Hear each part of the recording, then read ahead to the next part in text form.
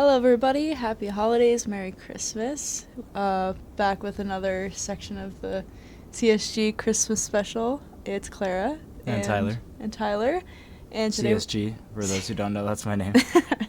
And today we're doing a flight from Billund, Denmark, airport code EKVI, to Rovaniemi, Finland, airport code EFRO. Sorry, I don't know the pilot letter lingo, but... Hey everyone, it's CSG here. Just wanted to stop the video quickly to let you know that, as you could probably hear, there's no music added to this video. I usually just have like a no copyright beat or something in the background. Unfortunately, there's not easy to find no copyright Christmas music, and so instead of just throwing something in the background, I was listening to Christmas music on my own during this video, and I recommend you just open a tab and throw some on, make it a nice cozy vibe like I was and we were in this video. So yeah, I hope you guys enjoy. This is my first time flying a plane, so bear with me. Yeah, we're gonna teach Clara how to fly today. Basically, it's not gonna be like a tutorial video per se, but she's gonna learn, so maybe it helps you along the way as well. But it's mostly gonna be step by step, maybe not as much explanation of why things are being done the way they are, as much as the actual tutorial would be. So check out my series if you want to see that. But yeah, more of just like a relaxed flight, and we can kind of chill and talk and see the area. And you want to say the reasons of why we're flying these places? Yeah, so Billund, Denmark is the headquarters of Lego. So that makes sense with Christmas cargo transportation. Yeah. And we're going to Rovaniemi, Finland, which is the Christmas capital of the world. Yeah, headquarters of Santa Claus, apparently. Yeah. According to the internet. So we have a giant beluga full of Lego, which, fun fact about this place, Billund, Denmark, it's so small and Lego's so big. You can see everything related to Lego on the map here, which is pretty interesting. So if we zoom into the middle, this colorful building here is called the House of Lego. Whoa. Which is that's fun. Crazy. And the House of Lego, I have it here. Man, I should really have. It was built in 2017, and it's an interactive experience, which is cool, in a museum. And then their first ever factory, and their main factory, is this giant building over here. Wow. Which was built in 1949 and expanded in 1959, 1978, and 2021, which is huge. And they have like a bunch of other factories all over the world too. And then I was kind of curious, obviously, wouldn't they fly out of this airport because they're close? And of course they do. And if you look at this airport, there's a suspicious set of private jets down here. So I looked at what private jets they use, and I'll put a picture on the screen. It's the Dassault, what are they called? I had it here. Dassault Falcon 8X, which, yeah, that's what they look like. So these are the Lego private jets right at this airport, right across where we are. So That's really cool. yeah, quite a cool place to start, especially with a giant beluga. Bringing them to Santa. So all the Lego ordered on Christmas is coming right now. Yeah, and Rovaniemi has one of the oldest Christmas markets in the world. I think it started in... Let me check my notes. I don't have it.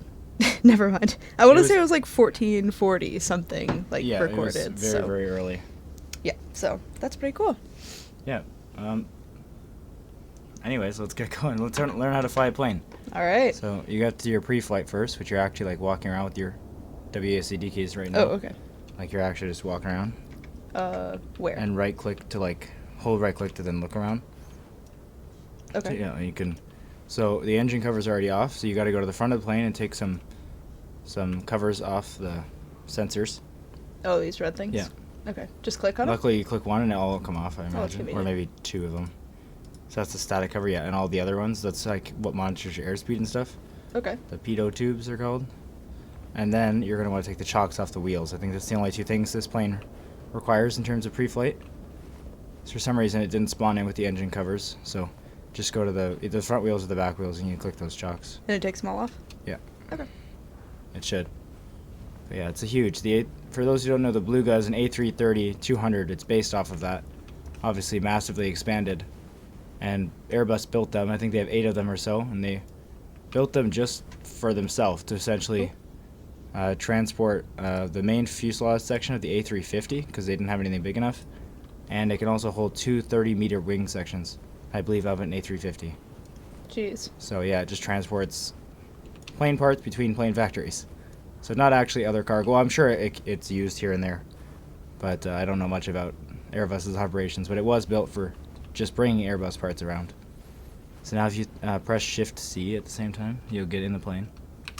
So there's no actual way to climb up in there.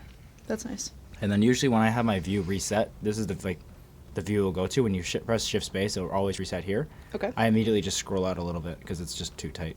Yeah. There might be a way to set the preset, but yeah. So you hold right click, you'll always be looking around like that. Okay. So first we're going to look into your EFB. It's called your electronic flight bag, which is for some reason what they call it, the tablet right there on your left. Okay. It's kind of creative. Oh, yeah, jeez. so it's a little sensitive, so you got to get really used to the sensitive. Click on it? Yeah, just zoom into it. Oh, okay. Yeah. And like line up your view so you can just see it a little easier and work with it. So we're Okay. going to hope everything is loaded in. Click the little sim brief icon in the top right. It is perfect. Okay, we don't have to cut.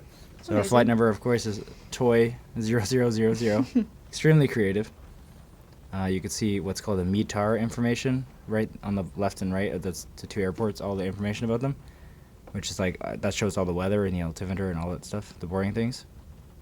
So first, all you have to worry about is go to the ground tab on the left of the tablet. This one? Yep. Okay. And you can open up the front cargo thing, which would be cool to see, but I was going to say we won't do it just 'cause it takes forever. Well, too late But, now. Yeah, I mean, we could probably stop midway, but... Oh, actually, we should be loading some kind of cargo in there for the wait, so we can always cut the video. We'll open it up for now. And we'll do everything else while that opens up. So we'll press backspace again. That's how you can change your view. So then zoom Okay. out again and go back to go over to the tablet.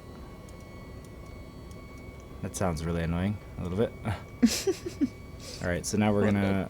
You can see the green on GPU there. That's called the ground power unit, so don't click that. Okay. But that's, if you go outside one more time, that's that little thing at the bottom and by the front. Here? Yep. Okay.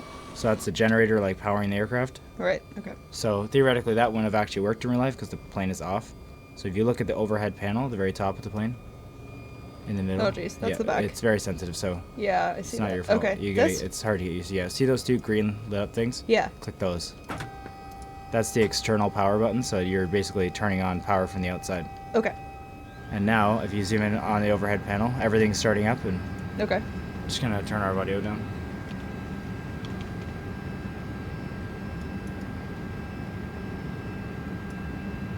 See if that's good. I can't hear myself over the plane. So if you zoom into the middle panel, middle of the overhead panel.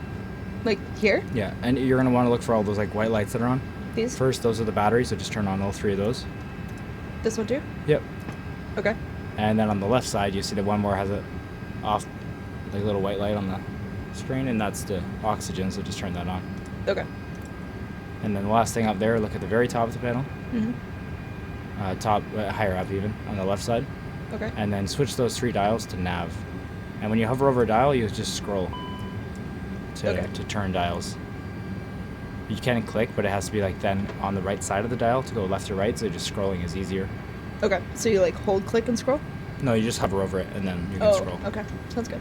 Okay, so that is the three GPSs in the, like the three IRSs they're called, in the plane that like tell the plane where it is. So they're now like aligning. They take like 7 minutes to align. Okay.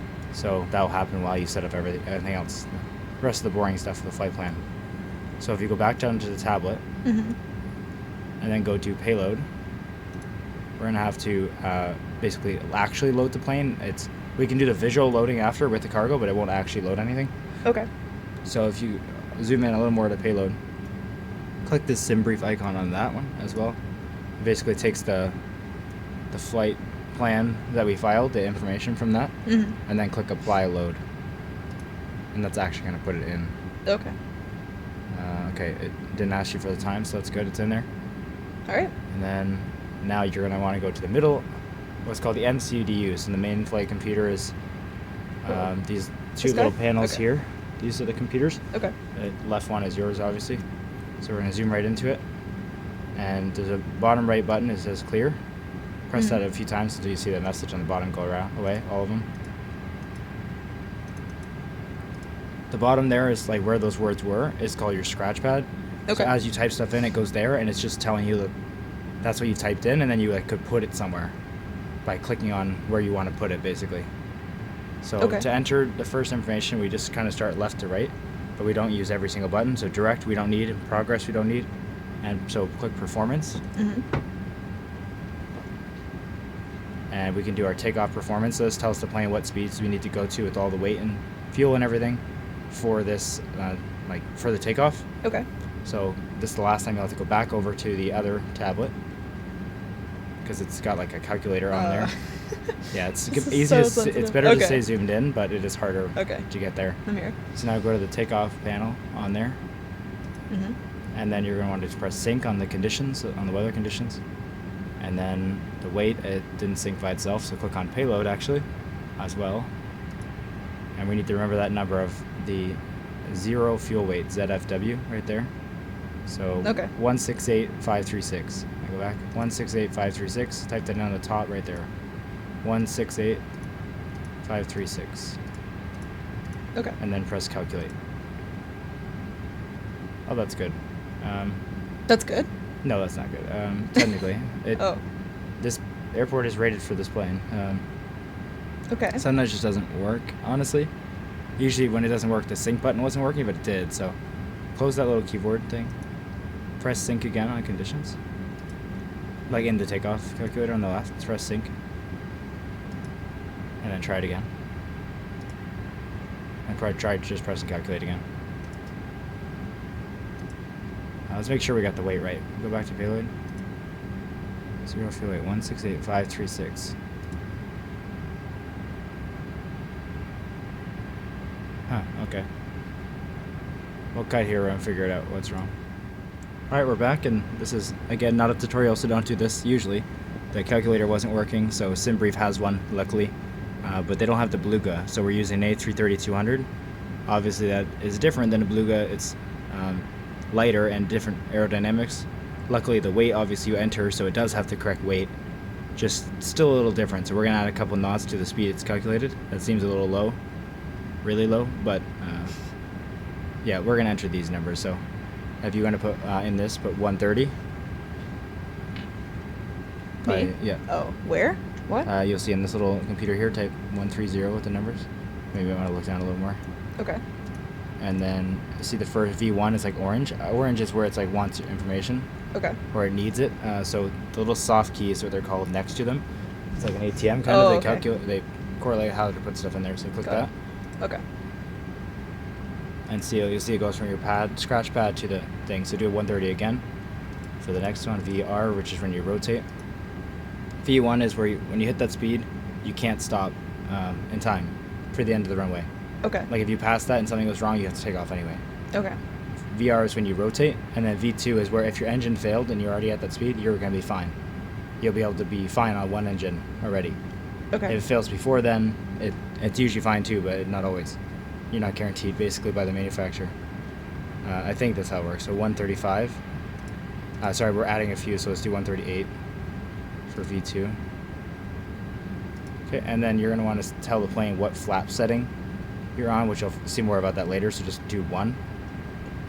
And then on the right side, the second one down, it says flaps. This one? One more down. This It's the one. third one down, That yeah, one. second one with the actual Okay. information. And that's it for here. So now Okay. you told the plane the takeoff performance. Should I close So, this? yeah, you press tab here, I'll close that. Okay. So the rest actually you'll still need to do on that computer, just not on that tab. Okay. This one? Yeah. Okay. It's going to be a lot more chill when we're actually cruising, but it needs to know everything to be able to fly everything on its own. So autopilot's nice, but you have to tell it what to do. So now you're going to want to go to init. Just click init for a second. Yeah, okay. And then see init request. Luckily that's working. It's like second down on the right, so click that one. This one? Yeah, it's going to request a flight plan from the company database, basically, which means our SimBrief database. Okay. And it put in the flight plan by itself, which is great, but we're still going to double check the important parts. Just press clear on the bottom for that. So now you're going to press F plan, which is the first one on the second row. And this is the flight plan, like all the waypoints we're going to be hitting, basically. Okay. So the first one, if you look at the top left, is the actual airport. Yep. So click on that one, and we're going to click departure. And then 09, runway 9. And then it basically wants to know the SID, which I'll explain just briefly, like when we're actually doing it. But for now, we'll just look at it. So if you click view on the top, I will just enter it without me explaining really what they are. So I doubt you'd be too interested in that. But if you look at the route, that big set of letters, one more down, It's a big mess. So the first one is the runway. Blue one you can ignore. The next one, that's the departure that we're using. So we need to find that in that list. So we can use the arrow keys, up and down. Up goes down, down goes up, because it's annoying. Great. Obviously it makes sense. So press up and you'll see them start to come down. And they're alphabetical. So there's the one that we, yep. So that's our departure, like the route we're going to fly, like basically off ramp, like the or the on ramp to the Sky Highway, like how we're getting out of the airport. It's a good way to think about it. And then the transition is the last point of that Sky on ramp to connect us to the highway, basically. Which, if you look on the next thing on that, is that. So it says micro. So if you just use the arrow keys again, we're going to look. Do I have to select it first? No. So we're already, and now it's asking the transition, so now we got to find micro in that list. Or maybe it's the next one. Hold on. Mic R5V. Oh, sorry, it's the R5V. There. Where? Why is it asking for the SID again? I see. That's the one we already did. Yeah. And the transition's on the right. So, maybe there's no transition here. Okay, never mind. Press, because I think the words would show up on the right side if there was. Oh, okay. Yeah, never mind. Press insert then. Right there, to the bottom right of the screen, yep. The one next, the little button to it. Right. And now you're going to do the same for the end, basically. You're going to set the off ramp of the highway. So click on the destination airport. And then arrival at the top right.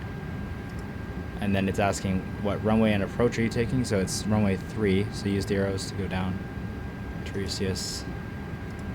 Oh, I should have changed this. Yeah, I got to change something. 1 sec. I'll be right back.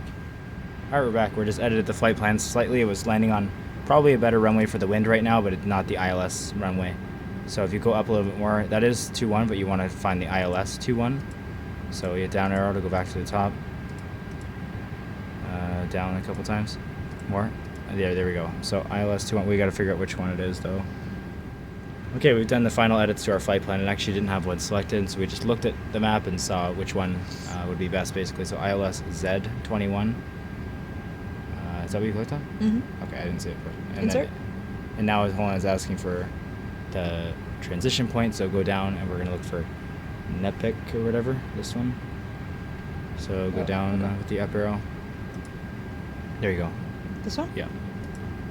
And then transition is none again. Oh, could be a transition. Transition is also Nepics, so look for that one. Oh, they're on the right actually, and this says none, so that's fine. I don't know what I'm doing fully, I guess. Okay. Let's just insert it. This is a fun flight. And then, let me just position.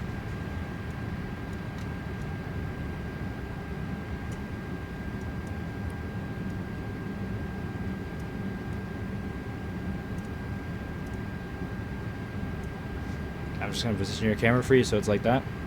Because you need to see that screen, your navigation display, that second screen. What's called MFD, your main flight display. No, this one right here. Oh, okay. And then you also have to see that at the same time and be able to press those up arrows and down arrows. Okay. So now you're going to press the up arrow because that goes down one at a time. Just click it. And you see it didn't move much, but do it again. And yeah, you still have to move around. So now it's like selecting each waypoint and we're looking at it. So now there's a discontinuity, which usually when you're flying, you check all the charts and why is that happening and how do I actually connect them. Sometimes you just delete the failure, basically. It's saying it's not connected. Sometimes you have to do other things, but we're just going to delete all of them. The problems, basically, and it'll connect it itself. Okay. Like if you were to have 2 dots that were unconnected, and it's saying, hey, these don't connect, we're just saying, like, just connect them with the straight line, basically. Okay. So make your view point down a little bit more because you can't actually see the clear button. There you go. Press clear. Enough times to get rid of those errors again, and now press clear again. So it says clear, and now click on that. Where it says F plan discontinuity, that big white line across the middle. It's like right there. Yep, click on that, and then that clears that problem, and now you're gonna maybe look up a little bit more or zoom out or something. It's annoying. Where you need to see those arrows again at the same time though, while you also see that screen. There you go, and just push the up arrow. We're gonna keep going through the flight plan to make sure the rest of it's fine. Because it needs to be able to have a solid line, obviously, to keep the flight going. And everything looks fine. Also on that screen, it'll say F plan discontinued again. So as long as it doesn't say that, we're good. There'll probably be one at the end. No, it doesn't. So that's the same route as this. See it automatically figured it out because you just told it the on and off ramps basically, and it figured the middle of it on its own. So keep going down a couple more times. Okay, it's perfect. So now we're going to look back up to where those dials are. I just kind of press without saying anything above here. And change that, change that to arc. So you can see the scroll like moves it, so arc, there you go. And then the little buttons above it, the first one, constraints. It just puts some extra information we might need on the screen. So that's all we need to do for that. Okay. I just check the checklist, make sure I don't miss things. Okay, we're gonna set up our lights, which is usually the first thing I do, but we got right into like the flight plan and stuff like that. So I'll just press tab to close this, and we're going to look at the overhead panel again. And the very bottom of the overhead panel is all your light stuff, so you can zoom Here? in. Yeah, I accidentally clicked something on. Yeah, zoom it down, it's okay. We actually need that on, so Oh, you can turn it back on yet again. okay. So yeah, scrolling, and always, before you zoom in or out, make sure your mouse is hovering over nothing. It's super annoying, and I do it constantly. But that's just how it is. Okay. So you zoom in even more, you're going to want to, yep. There you go. So on the very, very right on the bottom, you're going to arm that. Yeah, that's your emergency exit. Just scroll once. There you go. And then over more left is the emergency and no smoking. Mm-hmm. You're going to turn those both on as well. Auto or on? All the way on. Okay. There you go. That one's on and that one's on. And then above it is all like your interior dome lights and stuff. You don't need those. It's not nighttime. So then over on the left side is your aircraft lights. The first one that you turned on. If you were to look in the back, I'm not sure why we can't really see it, but it's pretty dark. It's the tail lights. The logo lights is where you'd see your airline logo at the top. Oh, okay. So those are on, which should be on for the ground. Then you turn on your wing lights, which is next to it. Yep, and then we'll keep everything else off for now. Which, speaking of which, since it takes a while, the cargo door is open, which you can look in there if you want. Which, obviously we already have the look back down at that little tab on the left, EFB. We already do have our actual weight in the plane, because that's just a Microsoft Flight Sim thing. Is that in cargo? Yeah, if you go to cargo, this is a Beluga thing specifically, just to have a little cool, I don't know, demonstration. We could choose what you want to fly. Oh, it's fun. Just to see something in there. So this is like what it was built to fly, like I said. Mm-hmm. So whatever you want to put in there, choose one of those and press start load. Let's do this one. Perfect. A320s. So this is the plane that I normally fly, the one my tutorial is based off, so you can see how much smaller it is. Which, like, again, this is just an A330, but it's the wide body of an A320. Like, it's already much, much bigger. So that little thing is going to raise up, like, line up with the front and slide them in, which is cool. That's cool. So we'll just finish up setting everything else up. Which, we've done our flight plan, we've done our lights. We're going to get some of the information from ATC a bit in advance here. So if you scroll down, see if there's a tune clearances. No, there's not. Okay, first do tune Bill into ATIS, the second one there. Yep, and we're gonna have to listen. Wait for it, maybe. Okay. There we go. We're gonna scroll into this little thing here called an altimeter. What thing? That altimeter, that little thing where it says QNH. Okay. Yeah, we're gonna wait for them to tell us. I'll listen for it. There, see 1013. So that's fine. It's obviously on 1013. So press tune ground now. Tune bill and ground. The top one. So that's an automated weather system. That's what that is, and it just told us all the weather, including the altimeter, which is like the altitude of the ground right now. Okay. Which changes because it's based on barometric pressure. Right. So it changes with the weather. So next thing we need to do is turn on a little thing called our flight directors. So right underneath that dial that you were just at, there's a little FD button. This? Yep. Press that. And then on the passenger side, there's also one we'll need to turn on. The flight first officer side. Yep. And that's the one Airbus bug. I've told you in advance, but those are what's turning off randomly. Okay. And the autopilot, nothing functions with those off. Okay. Basically, when the plane wants to do something, it puts a little marker on your PFD, primary flight display, which is your screen on the left. Like where your plane points, obviously is the black one. Where it thinks it should point to fly correctly is purple. Okay. Autopilot, all it's doing is just following the purple. Right. So when purple turns off, which doesn't just tell you what to do, it autopilot also doesn't know what to do. So it doesn't turn off by itself in real life, but it does in this randomly. Got it. Which Okay. is awesome. So the plane just doesn't work, and the autopilot you can't turn it on. It's because that is turned off. And I think the bug is We first thought it was just turning off randomly, but I think it's when the plane goes too fast, it's turning off. Okay. And that's where the bug lies. The auto throttle is just going too fast. So we basically just have to throttle down really quickly. You will not be over speed anymore. Your little speed tape, which is this thing on the left, won't be red, flashing red at you, and then you can turn it on. But we'll worry about that as it goes. Okay. So we'll go back to the little panel on the left and close the cargo door. This thing? So yeah, since it looks like they loaded it, so if we go down to ground, or up to ground, and then front cargo again, that big one there. It looks like it'll take forever to close. We're actually getting pretty close to being ready, which is nice. Let's just see the checklist to make sure. I don't usually use it anymore, but I want to make sure this flight goes pretty well.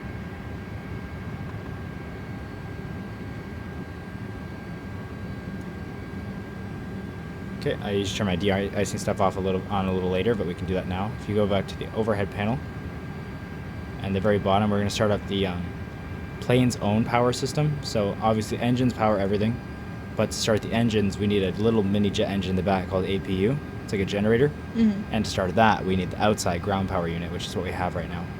So the APU is that middle section right between the lights. It's the APU. These? Yeah, so Okay. the first top one, you'll press that. That's the master switch.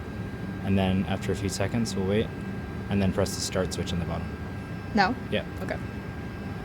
And then actually look at the top of the overhead panel, and that works probably because there's a flight sim, but we need to turn on all the things that say off. All those little things that are lit up right there and say off. All these? Yeah. Okay. 3 on either side. Those are the fuel pumps.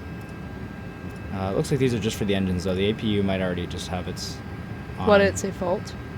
It just says that as it's going on. Okay.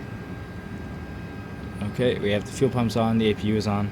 So if we look back at the middle of the cockpit, those are those two middle screens. I can't remember the name of them right now, but the top one shows your engine information. The bottom one shows anything you want, with all the little buttons on the bottom. Okay. Luckily, it already switched to the APU screen because we started it. It just knew to.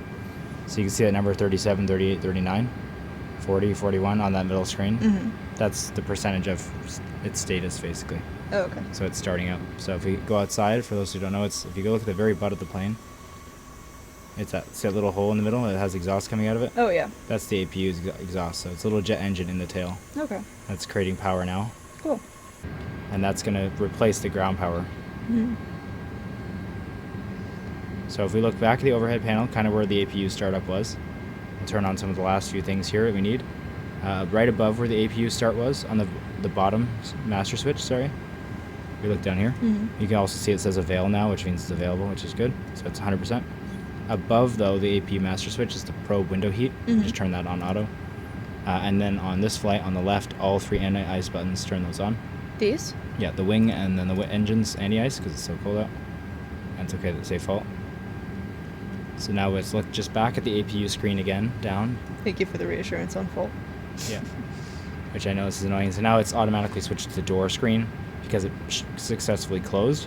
But Okay. we want to know more about the APU, so look down a little further. Those are black buttons. Find the APU button, which is bottom left. There you go. And it says 100%. It says available. So if we go right back up to the overhead panel again, now we need to, it's already supplying the power, but we need to get it to supply air as well, which supplies all the air, including compressed air, which is how you start an engine. You need compressed air to start spinning it. So APU bleed is above the window heat button that we just used. It's 2 to the right of that one. It was APU bleed. Turn that on, and you'll probably hear the air come in. You can hear a little bit. But now that the APU is both powering and giving the air to the aircraft, we can get rid of the outside power. Okay. So if we go back up, they're not as easy to see now because they're not the only green buttons. But the 2 external power, A and V, right there, let's say auto, the 2 blue ones. These two? Yeah, you can turn those off. And it says available because it is plugged in. Then we go back to that little tablet, and we're going to basically tell them on the left side, that little tablet there. This? No, your EFB, like that one. And then on the top right, we'll toggle GPU right there. Because now they're going to take away. Actually, I don't think the animation shows on this. It's just gone, that little generator. So now you're under your own power. The generator's gone. I mean, we're basically ready to go. So I'm just going to check the checklist one more time.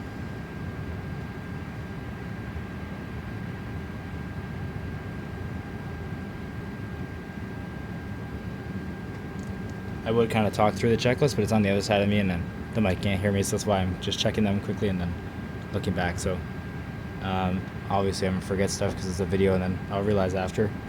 But generally we're pretty good to go. Good enough to go. That I'll say we're good to go. Good enough to fly, for example. I would probably do some more research and reassurance if it was a tutorial video, but we're good to go. We have to save Christmas. It's okay. Yeah, exactly. We gotta get the toys there. So a lot of setup, but now this is basically all you need to do. So we're gonna tune okay, request taxi. Let's scroll down a little bit and just make sure there's no other options here. Okay, request IFR clearance for instrument FP. Do we need to fuel, or is that just a thing? Oh, it is a thing. When you applied the load, it did it automatically. I see. Usually it would, though. It's good to think about that because I forgot to do that. When I went back to 2020 and you do have to fuel separately, we forgot to fuel. And my relaxed flight was supposed to be relaxed, and it wasn't. So the reason we had to do ADAS for the altimeter is because they should tell you right here, and they don't tell you.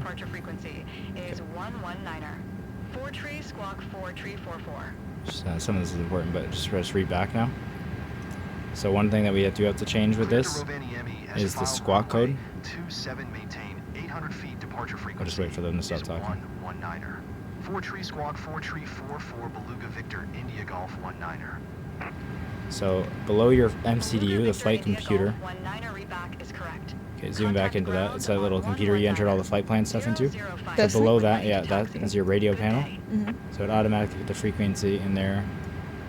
That's good. So then if we look to the right of the throttle in the middle, and then below that, it automatically did that up too. Okay, see that 4344? Yeah.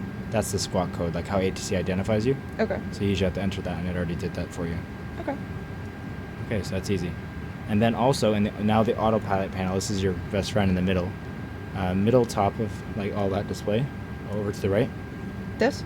No, to the right more. You have to like move your camera, like the middle of the whole plane right there. Okay. All of that stuff's your autopilot, and you have to set now the first altitude you want the plane to go to, which usually they would tell you, or they would tell you say like 10,000, but then your departure, your on-ramp, sorry, might have like restrictions. Have like, oh, you actually can't go above here and here and here. And in real life, the plane knows all of that and does it by itself. And in the game, it doesn't. But we're not flying realistically enough. We're also going to do it manually. So we're just going to set like one altitude, and the plane's going to fly to it on its own. And so I'll pull up the charts here for everyone watching, and we kind of I need to see them for sure.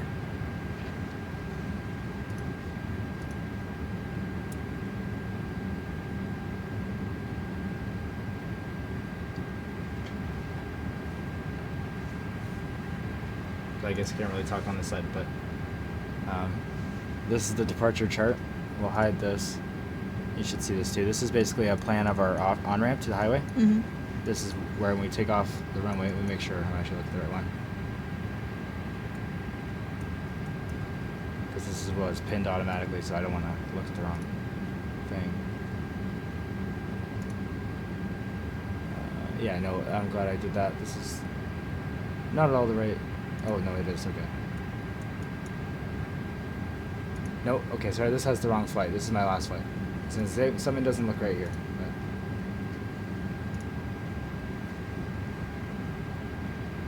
Okay, this is our flight plan. It has everything in here that we need. So we're going to click on this. It's pinned for us. There we are. This is basically our route out. We're taking runway 9, which is on the left side. So we're going to be flying this way. It's very, very, very simple. This one just means, like, that's what I was talking about. At this point, you have to be above 2,000 minimum. So even if ATC said climb to 5,000, it could actually say, like, here you have to be at 3. Like, you would listen to that unless it said otherwise. So it's very simple. The plane will automatically fly this route. We just needed to look for altitude stuff. So there's nothing specific. Max speed warning. No altitudes where it's saying we can't climb above a certain altitude though. So we're just going to set our altitude to the transition altitude to begin with, 3,000. Until ATC tells us to climb to like the cruising altitude. So once the plane takes off, it's going to just fly to 3,000 by itself. Okay. Which again, usually ATC would tell you that, and they told us 800 feet, which is not legit. So yeah. We're not going to say 800 feet and then immediately tell us more. Yeah. But then in real life, they would immediately tell you more if that was the case. But in the game, they don't talk fast enough to do that. Okay. I have a sip of coffee too. Now you're gonna request pushback clearance, and the fourth one down.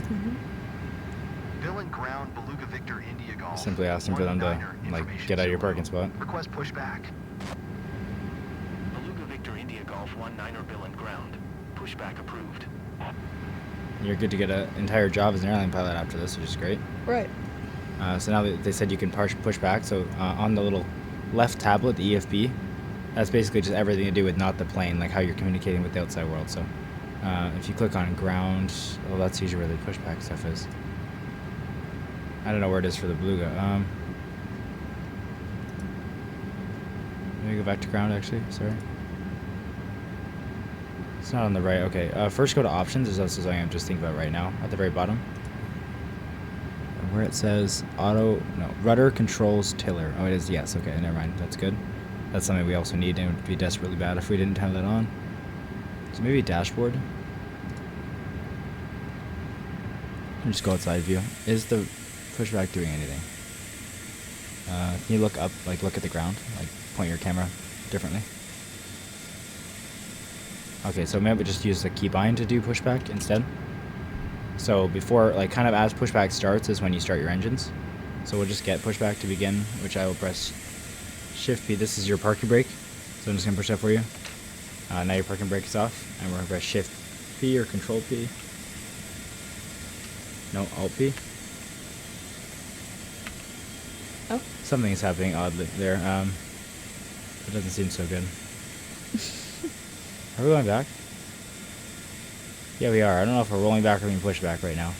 Can you look at the front of the plane? Is there someone connected to us? No. Okay, well, we'll just stick with the roll for now, I guess. It's a slow yeah. process.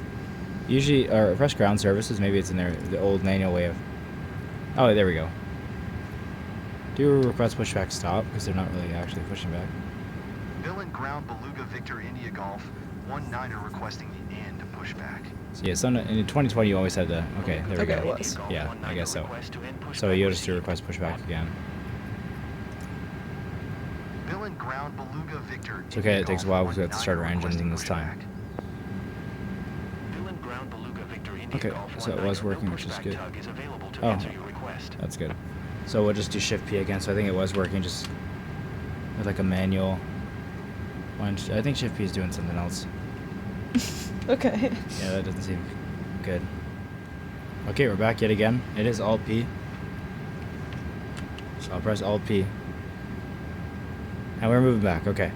So now let's close the ATC in for a sec and look at where your lights are again, where you control the external lights, which is up, the very bottom of the top panel. Right, okay. Yeah. And on the left side, you're going to see beacon right there. You have to turn that on. That's a Okay. little like red light at the very top. You can see it flashing.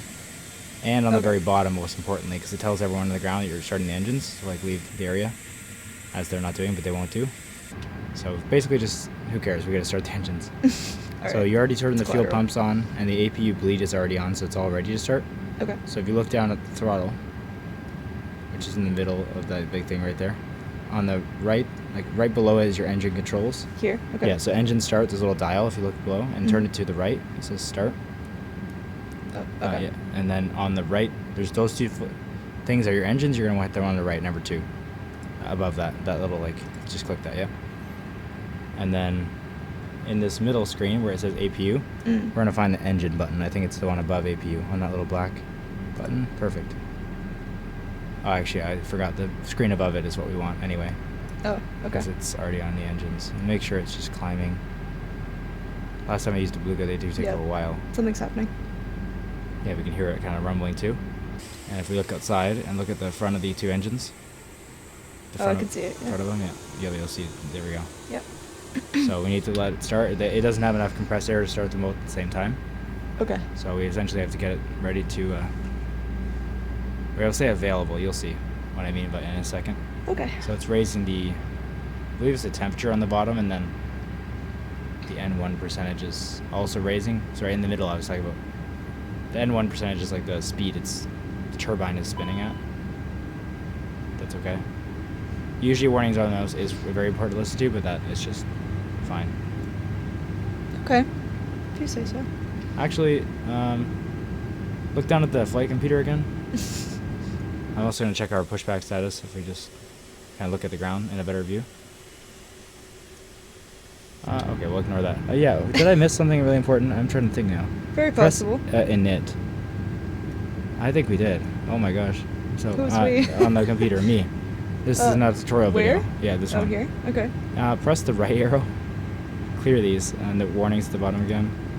Yeah, press the not allowed. That's good. Go to performance. Where is it? I haven't flown this plane in a long time, so it's not my fault. I fly little planes now in career mode. Next phase. Mm-hmm. No, it's not there. Where do we enter the weights? I'm trying to think of it. I thought it's usually in it. And you click on the next page. I think I had this problem last time actually when I was flying the Beluga. And it was fine, but usually there's another page where you enter your like fuel weight and There's 2. it is a fuel calculation. No, that's other phases of the flight, like cruise and stuff. You're pressing it again. Cost index. Okay, that also should be filled in. But so go to the very bottom of the tablet on that just popped up on your screen. Okay. Like they click the menu icon, like that one. Yeah, more apps. Sim brief dispatch. And then view at the top. This is all your flight information, and I'm just gonna look at it. Oh, it is supposed to be 0. That's not legit. Okay, for cost index. Sure. Okay. We're gonna make it there. Probably. I guess this would be an entertaining special if we crash. I never even had that in the cards. Like that could happen, I guess. It wasn't in your cards. I never even had considered that. It was absolutely in my cards. Well, that's fun. This might be fun. Either way, I hope you guys are enjoying just watching the startup and the banter of it. This is how not to fly a Beluga. Yeah. Maybe I'll title it that. So why are we stopped? Look at below the throttle. We're going to want to find the parking brake. Further back. Further back, okay. Where's parking brake on the A330? Trust me, I know how to fly this. Forward Right. again, or actually move your, click on your arm. What? Arm thing, the Oh. seat arm. Yeah, there it is. Oh, it's on. See that says pull and turn? Click Yeah. on that. Yeah, that's why we're not being pushed back anymore. Ah. Our parking brake is on. And they may have left. They may have quit the job because we had our parking brake on. Oh, I we're press good, Alt we're P good, we're again. good. Okay, let's zoom out. And then we're going to quickly go in and start the other engine. Okay. Because I know it would be ready by now. Just start it? Yeah, just click it. Okay. Okay, and now we'll watch this primarily. Okay. Do the right quickly. I'm hoping that's the right direction, but honestly we just need to turn. We can like drive around if it's not. To steer the aircraft to the right. Wait, so we have to manually get it there? Yep. Well, we gotta fly the plane. Yeah. Well, yeah. That includes flying the plane, driving the plane. Okay. And now just do request pushback start. That's enough distance to turn. Where? Actually, hold on. Let's let them line it up a little bit better. I thought we turned late, and we probably did, but it might be actually fine because you should be on that yellow line. It's much better to perfect than I thought. So do it now. Stop at the top one because it also takes time. And now I'm gonna forcefully stop myself. I parking brake. Did it work? Click the parking brake. Yeah. Okay. Now I'm gonna zoom in a little more. And like tilt the camera maybe. Where? I don't know, just around. It's so weird not getting control of it. Yeah, you're saying you're gonna do it. Yeah. Okay. You're flying the plane. So Should I take off the parking brake? No, we keep that on for now. So Okay. now we're ready to go. We just need to figure out how to get there.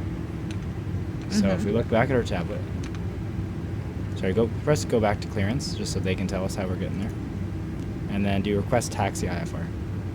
That's instrument flight plan. And then double click on the Steam at the bottom so it doesn't do that. Golf 19er with Zulu ready to taxi IFR. Close it. Beluga Victor India Golf 19er. So we don't need to actually listen to this because we can just read it back, thankfully. Okay. Golf 4 Delta November Kilo. Contact tower on 129er. 505 when ready. And then acknowledge that. It didn't work. I know. Taxiing hold short runway. Okay. 27 via So now taxiway click and drag that window like a computer window. Like you could just move that around. This whole thing? Yeah, to the left. Like, because your Over here? tablet's going to be over there, yeah. Okay. Okay, and now click on the More Apps again at the bottom. You want to go to a different app on your tablet and click Navigraph Charts. And then on the bottom of that, you have your pin charts. Click on the first one, the far left, yeah. This one? Yep. Okay. And then we're going to hide the big panel that's giving you all this information. It says hide at the top. On the left a bit more. A little, yeah, right there. And I explain that, sorry. So we're going to runway 9, which is good. Make sure we are. Are we taking off runway 9? Yes. Hold short 27. Okay, let's quickly go back. Here's 27. Yeah, click More Apps on the bottom again, and we're going to back to Sim Brief Dispatch. So I can never remember where we're taking off. We are taking off runway 9. Okay, so I don't know why ATC is just interesting. It's telling us hold short of 27, so let's just scroll in, zoom in a bit to where the pink arrow is. It's you. Mm-hmm. And they're telling us call for the Delta November Kilo. So you take Delta, which we're already on. Mm-hmm. But yeah, they're trying to get us the opposite side of the runway, like the other runway. Okay. Which each runway has 2 runways because each end is Yeah. completely different runway. I'm going to make sure the plane knows we're taking off on 9 as well, Okay. just to make sure that it's not wrong. Yeah. So the ATC thinks we're taking off the other runway for some reason. So they're going to be pretty mad about all this, but that doesn't matter. So basically just Okay. you're getting that pink arrow to the front of 9, like right there, so straight Right ahead. And yeah, you're going to go down Delta, like all the way straight. And then turn left. And around, yeah, so it's Okay. pretty easy. So shift space always resets your view, just, Okay. and then like I said, I usually zoom out a a little bit just if you want. So Here, park and brake off, and yeah, then I'll I reset and then drive so it? park and brake off, which keep in mind that doesn't mean you're going to be stopped still. Sometimes. Oh, jeez. Oh. I turn I that don't know why. back No, look forward, please. Okay. Okay, there we go. So twisting this is your rudder. Okay. Usually that's what the pedals are for, but my pedals aren't doing good right now, and they're not working, and we're not going to worry about it. It's not that serious. Okay. So this button's your brakes, so be ready to use that. Okay. We don't need to use throttle all the time. As you can see, sometimes the idle just works. It's enough. We're going Mhm. straight all the way down here, so Yeah. I'm going to do this It's again. going Make sure faster. you zoom out the mouse every time No, you it's reset. fine. I don't know. Zoom out a little bit. Okay. Yeah. But yeah, just tap the brakes once in a while. Like, the problem having a button like this and not pedals is you can't slowly do it, so just hold the brakes for a couple seconds and then let go. Yeah, see, that slowed you down quite a bit. Very much more to the right, and not that it matters, but you're just for reference of where you actually are. Okay. Yeah, you want kind of the line to be like here. Yeah, it doesn't matter fully. We're not going to hit anything, but it's good. Maybe hit the brakes for a few more seconds again. This is kind of a problem of my controls. This is an extremely crazy idle. Usually that doesn't bring you this Oh, fast this is so fast. without any engine power manually. You could drive there. Yeah. This is convenient though.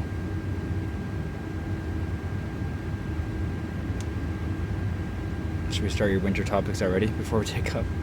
That'd be a mess. We should focus on what we're doing Yeah, here. please. So yeah, on the corner, it's better to hit the brakes a lot of times and go really slow than to overdo it. The plane just won't turn if you're going too fast. Like the wheel will turn and nothing will happen. Okay. So like it's too much weight. So Mhm. that's a good speed. You'll be able to turn any, like, I guess I said that probably more dramatically, but I always overspeed it and then you crank it way too wide on the turn. So just kind of keep in mind, try to turn a little bit, and if it doesn't turn, then hit the brakes. Okay. And you can do like gentle little turns, but Yeah, I'm trying. I know it's sensitive. I know it's very sensitive. Any like weird flight you have with the joystick is not going to be your fault. I can hardly, especially after flying with the yoke for so long, it's weird, and the pedals are way easier for this. So start doing it quite a bit. You're going to stop before that I'm trying. 9. That's okay. Just let go and then let it speed itself up again. And then full stop before the 9? Yeah. Okay. You'll hold the brake down, and then you press parking brake, which again is just this button Okay. on the throttle. Is this good? Yep. Hold the brake and then put the parking brake. Okay. And then we would request takeoff, but there's some things that we normally do while we're taxiing, which we're Okay. going to do now. Just 3 more buttons. So over by, I don't know how to it's still explain. going. Press it again. Hold the brakes down. Let's see. Might not have got to a full stop. Okay, there we go. Parking brake is not bound. Yeah, I see that. Oh, it's not the parking brake's fault. Is that not plugged in? It's not plugged in. That's crazy. I've done that so many times on live. Oh. I don't know. So actually, I might even be applying a little bit of throttle right now. That's why. You that need was your own checklist. Yeah. Oh my gosh. How would I do that? All right, we're back. The throttle's plugged in now, and the thing was a little bent, so maybe that's why I was having some throttle issues on the stream, but I think that was a bug. I don't know. We'll see. So it's in and working. So now we'll do what we need to do for first, like what you would do while you're taxiing, and then we'll do what we're supposed to do while we're here. So while you're taxiing, well, of course we didn't. We'll zoom in. We'll turn on the auto brakes. Oh, jeez. Oh, that's fine. Okay. Are you sure? Yeah, trim 15%. That's fine. Okay. That's Okay. good. All right, what do I do? So look up to, I really got to remember what those are called. No, sorry, the middle screen's kind of where the APU screen was. Oh, Yeah, here. the engine screen, Okay. now the top one. Yeah. The top screen on the right, you're going to see 3 little landing gear things. These guys? Yeah, that's just your indication of where the landing gear is. Okay. Below that is your auto brake. Low, medium, and max. Press Okay. max. You're basically all 3 things you're setting up now, or the 2 things, sorry, are where if you just reject your takeoff midway through, Mm-hmm. it's going to slam its brakes on fully automatically. Okay. And then if you look down to your throttle, below that, on that left thing right there, that right there, it's This? called your speed brake. Okay. And we might need to use that during landing or approach, like if we are too fast. But for now, you're going to push it actually forward. It doesn't look like it go forward, but it does. More. There you go. And now it arms it. So those are the brakes on the wings that come up. Okay. And that would, again, if you reject your takeoff, they'd automatically come up Okay. to stop as fast as possible. And then now the flaps is the similar looking thing on the other side. So scroll your wheel upwards, actually, like forward, and it comes back. There you go, to 1. So that's the setting we're taking off with, which I think is 5 degrees, 10 degrees, yeah. Where does it say that? Little bottom thing here. Oh, okay. It's like a cheap way to say it. Or 8 degrees, I guess. I never do it because in a Boeing, they actually go by degrees. This just goes by like setting in the Airbus. So now if you look at your wings, I don't know why the snow is so dramatic. So extreme. The flaps are very slightly down. Yeah. Enough for takeoff. And then the speed brakes are like big all the way across that would come up. So we didn't Okay. actually put them up. We just said they're armed Okay. to come up if we needed them, which we won't. Right. Because we were not rejecting the takeoff no matter what happens. Okay. Even if there's a person on the runway. So Right. that's what you do kind of while you're taxiing. Okay. Now that you're here, you're going to look at the lights panel. And you're going to turn on more lights that you would do for the flight and for the runway. Oh, watch out. You turned whatever that dial is. What now? Landing elevation This? auto. I'm not sure what that means, so let's just say 0. You didn't turn it that much, so put it back to auto, I guess. Turn it to auto. That's I don't know what what I that said. is if Okay. you turn it by accident. So the left bottom light is your runway turn off, which will kind of like quickly go through what the lights are doing. So first, actually on the right, sorry, go to nose to taxi, and then take off. Oh. Okay, yeah, take off at the top one. So we should have done taxi light before we taxied. Obviously, that's okay. So look at the front of the plane. See those These? 2 lights? Those are your taxi Yeah. lights. Or, Okay. and then I'm not sure what one turns on when you need to take off, but probably the other one. Probably one of them turned on and then the other. Okay.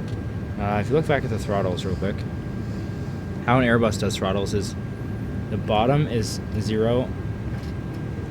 Okay, 0 is here. We gotta quickly set some keybinds up. We'll be right back. Okay, now I'm all distracted. Now look back at the lights at the top. Right. We're just gonna go through what the rest of the ones do. The bottom left, runway turn off. Turn that on. And Okay. we'll quickly look at the front again. That's usually on the side of the front landing gear. It kind of just, it's like a wide left and Oh, right. it's here? Yeah, probably those ones. Okay. Don't know where they are on the A330. And then that big one switch landing. The A330 only has one switch for some reason, This not one? 2, yeah. Okay. Because it just says left and right together. Usually they're separate. Turn that on. And those are your landing lights, These, the big okay. ones. And then finally the strobe light, top left. Turn that all the way to on. I don't trust auto. I don't know why. Just feel like it won't be on. And that's going to be the strobe lights at the end of your wings. Got it, The okay. bottom one is your beacon still. Oh. But yeah, the like red and greens that you get used to on the side, the ends. It's daytime, so you'll probably not see them easy. But yeah, you can see them going there, little white Okay. ones. Okay, so all your lights are good. So because you have everything else set up, that's all you have to usually do when you're at this point. So now do tune tower and request takeoff clearance. Bill and Tower Beluga Victor India Golf 19 ready for IFR departure runway 27. So this is the part that matters the most. Okay. In terms of like everything else, you can press the wrong button and just fix it. But this is the one where you gotta keep her center. Acknowledge the clearance. Cleared for takeoff runway 27 Beluga Victor India Golf 19er. And if I take off, they say something, I'm gonna like push the button, it's gonna pop up. Okay. I might not say to do it because we're gonna be worried about other things. but it'll probably say acknowledge at the bottom. Like they're going to do spit random just click instructions, just press acknowledge. Okay. Okay, so we'll close it for now so we don't have to look at it. Now you want to get on the runway, so remember this is 0 for now. This is the only time where it's going to be annoying. So go a little bit to speed up, but then bring it back to 0, which is here. Okay. Like don't bring it down because you're going to go backwards. So turn the parking brake off and look forward. Oh, right. You just press that, but look at here too. That's how you tell if it's in reverse thrust. It'll say rev. Right, it's going. Yeah, so get your hand on the joystick. Okay. So you can press the brakes when you need to, which is that Do I need thumb to? button. Just turn, but just don't go too fast. Obviously, try to line it up best you can. Doesn't need to be perfect. Then we'll do some final things that I just realized we didn't do right now. Okay. After this, before we take off, so we'll just line it up in the middle. You don't really have to be in that section. Okay. That's where the actual runway starts. You're in the displacement, so you can't land here, but you can take off from this part that you're on. Am I going straight? Yeah, you're good. Okay. So should I stop? And then throw the parking brake on. Okay. And we're going to quickly open up our charts, because even if we did this once we set up the, the flight director, I think it would reset this, but basically see where it says 09 on the left? Yeah. The little thing is 084. Yeah. That's the heading that the runway is. Okay. So look of it kind of behind where your tablet is. No, sorry, behind where the on-screen tablet was. So the autopilot panel. Over here? Yeah, which I'll just say autopilot panel for now, which is that giant strip of all the stuff in the middle. So the left little dial is your speed, right under the speed screen. The This? next one, is your heading. Okay. So your speed, you keep it, when it's a dash and like at the dot like that, it just means managed. The plane is handling it. Okay. So for now, we're set the heading to 84. We don't want the plane to handle it. We want to see here, this is the flight plan. That's where we're supposed to take off. Okay. And it knows that, but right now, basically, we're saying don't worry about that. Autopilot's off anyway. Just keep it on 84. So if it does nothing, it won't actually fly the flight plan, but that's just what you do for safety. Like, just So it you can do enable something it if it needs to. you enable Okay. it. But for now, the plane just knows once it takes off, it's just holding straight. So Okay. immediately, we're gonna like change that. And so how you operate those dials? Obviously, you turn them and it sets it. Mm-hmm. Like hover over it. See that little down arrow? Yeah. The down arrow sets it to what you have it. So click that. Click down. Sets it. So it's set selected. It's set to 87. So now we're in heading mode. So now it's set to 87, which actually changed to 84. It must have changed the heading we're facing right now. But so sorry. Don't click set selected. Just change to 84 and keep it there. But when we're in the air, you're gonna want to. If you hover over it again at the top, kind of the button, it's the up arrow. That's what you'll press in the air. That changes it back to managed mode. Okay. Same with the altitude, we can always do that, but for now we'll just keep it at 3,000. We'll keep it simple. It's okay if we don't go up at the right speeds and everything. So the main thing, once we get in the air, that I'll still say to do, but just keep in mind so we know where things are in advance. We can turn the auto throttle on now. So that's AP1 is your main autopilot. Below that, that's auto throttle. So click that. Does it not go on with that autopilot on? Okay. So when we get in the air, we're going to press AP1 and auto throttle. So Okay. that turns on your autopilot and your auto throttle. Then I'll still say it in the air, but we're going to go over to the heading dial and click on up arrow like that, and you're going to set the heading. Like In what managed order? mode. We'll turn on the autopilot first, Okay. and it's going to know to keep it on this heading, and then we'll say actually take over and fly the flight plan. Unless something wasn't going right. If something that doesn't go right, we won't do it right away. We'll fly straight, because we can just change our flight plan later. That's not the important part. So, yeah, anyways. Last thing, we want to set our speed manually. So quickly look down at the flight computer real quick and click on performance. And our V2 speed is 138, so we're going to set that to 148. If you look up to the speed dial on the autopilot panel, right there, a little left of the heading dial, the one you just set to 84, change that to 148. And again, that's saying don't worry about managing the speed yourself, just I want you to go 148, which is faster than the safest minimum speed of the engine failure speed. But anyway, now we're ready for takeoff. Let's just look at the checklist real quick.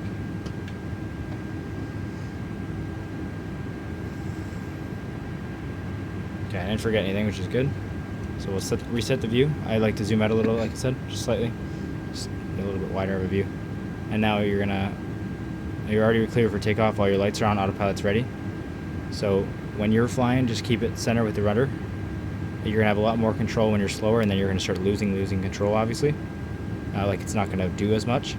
So just don't worry about it too much. If you're near the end, if you're getting really fast and it's going off to the left, like try to fix it, but don't just turn the rudder really hard because like it's not working. Mm-hmm. It's better to take off on the left side of the runway than try to correct it to the right and then you just Okay. crash. So it's not going to be that serious. It won't actually be that hard to keep it center, and like it also won't pull very hard on its own because it's a jet. So yeah, it shouldn't be that hard, but just keep in mind like what you're doing. Okay. The left side is the speed. It's called your speed tape. See that 130 is already there? Yeah. That's the the rotate speed, or V1 maybe. As it goes up, you'll see us climb and climb and climb, and you'll see the V1 and a little VR rotate. That's when you're going to pull back. I'll still say it. I'll watch it. Usually the first officer or the passenger would watch What's it. rotating? Anyway. You'll rotate that's what it's called. Sorry, you'll pull back on the stick. When? What? When it gets to 130? VR, it'll say VR. But I'll say it too. I'll say It'll rotate. say it there. Yep, it'll be on there. Okay. But I'll say rotate too, because that's what would be my job if you were. And then I flying pull the plane. up? Yeah. Okay. Gently. Pull up gently. But Yeah. then if you say you pull back and it seems too much, and I keep doing this with the joystick, so I do less, and then like I start to level off, just pull back more. Like don't do it too aggressively, but Yeah. you do want to be climbing. You don't want to level. Yeah, just gentle. So Okay. just don't go crazy, but yeah. Okay. And again, I'm not very good at taking off the joystick, and it's sensitive. It's a sensitive joystick. So as long as we get in the air, it doesn't matter. This is Well, not I have taken off a plane in real life. Okay. Like twice. Yeah. Should Anyway. be a piece of cake. Yeah. Should be a right. Christmas cookie to be festive. Okay. Okay, So what do I yeah, do? throttle's full forward. Huh? Push the throttle fully forward. With the parking brake off? Is it off? No. So don't turn it off there yet. Okay. Turn it off? Now that it's reset, just put your view nice. I'm gonna reset it again so it's perfectly straight. Now zoom out. Okay. Then turn it off? And now turn it off. And now push it all the way forward. All the way forward? Yeah. And then drive. Yeah. And then drive. Oh, jeez. Keep it centered. Oh, jeez. Very, very, very small corrections Oh, left and jeez. right. Little left. Oh, I'm gonna crash. Little left now. You want to do your corrections as early as possible because the faster you go, the harder it'll be correct. Little right. Okay, hold it hard right. Yeah, there you go. You're good. You're good. And we're about almost there. Doesn't need to go that fast. All right, V1, rotate. Rotate now. Pull back up. slightly up. And keep it at that kind of pitch. There you go. And now look over to your gear switch really quickly and press that. How do I You're do gonna that? click that. You're gonna click it, yeah. And now you're gonna turn on the autopilot button. Where's that? AP1, auto throttle's already on, so Okay. AP1. And now click up on the heading dial. Beluga Victor India To Golf manage, 19 contact Copenhagen Center on That didn't work, so quickly look down at the flight computer. Sorry, this is a little in the moment. Click direct, the top left button, direct. Click the second button down. See where it says ODEFCA? This? You click that, yeah. Okay. Now click the top where it says direct to. Click This? that, yep. Okay. There we go. Now look back up at the plane. Can you reset it? Yeah. Okay. And it's flying itself. Okay. That's great. Acknowledge the instructions. India Golf 19. Did you hear that? One thing we forgot to do, well, it's fine, it's not urgent, we'll turn it on. It's the traffic system where it Okay. basically tells you Should I do what that? planes. Yeah, we will. Just tune that. Okay. Contact. Press it again. We just switched to another radio, and now we're telling them. Victor India Golf 19 is at 3,300 feet, descending. What's happening?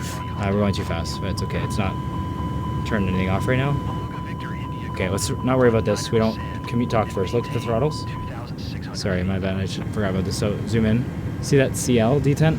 That's climb. I'm sorry, I'm taking over for that part. This? But yeah, that's Okay. where we want them basically. They are there now. Okay.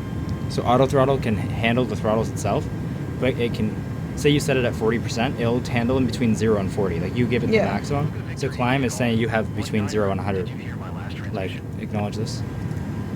But you were essentially saying the throttle's at 140% and auto throttle can't take it away from you. Descend and maintain Okay. And you were in takeoff, so that's 2,600 why it wasn't able to like take it down. Right. Because you were at takeoff power and yeah. Okay, now what? That's good. Ignore that. Okay. So now if you remember our flaps button is kind of at the bottom. India Golf 19 On the right there, yeah. Here? No, you're gonna scroll down to go up. No, the other way. Quickly. Okay, that's okay. That would scroll up, just so you know. Scroll up to put them Yep. up. Okay, usually the planes are reversed. Good to know. In flight sim. Look back over here just to make sure nothing failed. Because good. We put the flaps down more for a second, but they are slow, so it's okay. Okay. So we can see we're following our track Yeah. generally. Okay, they're mad about the traffic control thing. Sorry, I'm just gonna look at everything, make sure everything's kind of working. It's good.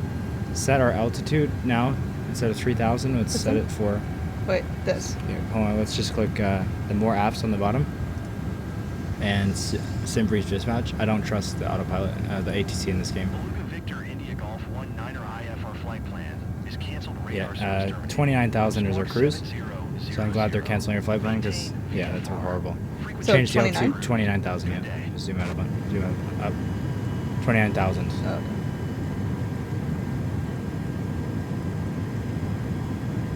And then on that button, it's going to be similar up and down clicker. Click down. There you go. Okay. And you've now told it to open climb, which essentially you're not telling it how to get there. It's just get there. Get there. Okay. And it's going to manage how fast it can go based on its current speed. So now it's like ramping up its engines and you get there, which I love the sound of the engines on this Hello. plane. It sounds very cool. Okay. Now you can say you've driven a Rolls Royce because these are Rolls Royce engines. There Okay. you go. In a video. So yeah, okay. that That's warning okay. on the screen is TCAS standby. We need to fix that now. Okay. So on this plane, it should be over where that squawk code was. If you remember that way bottom right, that where it says Down 4344. here? Yeah. Okay. So zoom nice and far into it. You will need it. And then that top little left switch, that's your ATC mode. Change that to auto. So one scroll over. Yeah, there. And then the very one to the right. Oh, first officer already did it. The one to the right has to be in TARA, which it already is. Okay. So that's the only two things we got. That's the other thing we should have done while we were sitting right at the runway. Oh, what does that mean? Traffic alert is the TA. I don't remember RA is. TR. Oh, it's the one that like does it. Like TA is just the alert of like the traffic, and the Oh, RA is the one where okay. it automatically intervenes. They'll climb or say Got it. climb now. Like that'll be That's those pretty. warnings. Yeah. Let's turn. Jeez. This just turns off that little like wait. What does that mean? I don't know. What did you do? An electrical failure. It seems fine now. Autopilot's off.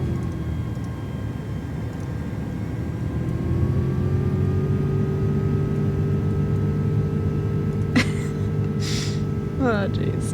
I'm so stressed.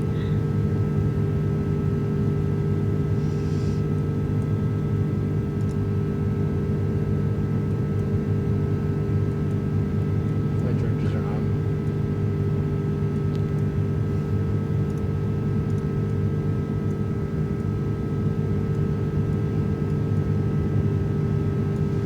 Alright, sorry, I have no idea. I pressed a keybind that I have to set. Like every time there's a little city or waypoint, the game puts like a white bar of it and tells you what it is. It just doesn't look realistic, so I wanted to take it off. That's all I pressed. And then I just heard like a click. It sounded like no electrical power to the plane. And everything kind of reset. But anyway, that's really odd. We're fine. This is all good? This looks right? Yeah, it's all good. I don't know when we turn the APU off, but that's good that it's off. We don't need that extra engine on now. Okay. Okay, so now that we're above 10,000, we'll do the next set of steps. We're almost done. Everything is flying itself, so go to the lights panel. The exterior lights. Oh. What's that? Okay, it's one of the dials. Yeah, be very, very careful when you zoom in. Which one? It's going to be on the right side. That dial that's like cranked to the right, further right. Which one? It's a dial. You're looking for the, not the light. It's not a light. This? No, more right. This. That one. Yeah, that's the first officer's windshield wiper Okay. that you turned on. It's good. Okay, so You can now see. the lights on the external of the plane, so the Mhm. left side of it, turn off the navigation and logo light, the one to the top right. Turn that off, and then turn off the nose light, all the way off. One more click. It's off. It's in taxi now, and now it's Oh. off. And the landing lights off. Where are those? The Oh. big one, yeah. And then also runway turn off, so the ones to the left of that. So almost everything. Now it's just the strobe and the beacons are on, and the wing lights. Okay. Just trying to think of what else. Let me look at the checklist. With the electric, can you just look at the overhead panel? I just want to make sure nothing else failed with the electrical issue. Yeah, okay. Our anti-ice is off. Can you turn those three on back on there? All three of These? those, yeah. Because it's worried about them.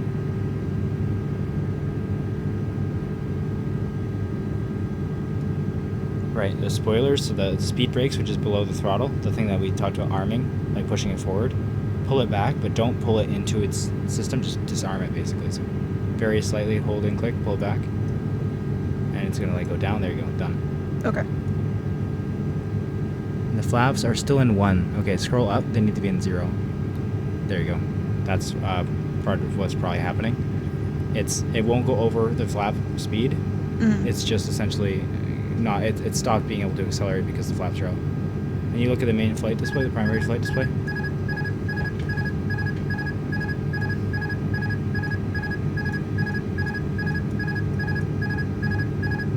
It's having speed problems, but it's figuring it out.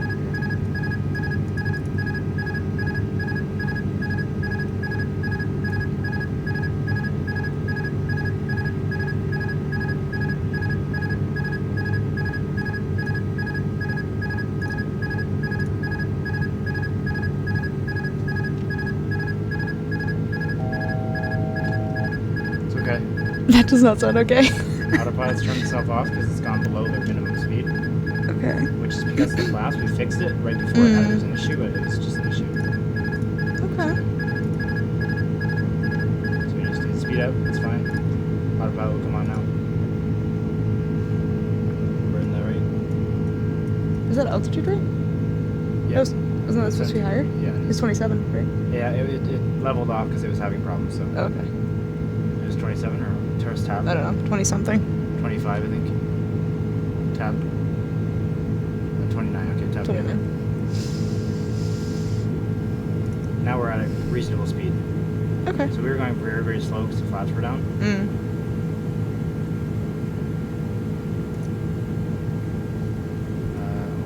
Flight directors are off, so that's why autopilot's not doing anything. And now it's back on, like I noticed. Tell it to climb 29,000. Retell it again to direct. Nearest waypoint, direct. That's what we need to do. Sorry, we need to redirect it basically to the nearest waypoint again. Anytime this heading has a number, it's just gonna fly straight. It's not managed, and it wouldn't let me change it. That's the problem with like a couple of things. This time we did it, but sometimes it bugs. We have to make sure the flight director's back on, and then click on direct. Click on like the next waypoint. This is where we're going next, and then tell it go directly there. And it draws a line from where it is to the nearest waypoint. Okay. What a mess, but we're back. So yeah, basically what happened there for everybody watching, it happened very fast, but we forgot the flaps were, I guess the issue of turning them too far down by accident, turning them back up, they were still at 8 degrees and not 0. So autopilot kept the right speed for that, but then it tried to climb too fast, which it probably wouldn't have done in real life. It would have just climbed not as fast. It lost enough speed where it hit the minimum speed. The autopilot said, I don't know how to fly the plane anymore, and it turned off. So I had to manually pitch down, gain the speed back. Now autopilot's happy, and it's flying again. So yeah, we're good. Everything's fine.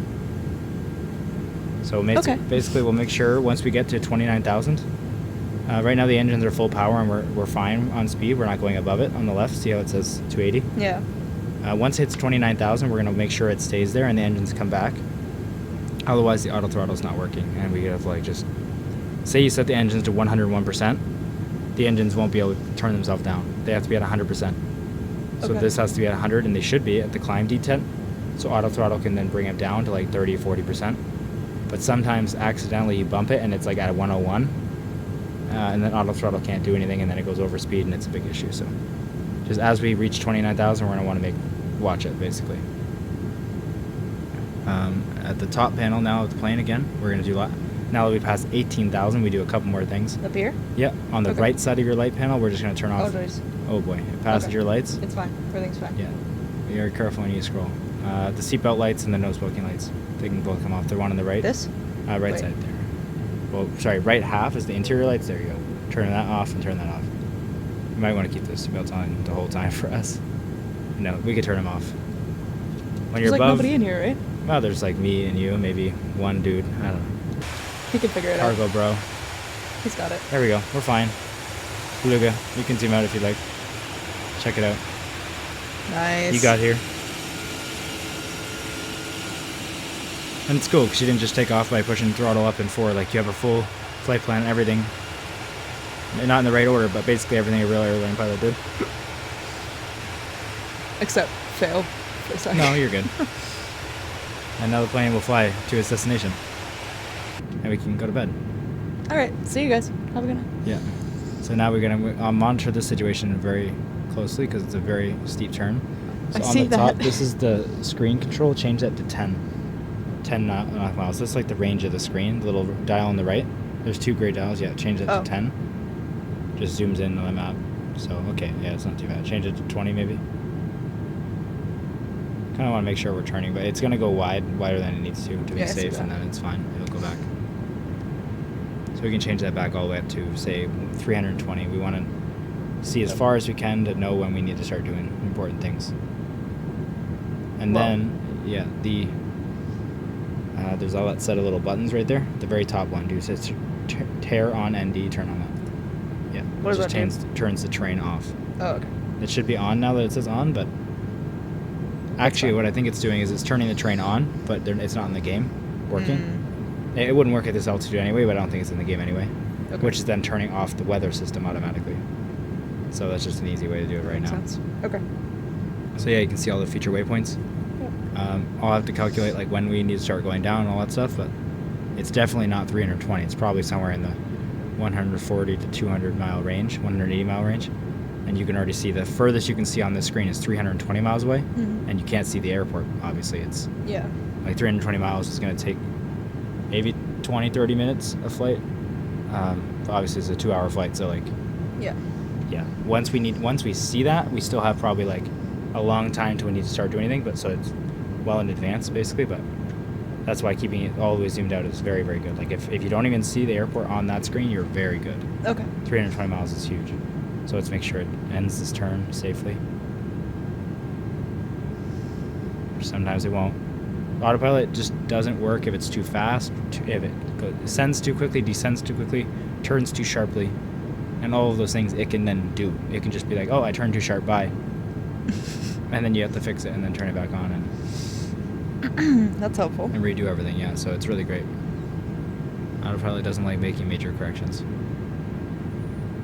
Probably Major safe, stuff. though. So yeah, now it's the turn works. So now the last thing we'll want to kind of just watch is about to hit 29,000, our cruising altitude. So we'll make sure that it safely slows down or it throttles the engines down. So the top screen on the right, you'll see the engine power. Mm-hmm. You'll see those start to dip.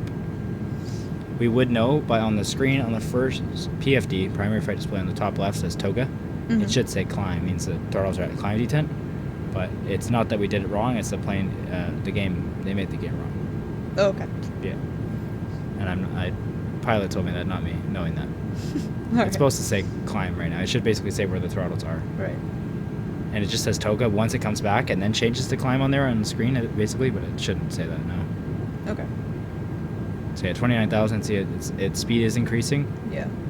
but is the engine's coming down? Not really. So look down at the throttle. I'm going to manually bring it back more. Look up again, just make sure auto throttle's on. It is.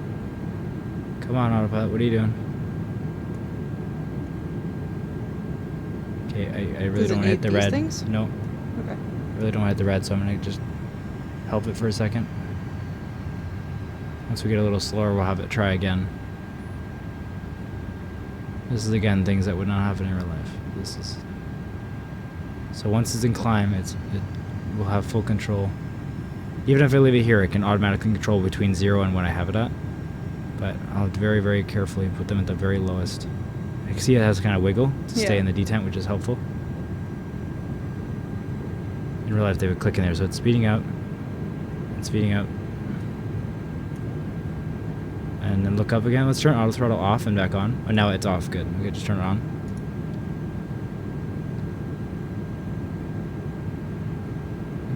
Asymmetrical. We don't need to set this.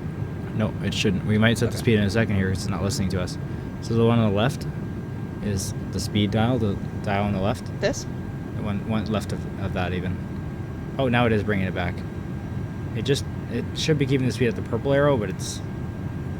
Okay, it's keeping it higher than that. It is working. That's fine. Let's bring the throttle back here. I don't know if I trust that. So that dial on the left has that little black button next to it. This? Not that one, but the black button looks the same on the left. There you go. Press that speed button. Now turn the throttle down. Turn the dial down. Sorry, yeah. This time? Yep.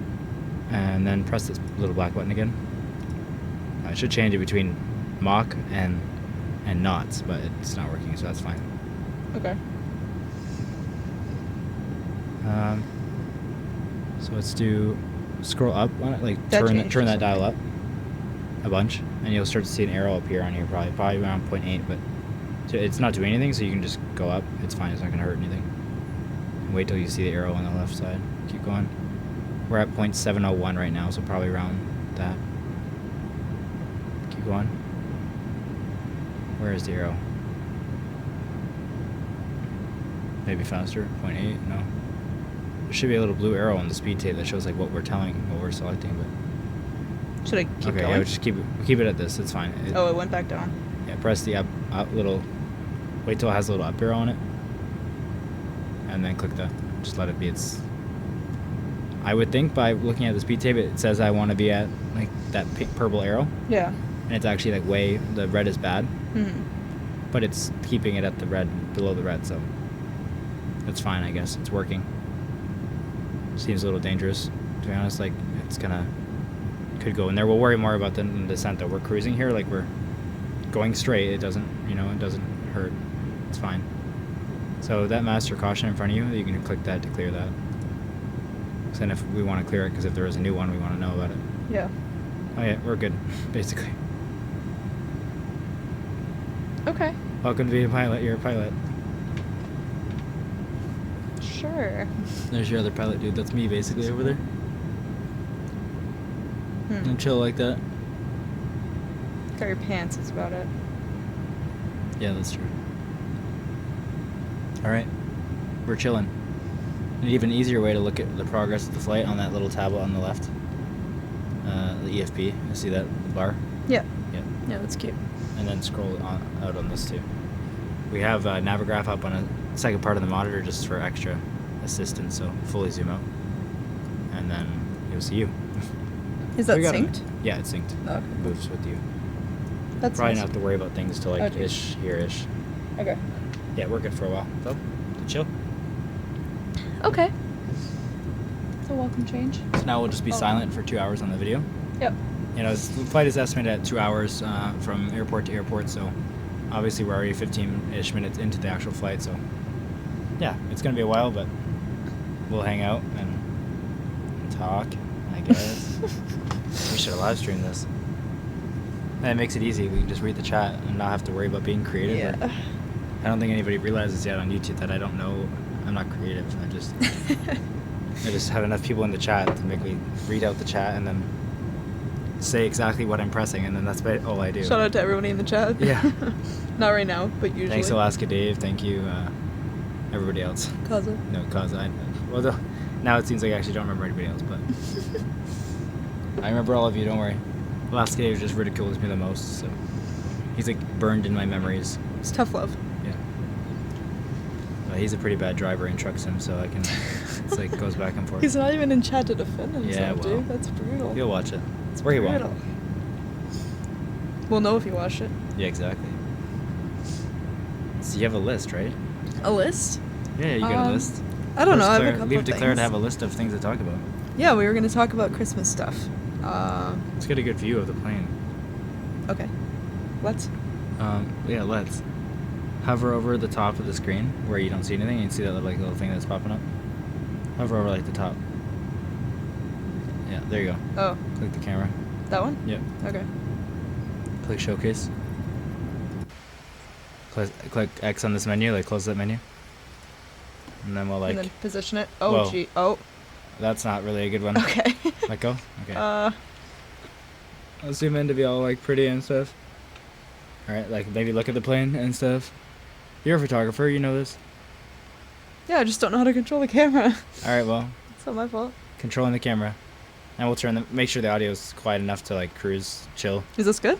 Yep, I'm gonna Okay. turn audio down just on our end here. Now we're chilling. Okay. All right.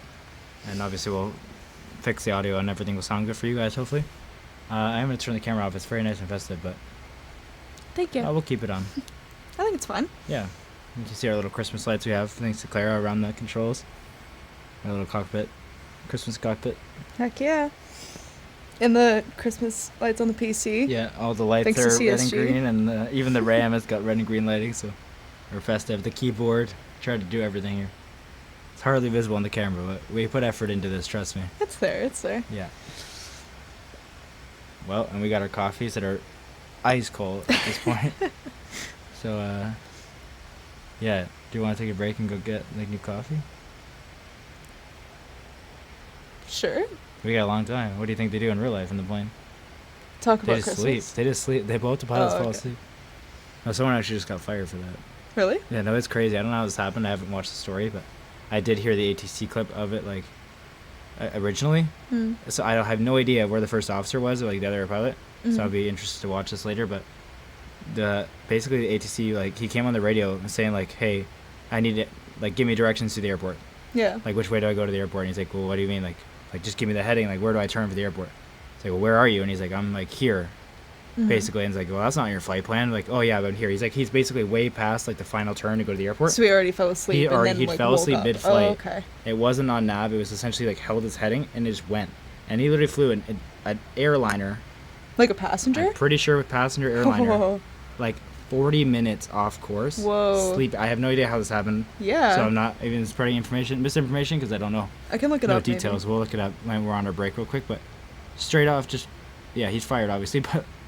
I don't know how that happens. Like, it's 20 things went wrong, but yeah, just fell asleep, That's woke up, and was like, terrifying. "Yo, how do I get there?" And then his excuse was like, there was something wrong in the airplane, and then like obviously ATC will care, Mhm. so they kept saying like, "Oh, okay, it's an emergency." He's like, "No, it's not an emergency. Like, there was just things wrong. Is okay. Like, Yeah, here's what the was heading. wrong with Here's the him?" heading." And he was like, "Okay, like, can you provide further detail? Like, yeah, just an issue. Like, okay, like." Are you able to provide further detail? And he kept kind of asking. And then he's like, yeah, just problems with the airline. Like, it's just some, like, on the phone, like, problems with the airline, like, internal stuff, basically. And, like, So how try they to play it find off out? of, like, he was, like, there was, maybe a Yeah. company financial problem. Because, like, that does happen a lot, actually. Like, sometimes plane pilots will find out the airlines go bankrupt all the time in flight. That's crazy. And they literally land and they don't have a job. So, like, Wow. he was trying So to just play it don't off as, like, land. oh, yeah, I was, like, flying. So, like, we were just holding our course. Like, Right. now let's get this to the airport. He was sleeping. So wait, how'd they find out though? Well, I mean, it'll be enough. Like, obviously, that was reported in like investigations of what happened. Black box, like the airline Yeah. knows but there was no issues. The but black box wouldn't know that he's sleeping. Like he it would admitted know that he it. wasn't like on the phone or something. Like everything's recorded in the cockpit. So I guess probably he admitted it. Yeah, or like the other pilot, or a million different ways. I don't know the story, but yeah, we'll go get our new coffee and maybe we'll look up that so we could say the details better. But Yeah, we'll be right back. yeah, see you guys. All right, we're back from our in-cabin break. I realized kind of while we were doing it, we were talking all about these like pilots getting distracted and leaving, and then we're reading articles about it to try to get the information. And we were both up, not in the cockpit, but turns out that actually happens a lot. So never mind. We could we found one in Minneapolis, but Minneapolis, I want to say Indonesia. like 2010s, Indonesia, maybe like 2023 or yeah, this year. Yeah. I don't know why I do know why I thought that wouldn't happen much. Like that's insane. But plenty of them where both pilots just fell asleep, both of them. And so, anyways, that's a normal thing, I guess. Not normal, but insane. So next time you're on a plane. Yeah. One of them, it was actually passenger A320, where they woke up because the flight attendants asked them how long there was to land over the radio or the phone, I guess. And they were both sleeping. Yeah, the Indonesia one, I guess one of the pilots like just had a kid or kids, so they were like super tired from that, and then the other pilot just fell asleep also. So. Awesome. Yeah. Cool Yeah. things. Cool. Nobody was hurt. It was fine. Yeah, on long flights, like 11 hours, there's sleep time, but like for 2-3 hours. But obviously, there's 3 pilots and one sleeps in the bed. Right. Like there's actually just a place for that. Yeah, not when you're flying with 2. You can have one like go to a bathroom, but you can never have one like sleep. That I know of. But Oh my gosh, speaking of which, when we just flew to Colorado, that happened, obviously. Like, one of the pilots had to use the bathroom, but so did the entire rest of the plane. oh my god, that was the worst. It was so bad. There's 2 bathrooms, to be fair. One in the front, one in the back. We're talking about like, obviously if you've ever been on an airline, you can't get up, and once they like start, they close the doors and stuff, you got to stay in your seat until they're like in cruise, not just, oh, you can't get up on takeoff, but obviously not on taxi and not even at the gate, but like once things are closed. So it's like a good stretch of like once you sit down, like you're sitting down for 40 minutes maybe, like what you just saw, until we're in cruise, so you can go to the bathroom. So it cooks up a plenty of time from in between the gate until then of people like needing to go. So expect it to be on a cruise when you can get up. People are getting up over and over and over. But this went on for a long time. It was everyone on the plane. Every like single person more had to than go. 50% of the people had to go to the bathroom, and both of the pilots also had to go, like one right after another. So they blocked off the front bathroom, like after we finally could get up and go to the bathroom. Oh. Merry Christmas from Pepper. Our Aw. cat is here. Sorry, he wanted to be here right now. There he is. Okay, we'll be putting his long body up here. Okay. Nice. So, yeah, it was horrible. And then they had a line of like 2 or 3 people waiting for the back one as the pilots went in and out of the front one. Yeah. But you would have to like turn all the way around to see the line, and then they were like changing if there could be 2 people waiting or 1 person waiting. So you Yeah. would like kind of half get up and start walking to the back, and they And would tell someone you to else go back would. to your seat. And like, Yeah, it It was was so. horrible. And then, like, to know who was waiting and who was just sitting at the back of the plane, you had, like, I had to go all the way back there, and then they're like, yeah, like, you're next. Like, then they started, deciding who was next. Like, they kept a track of it, and then they would call you back. So, like, I think it was in a tan shirt, and they just, what did she say? She stood up and she's like, I don't mean to, like, I think toot she my said own like, horn, but, like, she's lucky like, winner guy she's in like, the tan lucky winner, shirt. Like, handsome man in the tan shirt. She said something awkward like that. She said, like, Yeah. handsome man, but it was, like, so, like, everyone on the plane laughed.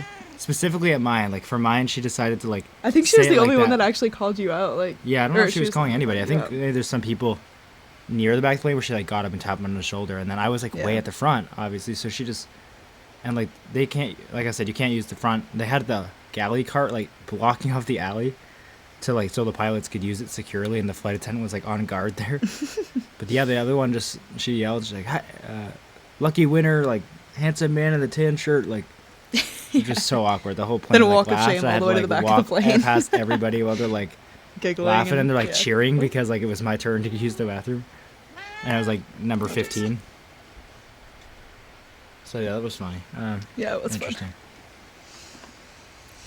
Oh boy. All right. Huh? No, just there was like his hair was Oh, flying all over. Pause on the mic. Yeah, almost hit the mic. Well, this is good. This Yeah, why is relaxing. our Christmas music stopping every time? I don't know. I think it's because press play and skip the song. It's a great song. I know, but it's the broken one. 'Cause I think it's made for kids. It's and you can't skip it. Are you kidding? It's been No, tonics. no. YouTube considers the video made for kids. Okay, go back on the playlist on the top right. Top. This one? Every time it's made for kids, when you're alt tabbed, it says that mini player doesn't work for content made for kids. That's just, so odd. It's just annoying. Yeah, it's weird. Anyway, I'll just click the game again to make sure it's recording properly. Yeah. Okay. But yeah, what else do you have on your list to talk about? That wasn't on the list, but pull it up. Any good Christmas memories? Every memory from Good Christmas Christmas is good. presents? What's your favorite Christmas present you've ever gotten? Or like a memorable one. It doesn't have to be A necessarily memorable your one favorite. is easy. Well, no, it's not. I have memories from Christmas. What did I actually get? What do you mean? Yeah, just like presents. Well, Doesn't have as to a be kid, I had like a toy crane that I really loved. From Christmas? Yeah. That's cool. So the story even behind that was my friend Trent had a toy crane, and I loved it, and I was playing with it at his house, and like this was completely. Have you ever broken something of your friend when you were a kid? Like broken something at somebody else's house in general? It's like the most awkward thing you could ever do in your life. Yes. Obviously. And like sometimes like it's very common, especially with boys, to like you rough play with someone's toy or something and you break it, and it's like your fault. Yeah. Like this wasn't that. Like it was like this crane can lift up this and this and this 3 heavy things, and then like turn to like lift up a very light thing that is like toy crane meant for it. And like I did it, and he had it really precariously on like a top dresser. Okay. So even the the bottom of the crane was like a top of a dresser, like a So you're tall picking dresser. something up from the ground? Not even, because it couldn't reach that low. Probably just Okay. from the dresser, and we were playing with it. Like, but the cable is also connected to the remote control. It's like a cabled one. Okay. And we were picking this one thing up, and like, I think it was started at the wall or something. So I like put the controller on the ground, which he had already done. But then like how I put it also pulled the cable a little bit, and it moved and wiggled. So I went to go like fix it, and it just fell. It fell off and like completely broke it. Okay. And he was like at the bathroom when it happened. Oh no, So like I that's even completely worse. broke his like favorite toy crane. It was horrible. Oh. And then he obviously thought I probably just did it. Like Yeah. he's a good friend, so he wasn't mad at me. But like he probably did think I did something crazy. But like I literally did nothing crazy. Did you explain, or it I was explained just... it a little bit, but I Okay. don't know how. I don't remember the story much past that. I just remember it was traumatizing. Yeah. And my dad had to like buy him one, obviously. Like, Yeah. We bought him a new one. But then I also got that crane because I really Aw. liked it. It's for Christmas. So That's so cute. we bought him a replacement, and then for Christmas, which is a few months away from then, I got it, and I loved it. So That is good. And you Uh, didn't break it. yeah, I didn't break it. Nice. Well, I did eventually though. Oh. It broke, just it stopped working. It wasn't Okay. very good. You didn't Yeah. physically harm it Yeah. too. Okay. So I don't know. Not just do I remember that crane story, so I told it, but one of the only Christmas, like, you know, you picture yourself opening something as a kid. I picture myself with the crane set up next to my tree in my basement Mm-hmm. in my childhood house. I can like see that, That's so cool. and like I can my other only like I'll say it now because it's like the only one my childhood memory of Christmas, like setting up. I love snow globes. They were cool.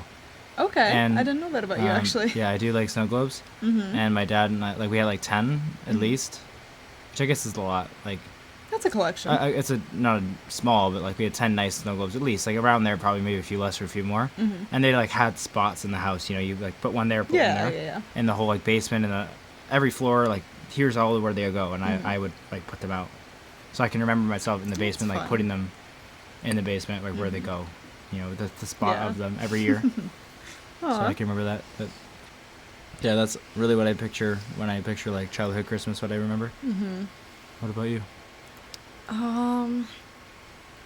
Well, I'd always set up the Christmas tree with my grandma. We would always do the ornaments, like whether other family was there or not. It was good to have other family there, but like it was always just us two. And I remember she has a bunch of like vintage ornaments. I don't know if they're passed down or just really nice, but that was like absolute no-go zone. Like I touch it, I melt. Like Yeah. if it breaks, I'm done. So that was fun. She has a bunch of like classic My mom had ornaments, stuff like can- that, like the Mm. the no go, like yeah, I don't like wanna- top of but the yeah, tree. Yeah. Yeah, like not kid ornaments. Mhm. But she also has, and I've never seen them on anyone else's tree. And I always remember too late to look for them for Christmas, but maybe now I will. I'll see if I can find them on sale somewhere. But the bubble lights, it's like kind of a big light like I think you told me thing about at the these. bottom, and then there's a tube full of liquid that like comes out, Right, yeah, you told me about and this, the like, light heats heat, up the right? tube Yeah. and it bubbles. That's Yeah. cool. Yeah, so she had some pretty old ones, and they were like huge. But then I think she got like a string of smaller ones too, Yeah, and they're just so cute. And those were always my favorite, and they were warm, so you could like yeah. hold them with your cold hands, and yeah, those were awesome. So I have to get some of those someday. They're so cool. And what about um, presents? Presents? There was one Christmas. Well, okay, there were a lot of Christmases to this day that I was obsessed with Lord of the Rings, but Well, yeah. my first Christmas obsessed with Lord of the Rings, my mom got me this like set of like knee-high boots, and they were Skechers, which is kind of weird for Skechers, but they had like What? laces up the front, and they were like a tan suede and like a Oh. zipper on the side, obviously, and they were fur lined, so they looked like the Skechers version of something That's you so would- weird. you would wear. They were like describing Like, it for sounds Skechers, weird, yeah, I but, guess, but okay. they were like kid shoes, so I guess, yeah. but they were like Knee-high boots. knee-high, like winter fuzzy-looking adventure Oh, the winter boots. boots. Okay, I'm thinking like Yeah. They well, weren't like Converse, snow like boots. lace all the way at the top. That's what I'm picturing. But Like yes, they did have laces like that, but it was decorative. okay. Yeah, they looked like adventure boots. Okay, I was thinking like sneakered boots. I don't know, like No. Converse boots. Basically. Oh no. Like that No. style, like gothic. You know, like, That you know. shape, like that length and everything, but they were like winter actual boots. like Okay, suede yeah, yeah. boots. Yeah, and that was crazy. Like Yeah. everything I wanted and more. Oh, I think she got me a shawl that year too. Wait, how does so that it was, relate like, to Lord of the get Rings? up. Because they're like always wearing like adventure clothes. I don't know, and like a shawl. It was a Okay. whole thing. But That's cool. that I was thought so it'd be like great. Lord of the Ring boots. Yeah, still love Lord of the Rings. But I don't have the boots because I'm not a kid. Yeah. Surprising. That was a well, good one. not surprising. Same height. Thanks. Plus Yeah. the- anyway. Yeah. I probably could fit them now. It's just I wore them Mhm. out. Yeah. What about Christmas food? Any? Before we Your go on cheese. about the ornaments, I don't want to interrupt Ornaments? you. but Okay, go back. My dad, like I told you about the ornaments already, like the special ones, like the best ones on the tree. Mhm. But they weren't like don't touch them special ever, like the ones where you put the light in. So I got a like nice little like fireplace one where the bread you put a red light or orange I light love in it those, in the bottom and yeah, it'd be like the yeah. fireplace. Mhm.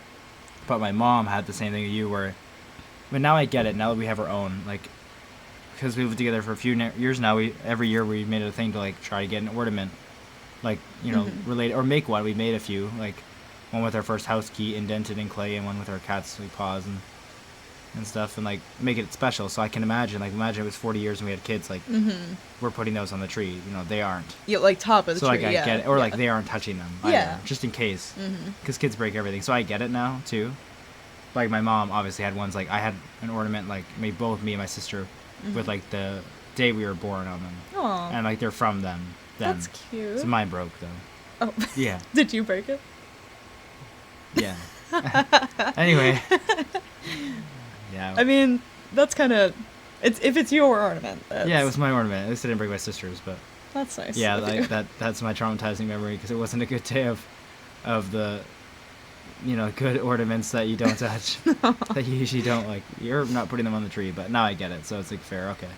Wait, going back more to ornaments. Did you ever have the ones where you like pull out the Christmas light bulb in the string to plug in like an extension?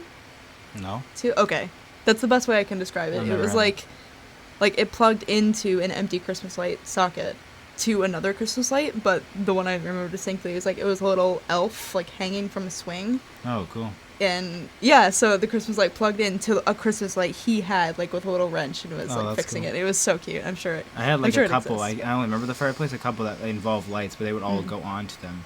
Right. Yeah. Like they would they'd use the light, but it would connect.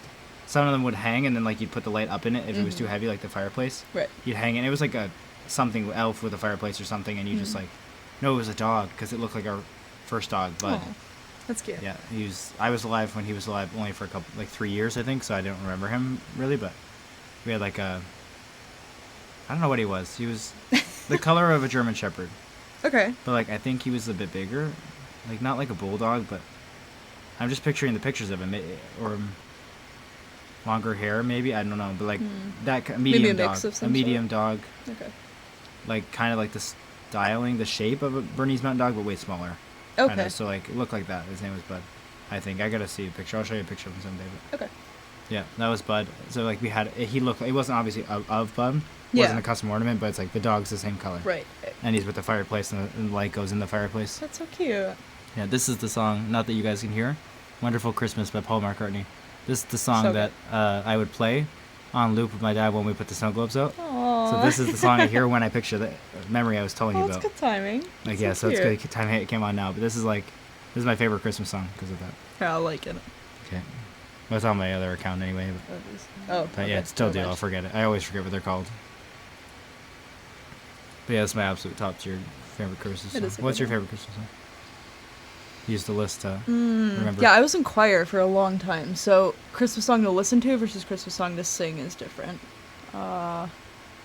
There's a chance I'm playing Christmas music during this, so if you guys hear it, I'm glad. Otherwise, hopefully, you're probably hearing some.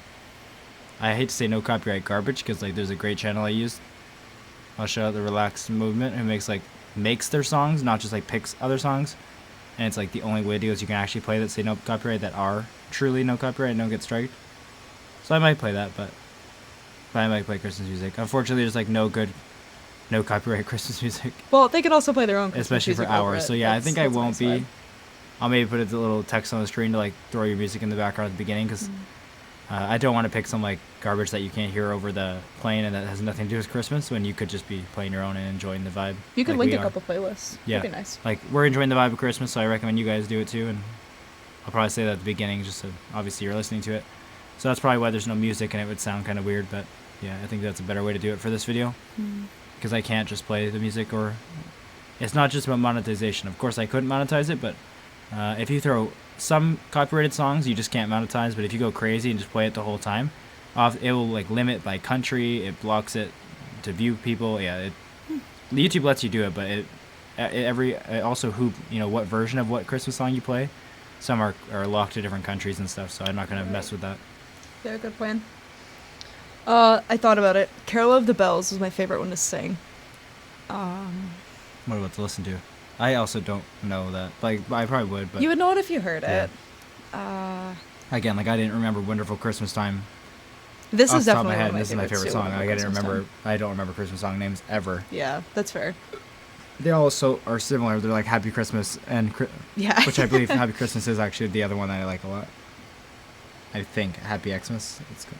Oh, there's one. I don't remember the name, but it's about Scroll like. on there and see if you see it. Oh, is it I'll Be Home for Christmas or something like that? There is a song they call that. Yeah. Yeah, that one. It's really it's a good sad, song but too. it's a really good no, song. I like that. Yeah, I like that one. Is that might have been the one I was just listening to a bunch yesterday. I do like that song as well. Yeah, it's. A Obviously, I good one. love all Christmas music. They all have like memories that go with it, but some I find annoying. But some I like more than others. But this is my top tier for sure. Yeah, the classics are the best. Yeah. As you know, I like anything synth related, and obviously this has a cool like synth sound in it, which is why I always liked it. But makes sense. It was made in 1980. It checks out. Yeah. Yeah, guys, put your favorite Christmas song in the comments. I am curious. Generally, like, if there's a couple besides like Mariah Carey, All I Want for Christmas Is You, a couple that are like common. If anybody's still listening to the video, like what probably we've been recording for 2 hours and 14 minutes, 16 minutes, so probably 2 hours into the video at this point, I guess. Maybe less actually because we took a break. So yeah, we have a long way to go. So a long way to go. So You got lots to talk about. It's okay. some might be skipped. I don't want to talk for that long. Lots of Christmas memories. Exactly. Let's just go inside the plane and make sure everything looks good. Yeah, good idea. So click on the camera icon at the top again, and a bug actually, instead of just bringing up the menu, it's just going to bring you into the cockpit menu. Just click it. It will bring it up too, but you're just where you need to be. Okay. So 320, you still see nothing on that screen, so you're good. The speed is good. That's what I want to check mostly, that it wasn't at like way below, which would be fine, but like we were going way too slow. So yeah, there's the progress of the flight, and there's that. Sorry, I'll go back. Whoa. All right. What? You've never heard this song? No, I've never heard this Christmas song by Taylor Swift. Oh, it's Taylor Swift. Yeah, let's get that. Let me Sorry, Swifties, if there are any.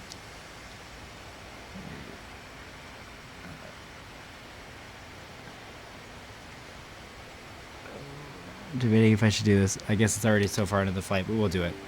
Press yes. What? I'm going to throw the flight progress thing that you probably see on my stream on the screen. Oh. It's very far into the flight to be doing that now, but I mean, you guys are just hanging out, and it'll help you see where we're going a bit more. So click on that window, click the little edit symbol right there, and then type in departure. This EKBI. On arrival. EFRO, and then call sign, just put Merry Christmas. MRY, maybe Xmas, like short. Okay, even shorter. 1 R. Let's do this. XMS. Yeah. Alright, there we go. Press OK, and then just go over here and mouse. Oh, sorry, bump the camera.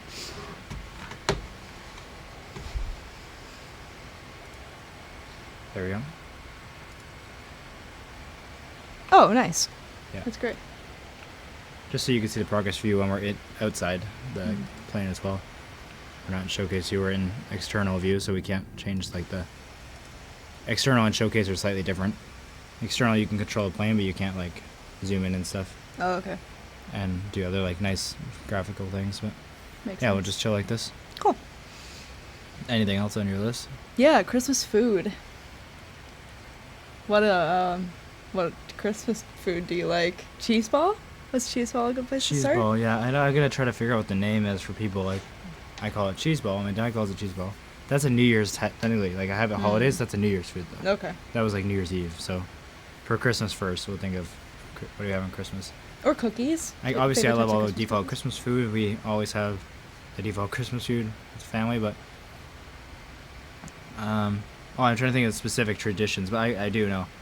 Christmas morning, we'll go through the whole tradition, I guess, for both of us. So you first. Christmas morning tradition? Christmas morning, period. Food, but like everything. When you wake up, Ooh. what do you have to do? Like, was there rules? Were things structured? You should know yeah, that about I know, me. I know, but like so. No. You'll hear mine. It's gonna be opposite. So what do you do when you wake up for Christmas? How do you wake up? Do you get woken up? Do you have an alarm set? You wake up like 5 a.m. because you're that. I think I did when I was a kid. I woke up Oh, pretty you got early, me as your but kid, not what you do last year. There wasn't a tradition. Just wake up when you wake up, and Were it was you just me and always my trying to mom. wake up as early as possible, or like? I think I did for a couple Christmases, but then I Or you have trouble I sleeping, relinquished you the end stress. up sleeping in a whole bunch. yeah, I relinquish the stress of like the presents are gonna be there no matter when I wake up, and like Yeah, fair. the party's at 1 p.m. I wanted so- to play as long as possible with it. That's understandable. Anyway, so yeah, what else? Yeah, When I don't you woke know. up, what I happened was first chill when like you wake that. up? Wake up. I think I'd usually wake up my mom, actually, now that I'm thinking about it. So you probably at But- first, yeah. Yeah, and then open presents, like right away to grab presents? coffee or something. Yeah, I think it was, and then we would have I got the breakfast details, after. or is it just random? It was just, I don't know. Like, I do you don't run to the know. present- yeah. I don't remember enough for it to, like, I don't think it was structured. Fair. But then we would go to my grandma's house, which is like a couple blocks away, and then open some presents there and hang out and like eat a little bit, then get ready to go to like the family thing, which was Right. usually at like 1 or 2, and then hang out there. But yeah, Yeah. I don't know. I don't have enough structure, so yeah, I you had go ahead. extreme structure, but Okay. obviously like 2 sets of structure because like tradition changed slightly when my parents split up in 2 different houses, but for the most, like when I was like really a kid and remember things, like I was obviously in one household, so like I would be obviously the kid that tried to wake up as early as possible, but then it kind of changed because like parents were also like, yeah, we're fine with waking up early because you're excited, but like 8 or 9 a.m. is like Okay. is the limit. And I was a kid who, I'll preface this, like for example, I had a bedtime. Obviously, everyone has a bedtime. Like you can't play video games past this time, but I didn't have a morning limit. Like, and this is like so funny, but like It's so I smart. guess as a kid I'm I was like, impressed. okay, like I can play hours. I can get. Why don't I wake up at 5 a.m. to play video games? Like who does that? Like no one does that. So as a True kid, I'm like, gamers. oh, you want me to go to bed at 9? And I would obviously originally like I'm playing till 10, then I get in trouble. I'm an hour past bedtime. No, Friday night you want me to go to bed at 9? Okay, I wake up at 5 a.m. and I'm literally on my computer like or gaming, like not every time, but like if I really was excited to play a game or something when I was really young, not like even a teenager, like I'm talking about like 8, 9, Like when playing you had like a little bedtime. farming game on a PC or Yeah. something. Like I'd boot up my computer at 5 in the morning because like who said you can't wake up at 5 a.m. Adults do that all the time, you know. My dad sleeps till 10 a.m. like not Christmas related, just like so In I was like general. I'd love to wake up early to like get more time out of my day. No, it's actually so smart. Yeah, because like what parent would say like you can't wake up, you know. Yeah, But every parent has a obviously. bedtime, so Yeah. I was like, oh, this is easy. I could just play more, and then I'll be more tired at my bedtime. Anyway, Christmas was the same. I would try to like wake up at like 6 a.m. hmm and like wake everyone up like it's Christmas. It is 6 a.m. Mhm. But like let's get our presents. That's pretty difficult. But like that changed to like it wouldn't matter. We'd have to like wait and anyway, and kind of have breakfast at a certain time. So Oh. like 8 or 9 mean, a.m. But okay. like so anyway, I would wake up at the right time eventually. But how our rule was, obviously we'd be excited, but we had to eat first. Aw, that So what we sucks. would do, eating for one, it was our tradition too. We'd have cinnamon buns every morning, every Christmas Ooh. morning. Okay, never And mind. we'd That make doesn't suck them. anymore. Yeah, we'd make them on Christmas morning and have Mhm. them. So it was a great breakfast and like the smell of making it and fun of making it. Mm. I don't think usually we'd participate in the much of the making like the parents would, but we probably did a little bit. But to get it out of our system, we do stockings first. Okay. So we wake up Yeah. all like once we're all awake and got our PJs or robes on and like in the like we're all sitting in the thing. We'll do one at a time. Mm-hmm. So you know, cycle between everyone so everyone's stocking is done. Right. Then you do we did cinnamon buns. We make them, have them. Okay. Then I we like did that. presents. Yeah. And we would open always every year one present Christmas Eve, which is pretty normal. 'cause- I did not do that. yeah, we that had to do wasn't- that too. I had to do that. I mean, yeah, and you were siblings. Yeah. I did do the stocking thing like before too. Right. But breakfast But wasn't. right away, was it like stockings and presents? Yes, Yeah. but breakfast wasn't. Yeah, mine was Scheduled. structured. So like you had to have the breakfast before Mm-hmm. presents, but then like we'd do stockings right away when we woke up. But like, Right, oh, you're not yeah. running to it by yourself either. Everyone's got to be up. Yeah. Even my sister who like, oh, let's sleep another hour. No, Mhm. I'm waking you up. It is We're all getting time. up, but like that's why I had the We're limit. going. I had the limit set, not both of us. Right. At 8 a.m. or something. So everyone's up. Once everyone's chilling, the parents have got their coffee. Then we do stockings, or sometimes they wait for the coffee to wait Mhm. to get them the cinnamon buns. Then we make cinnamon buns together, and then presents. Right. And then when it That's split nice. up, most of it didn't change. That was more like my dad. I think ran that tradition, or Mm. at least continued it with my dad, like cinnamon buns at his Right. house. I don't. My mom was probably more like, let's just do presents, but like we would still eat, or like Mhm. muffins. I think we had a lot in the Mm. morning. We'd make muffins or have muffins. But like I would, how my custody arrangement was roughly was like obviously Christmas Day was split at like Right. Yeah. noon or 1 a.m. or 1 p.m. So like I was with one parent Christmas Eve and we'd sleep there on Christmas morning. So my dad, if I was there, I'd have the cinnamon bun, same stocking cinnamon bun, Right, kept the tradition, right. and then like 1 p.m. I'd go to my other parents' house and do Mhm. same order of things, basically. Okay, that makes sense. Stockings Yeah. and then presents after. We should do cinnamon buns this year. That'd be fun. Let's do Yeah, it. we could do that. I Christmas love morning. cinnamon buns. We haven't Yeah, had that them was in a like minute. that was just my tradition. Every morning I'd make them Yeah, with the let's do it. family.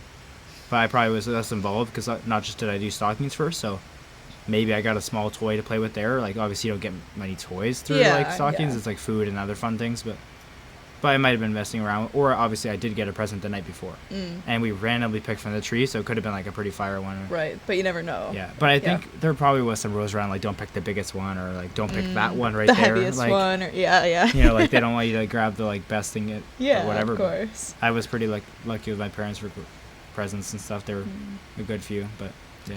Did you get an orange in your stocking? In my life, sure, but not Like like in your kind of tradition. like okay, that was a tradition for me. It was always like the physically largest orange Oh, that's fun. that could exist. Yeah, and no, I never apparently got that. apparently that stems from a tradition in, I want to say, like Northern Europe.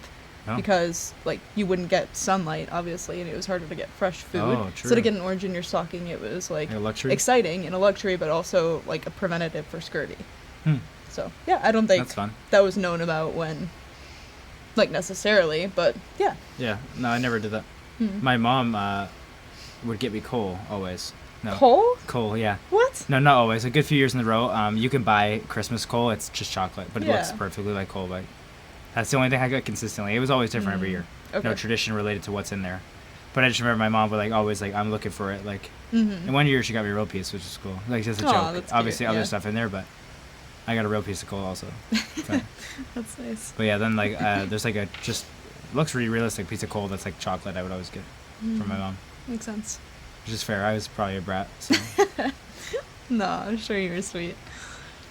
Okay, favorite Christmas cookies. If Christmas cookies were a big deal for you, they definitely were for me.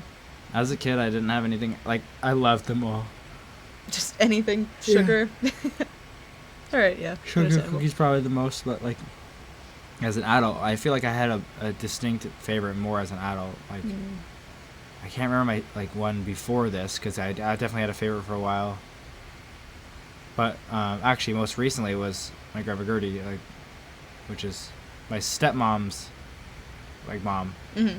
So like an unusual, well not unusual, but like it wasn't my direct parent Like extended, or my kinda. grandparents like Yeah. cookies. It was actually she gave us a tin every year of like all of her holiday cookies, and I can't remember. There's like one type in there that was like my favorite. So she sent like another box of just that type for me.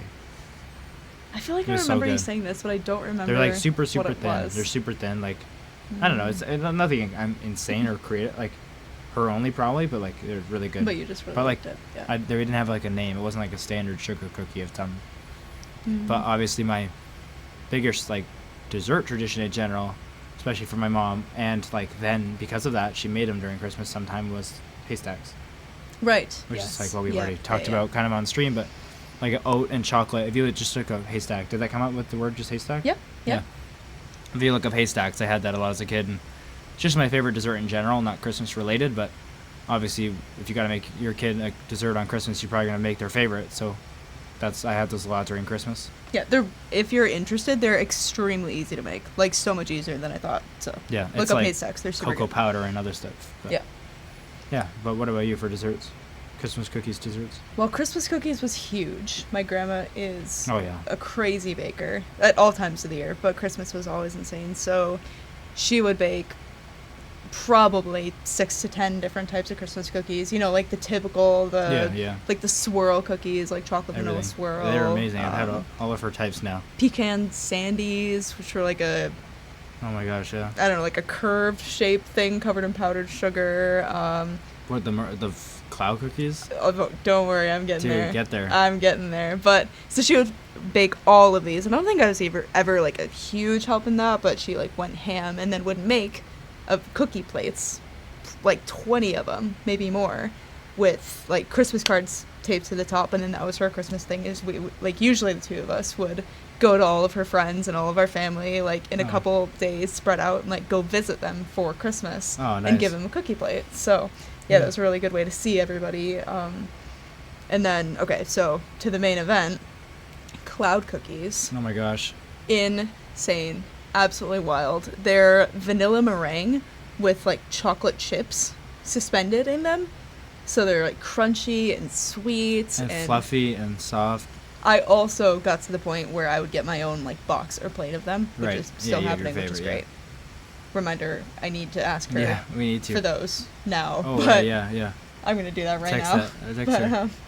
Her mom is coming for Christmas this year from Wisconsin, yeah, so that's exciting. yeah, she needs to make sure they bring some of those. But yeah, no, those are. I don't know, like maybe it sounds great to you by that description. It probably does, but I'm not a big fan of meringue. I thought so. If that description doesn't sound good to you, trust me, they're still good because I think they're amazing. Yeah, but I didn't sound like that description doesn't sound like something I'd like, but. I think Yeah, meringue is usually like a fruit flavor, and maybe that's yeah. why. But Like lemon meringue pie, I don't like that. that's fair. Yeah, So that's it's why like I associate baked. it as a kid. Like Yeah, meringue, I don't like it. Okay, I get it, but but but they're that's good. incredible. Like, yeah. So that was always my favorite Christmas cookie. But there are a lot of other good ones, like the kind of sugar cookie with the Hershey Kiss on the top. Oh, That's yeah, a, we had- yeah, that's a yeah, we classic. make those too. So good. Like we made your standard like shortbread cookies. My mom she ate shortbread a lot. Not like sugar cookie, like dry shortbread cookie. I love shortbread. I've never Yeah. made it though. She made it good, pretty good. So I like obviously the cookies, like dipping cookies in milk a lot. So like those were great in dipping in milk. So Right. Yeah. Fair. trying to think, I don't think there's too many specific like cookies that we make. Like we just make Christmas cookies. It'd be like probably what we do now if we just look up like good ones. Like we'd figure out something different each year or something. But Right. Oh, pfefferness is a really good one. I What? think. I want to say it's Norwegian, but I know that's probably not true. It's like a really hard molasses cookie, like chocolatey molasses call or it? something. Pfefferness. It's Pfefferness? like small little cubes, and they're covered in powdered sugar. I think you can get them your bigger. grandma made those, right? Yeah. Yeah. Okay. Yeah. Yeah, those ones are really good too. I didn't love those. Weren't my favorite of the 10 types of things she made, but I did like them. I don't know if I wouldn't make them, but Yeah, well, we I would think make they're them. Do more you like like them? I grew into them as I got older. Like Yeah. I still liked them, but yeah, they're nice and like Yeah. spicy and Yeah, I just good. don't like love spicy things. Like even cinnamon.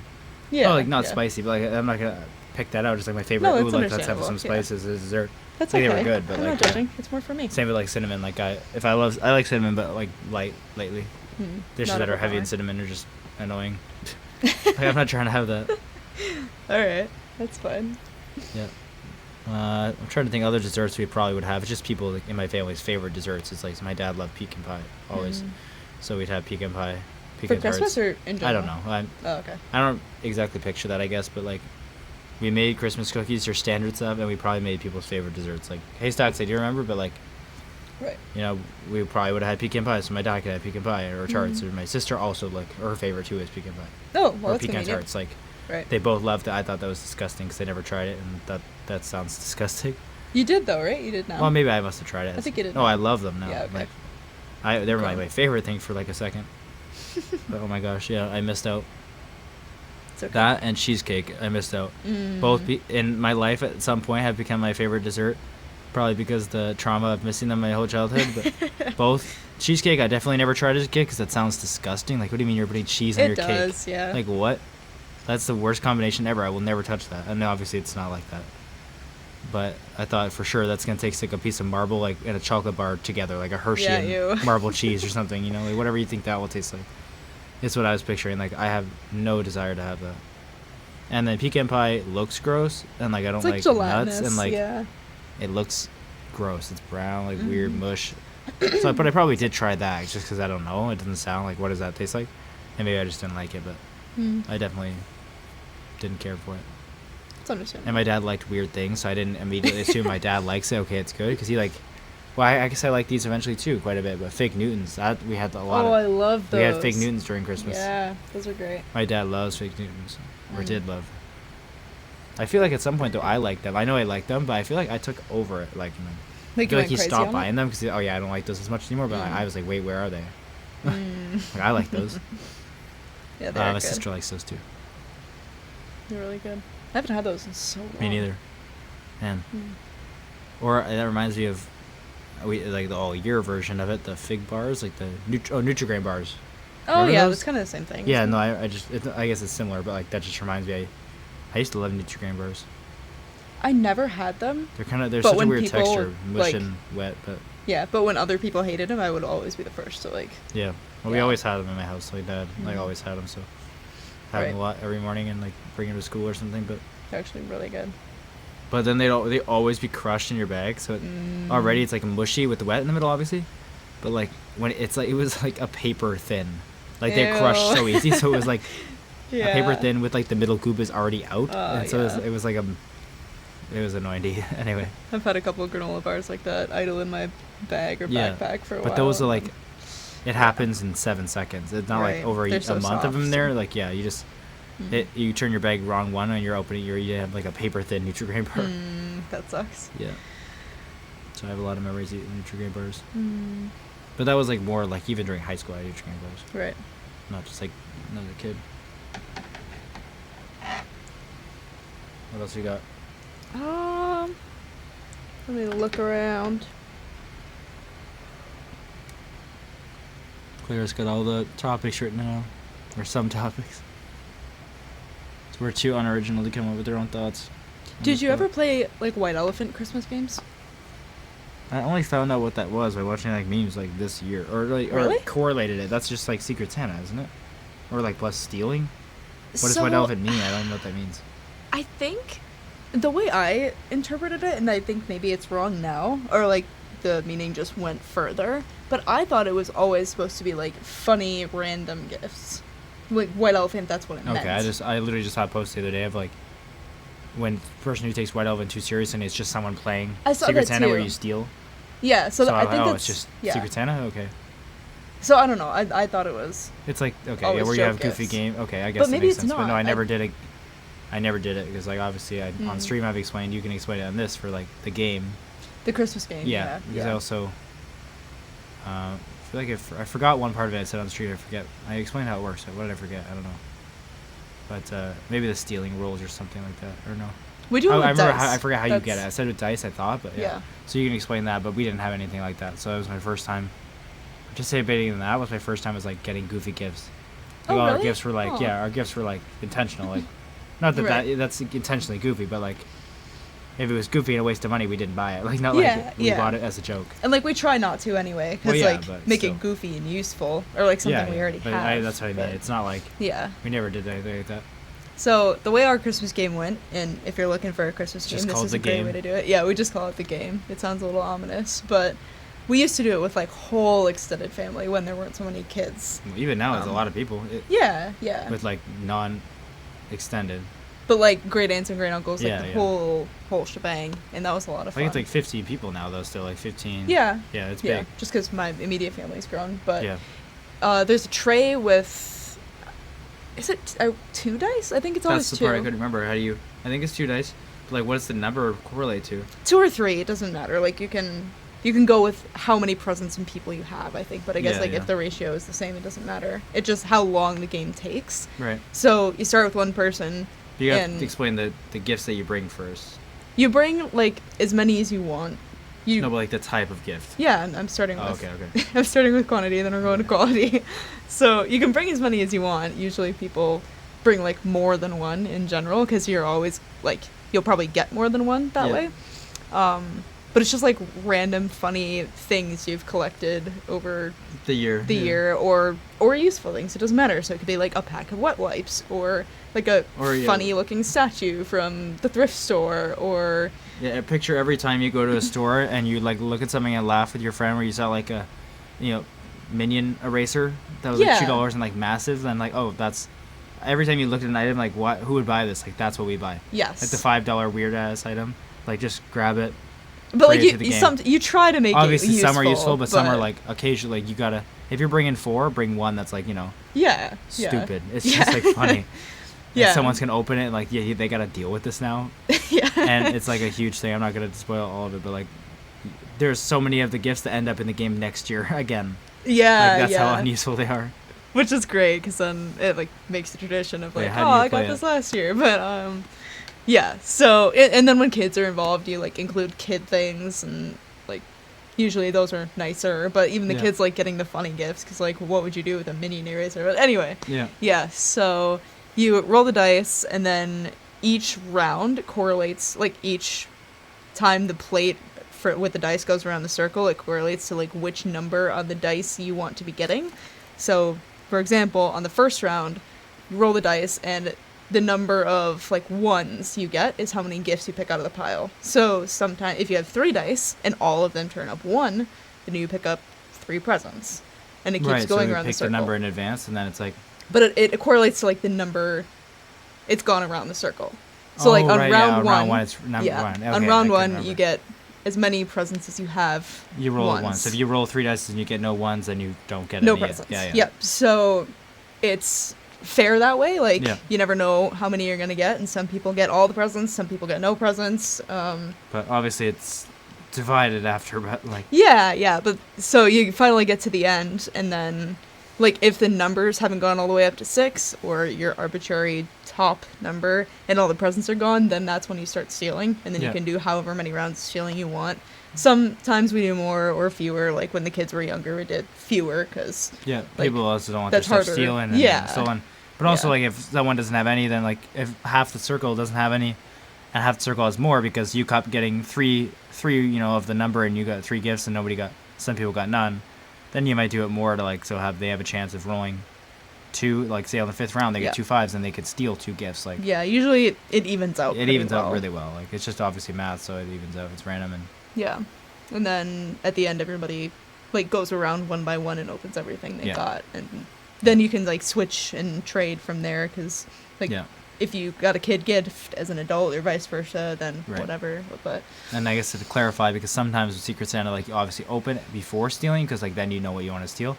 This, like, it's everything open at the end. Like, yep, yeah. so you steal based on, like, oh, that's a big one, I want that. Or, like, that looks like this item, like, based on the shape, I would want that. But it's not like, and obviously in Secret Santa with stealing, a lot of times you get your initial when you open it, and then, like, the stealing Yes. can happen after. This but then not it's like not that. malicious that way. Yeah, it's not yeah. like, It's not, oh, I really wanted that. and if that you do item. really want that, then you can have that. Like Yeah. it's not. But then obviously at the crazy end of the like game, that, it's still Christmas. People just trade. yeah. Like, oh, I want that. Like, let's trade. Or, somebody has 4 presents and somebody has 1. Like, here, have one. Like, it's not a malicious game, but it's fun. Yeah, It's just yeah. a fun way to distribute all the funny items and show. Everyone's basically bringing it, like, show and tell. Like, look what I found this year. That's Yeah. hilarious. And then, like, it's just distributed that way. And then actually usefully, like, oh, this thing is very useful for this person. I don't have use for this. Then obviously you're just going to get it. Like, Or sometimes if you like put something in that you know one person would think is funny, you can Yeah. like kind of rig it so they get it. Or yeah. Or, yeah. like, the amount of times we've gotten the gift that we put in. So we're like, hey, well, let's- maybe you. I've done True. pretty good, but No, we did. Like, you recognize the wrapping paper. Oh, unless no, you I get know, it but, stolen like, or it, something. it, like, just... yeah. I think it was like stolen or traded. I don't know. Yeah, I Sometimes really it's can't the remember last what we one did. there. Yeah. But then you can obviously trade it out. So yeah. Yeah. What did we get? Do you remember? I have no idea Things about you've anything we done? got from the game. When I was So I couldn't small, give examples. probably like 5, and did it with my extended family. There was like one present I had my eye on, and it was a gift bag, like a light blue gift bag with like a little dog on it. And I was an animal lover, still am, but that was like what I wanted, and it was Just heavy. because the dog on the thing? Yeah, and it was heavy. It was like a heavy gift bag, so of course, like that was Yeah. my target. And we ran around the circle a couple times and whatever, and I think the person that put it in there like obviously knew what it was and like told a couple of the other of the adults, so like they thought it was super funny, but I didn't know. I just like Yeah. that's the present I want. And then went around the circle, finally opening it, and it was an entire bag full of loose milk bones. And I didn't have a dog. Oh, okay. So my grandma had dogs, luckily, but it wasn't the end of the world, but it was That's so awesome. funny. I mean, at least it was dog related, so you didn't just get the dog thing. He was dog related, and it wasn't like Yeah. even yeah. more useless than that. But hmm yeah, what did you hope it was? I don't know. I just thought it looked Just good. wanted- The vibes fair. were right. Were you disappointed or happy? Because you could feed the dogs treats. I think I was pretty neutral on it. Like, Fair. it wasn't something directly useful to me, but Yeah. it's not like I couldn't use it. So It's the game too, so you kind of probably expected to not have Oh, the yeah. best, most useful present ever. yeah, no, for sure. But- But that Yeah, was a some of good them are one. like weirdly great and useful. Like some people, but like some of the items in there just suddenly become like really good, or like normal food, normal like hot chocolate. Some mixes Mhm. will be in there. You try to like have it like be a lot of gifts. So if you find 3 goofy things, then why not throw in like 2 useful like little $2 item? Hot Yeah, chocolate even if it's powder not like packer. special, it It can doesn't need be to be expensive. So it's like useful. the quantity makes it fun because obviously there's more game to play. So And then everybody gets presents no matter what. Like, it's not like nobody gets direct presents Right. anyway, but That's- yeah. everybody gets like an equal amount of Yeah. fun, cool presents across the board. So Yeah, the game is unrelated to the normal Christmas like presents that you're like, oh, I bought this for you. Like, yeah. it's not like in their family the only way to get presents is You throw gotta it in the fight game. for Like, it. you can't gift directly. Everyone's like randomized. So it's kind of fun actually. Yeah. But yeah, so that's the Christmas game. I'm sure there are a lot of variations and other people have played, but throw it in the comments if you Yeah. have a good story about it, because I love Yeah, those it really things. just is Secret Santa with extra steps, like goofy Secret Santa. Yeah, and I think it's a lot more fun that way. Oh, Like, yeah. Secret Santa's cool because you get to think of the intention of it, but the game, like, Well, I mean Secret Santa is in like the coworker, the one that's oh yeah, yeah, sometimes played where it's not like for a person, but it's just like everyone goes in and everyone takes something. yeah. Right. Like yeah. you put it all in a pile and everyone grabs one, Mhm. and then like everyone opens them, and then like you go around like I don't know stealing or. But, Yeah, yeah. It's more fun that way. Love so, that all Christmas games like yeah we gotta have stealing like yeah. we gotta steal presents. There's no way. I think we've minimized it in our playing of it, just because, And like, yeah, the kids. yeah. Gotta steal from the kids. No, or like you can, like everybody gotta Yeah. learn life, but Yeah, it's gotta just not learn as life. fun when it gets like Yeah. intentional, because I don't know, that's not what Christmas is about. So Exactly. Well, that helps with the not opening them in advance, is you can't be Yes. intentional because you don't know what it is. yeah, and if you really really want something, Yeah. it's fine. Like we'll trade. Yeah. yeah, yeah, it's fun that way. Anything on your end? Think of anything? No, I've thought about my things. You got them all? Yeah, we should actually check something in the plane. Now we're Okay. chilling here. How do we do Let's that? go back to the camera button. Just gonna make sure our navigation, our radio navigation, is set to like the frequencies it needs to be to land.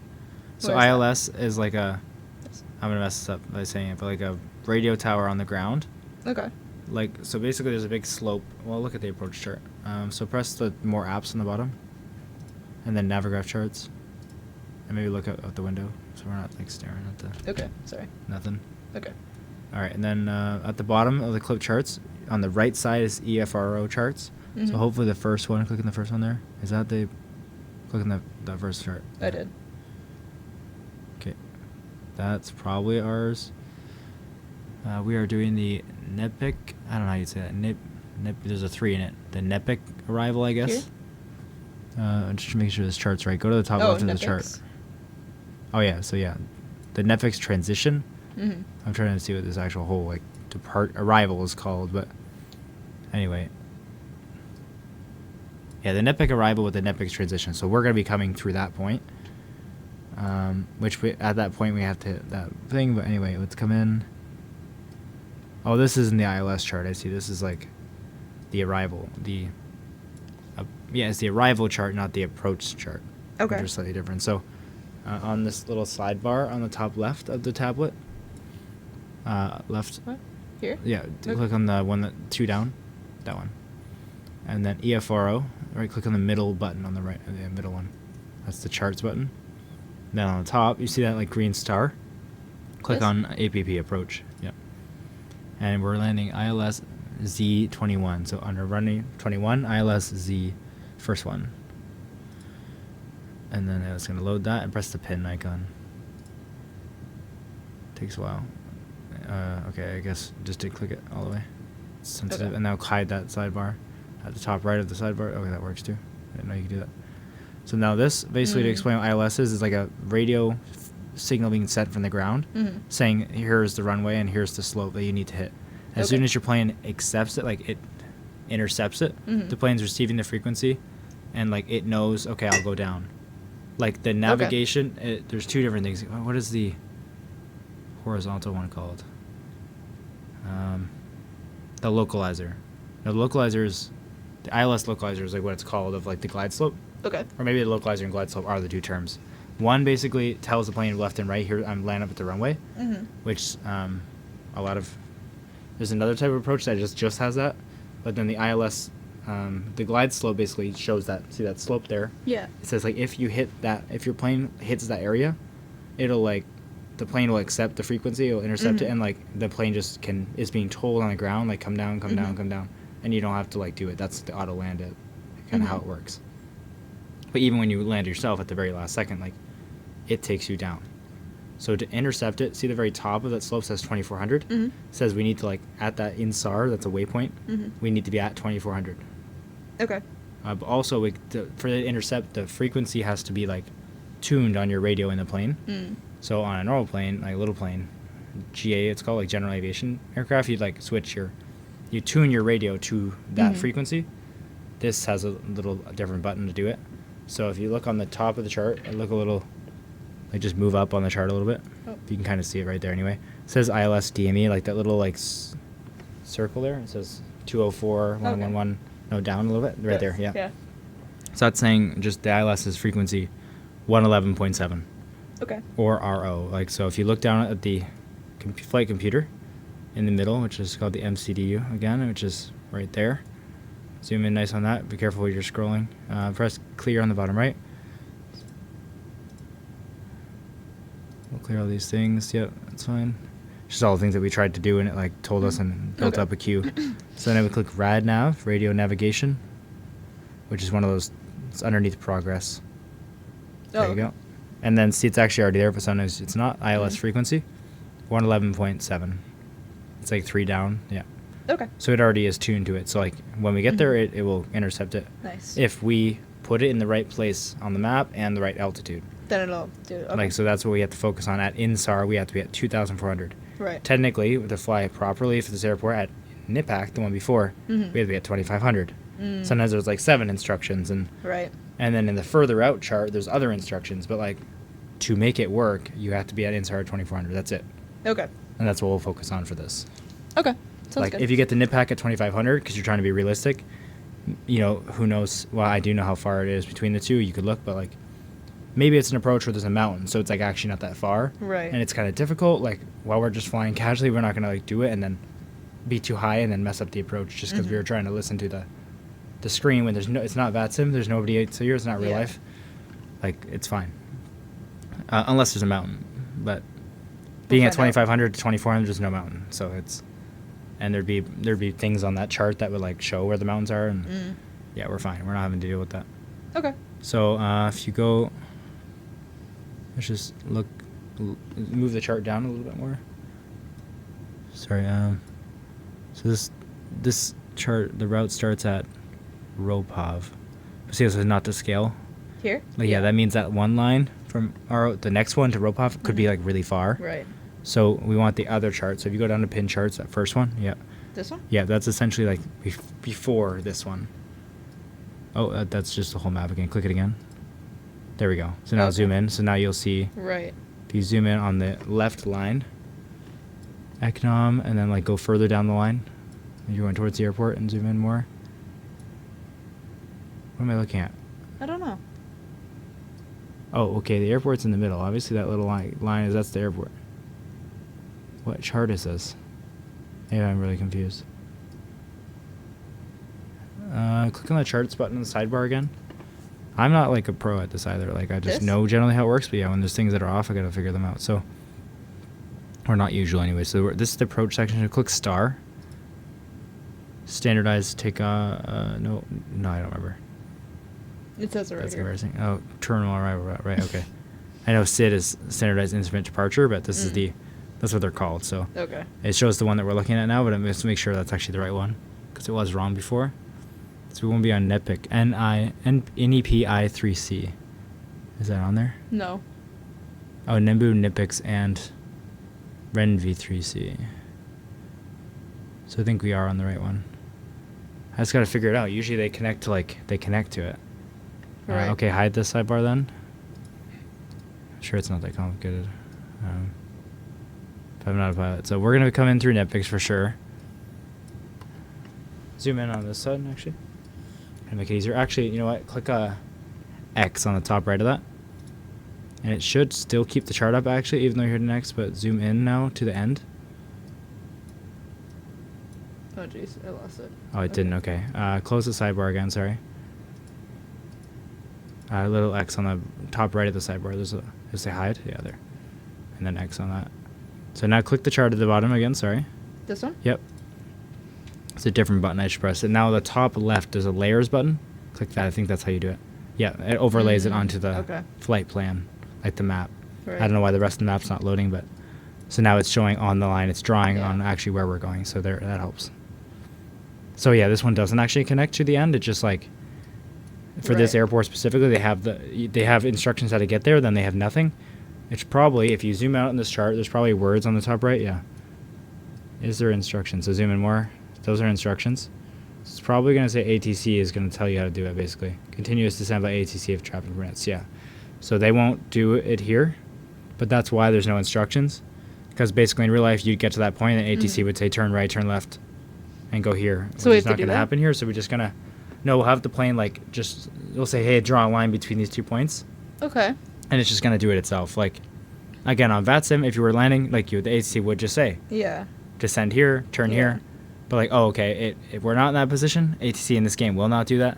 Technically it will if everything's set up right, but it's already set to the wrong runway and stuff, especially on 2024, it's not working well. So we're going to ignore that, basically. Okay. We'll let it fly in this path for a while, but then when we need to get to the next waypoint, the plane will have it as the next waypoint. It just won't try to get between them. Okay. But you just say direct. What basically direct means like connect it. Here's your next waypoint. Like put it exactly where you are now. Draw a line, Right. including like banks, to get to that. Okay. And then it will just say, oh, okay, like, sure, I'll go there. And then you'll set the altitude manually. We'll have to make sure we descend earlier. Right. Might even be at the earlier than what this says, because maybe this flies to 10,000 and then, like, they give you a long route to slow down. I don't know. But actually, zoom into the end of this, VEPIX. So, yeah, they want you at no lower than 2,500. That's what that blue means. So they would descend you from 2,500 and connect you to the next chart. Right. So on the bottom of the pin charts again, click the next one. This one? Yeah. That's the one we pulled up. So they would get you from... Oh, it didn't switch. There we go. Oh, okay. And now again, click the layers in the top left to add it to our overlay. There we go, see? So that's what we were just looking at. Right. And then they would get you to that point. So we will just do it ourselves. Which is the problem... If we scroll in, zoom in. Obviously, that line goes past the airport and then back, which just makes it extra annoying. That's probably because this flight plan that was using this waypoint was intentionally to land on the... Oh, no, what am I talking about? Sorry, the glide slope is that way. Nipback is on that side of the runway, so it's just going to be like a turn in. Right. So we'll be doing that, what you just did with the mouse, yeah. Okay. But if we listen to them, we're at 2,500 at that end of that green dot. Because that's the instruction. So if you look down at the chart again, that's called VECP, right? No, just scroll down, like move down. Yeah, see? So VEPIC isn't even on there. So 2,500 at NIPAC. So you look back up again. Where's NIPAC? Oh, jeez. It's right there after the turn. See? Yeah. So that's perfect. So it's going to be getting us to VECP at 2,500. So we're going to be turning to NIPAC and then down to INSAR. And at NIPAC, we got to be at 2,500 ideally. But for sure at INSAR, if you look at the bottom again, that we have to be at 2,400, which is losing 100 feet. That's like nothing. So all we have to focus on is that we'll get down to 2,500 at VECP. Yeah. We'll do our turn, and as we tell it, do the turn, go to NIPIC on your own. As it starts to turn, we'll start descending to 2,400. Okay. We just have to enable some buttons to say, like, I'm ready for you to take control when you get that frequency. Because it's going to search for it, essentially. Little planes especially. If you are not lined up straight in that where you should intercept, and you turn on, it's called localizer mode. If it doesn't have it, it's going to look for it. Like, it'll turn a little left and turn a little right and try to, like, intercept an actual physical beam, like, that is out there. So, like, basically it will do the same, but it just will intercept, because as long as we're in that zone, we will intercept it. That's the point of the zone. And the mandatory altitudes. So I don't think this is I can't remember how to read a mandatory height. So the 2,400, I think that means mandatory 2,400, but sometimes basically it's a slope, obviously, so you could hit it at 2,000 and you'd hit it further down the slope, but it'd still work. Some will say mandatory. I think they'll actually say it because there could be like a mountain there. They're like, you know, don't hit it at 2,400. Don't just like, it starts at 2,400, you could hit it at 2,000, you hit it further along at like D4.0 or whatever. But yeah, then there's a whole other side with like minimums and all that stuff. We're not clear about that. And not just because the joystick is sensitive, and even I'm having trouble learning the joystick landing again. We thought it'd be also fun to just try an auto land. We haven't done it yet, especially with Beluga. Like, I don't know how rough they are. This is the time to do it with the cargo plane. So we're going to have it all set up, but we're going to let the plane do essentially what's called a Cat 3 auto land, what you would do with full, like, where weather couldn't. I guess we have a lot of time in the chat, so I may as well slightly explain it. If you look at the bottom of this chart, this is not a tutorial. This is what I Don't do this at home. No, don't even listen to this information. So let's try to look for the minimums. I don't know how to read minimums very well. These are the minimums, this area. So basically what minimums is, in my understanding, is at that altitude you have to see the runway. Like, eyes have to be on it. Okay. So say when you have auto land, obviously it's like, I think it's like 50 feet, or maybe it's nothing. I don't know, like a Cat 3, like the highest stage of auto land. Mm-hmm. You have to have a plane that can do a Cat 3, an airport that can do a Cat 3. You have to have both your autopilots on. You have two autopilots that are completely separate computers for if there's problems, basically. You turn them both on. They're both individually calculating everything at the same time. Okay.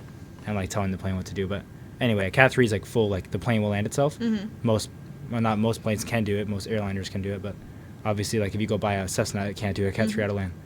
So you have different stages of Cat auto lands or Cat stages. Like a Cat 1 could just be all the way in, but you have to do the landing. I don't know much about those, but they all have minimums.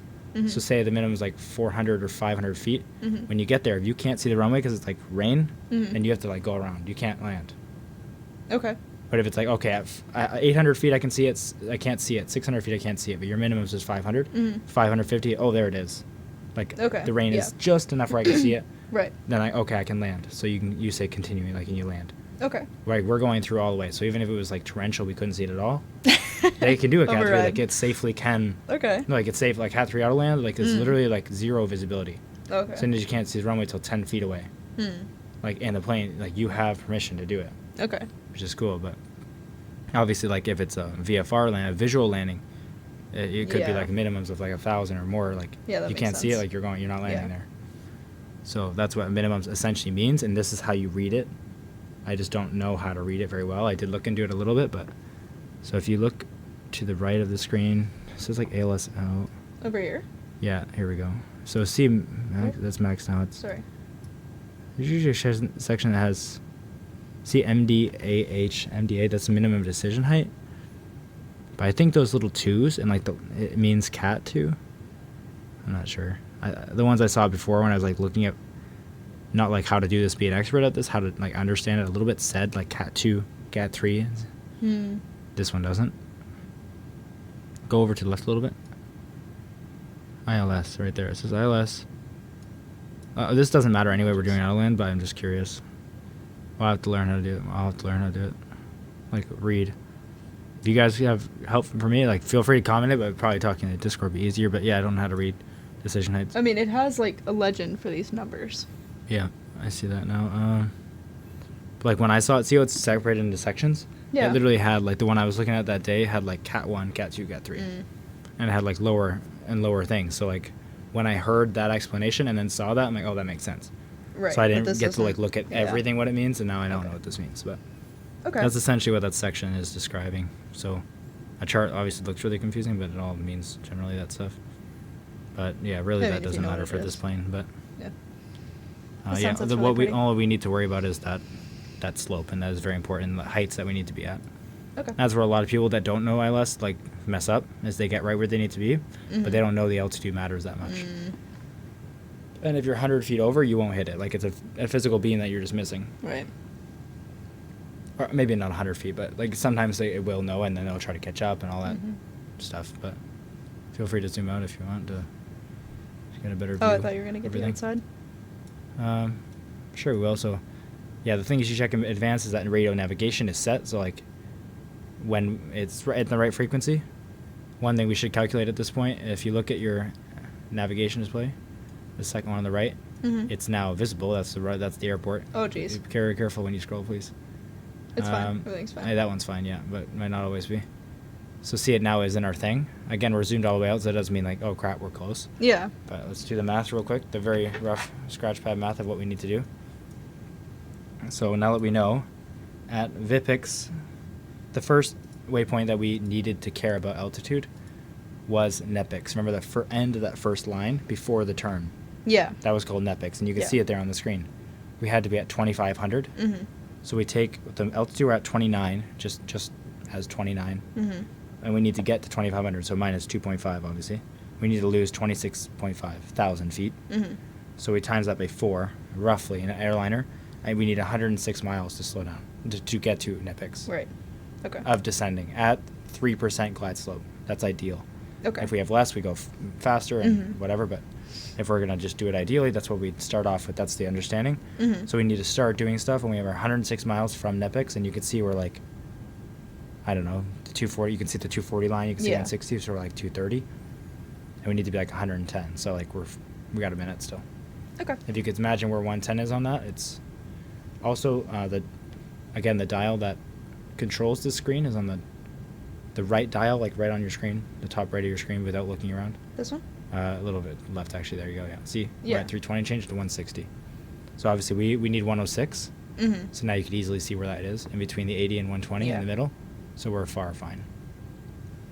Top right of the screen, the same screen that we're looking at, see it says Raisin? Mm-hmm. That's the next waypoint. Yeah, I'm looking on this. Yeah, it actually just tells you the distance to 11 miles. No, okay. So once Vetbix is our next one, Yeah. it will tell you by a readout. You don't have to try to Okay. figure it out. Mm-hmm. But that might be too late, so we got to make sure. Zoom out back out to the 320. And 106, so we want to start carrying when we're at 160. Well, at 160 we can change to the 160 view, obviously, because that will show everything. And then we'll think about it more after. You want to skip this? Okay. Want to skip this song? This is. You don't like it? No, I don't like this country music. Yeah, it's kind of weird. Okay. Not that I hate all country music. This song is not great. So yeah, we're fine still for a while. But that's like when you would. Yeah. And also, these planes should all do this on itself. Once you're at cruise, you can set your altitude in a Boeing or this. All of the waypoints have altitudes that you're supposed to hit at. So they it all will know do it it? in the computer. Or no? No, it should. It just won't Why? because the game is broken. Ah. But theoretically, right now, you could set your altitude on the autopilot panel. Mm-hmm. Right now, if you say you change to 2,500 or you don't click anything, it won't do anything. Yeah. It's just you're allowing the plane to be able to go that low. Mm. And if you clicked it, it says go there now. But if you left it, it should essentially, it knows the top of descent. That's what it's called, where you start going down. And like once it hits it, it's like, oh, you gave me permission to go to 2,500. So it will. And I want to go to 2,500, so let's do it. Okay. But at NIPX, it says it wants to be at a certain altitude. And say there's constraints all the way down, because there's mountains, like at this waypoint, it's 5,000, then 4,000, then 3. You would just set it to 2,000. And it would not just start at the top of descent, but it would go down to 7 and stop.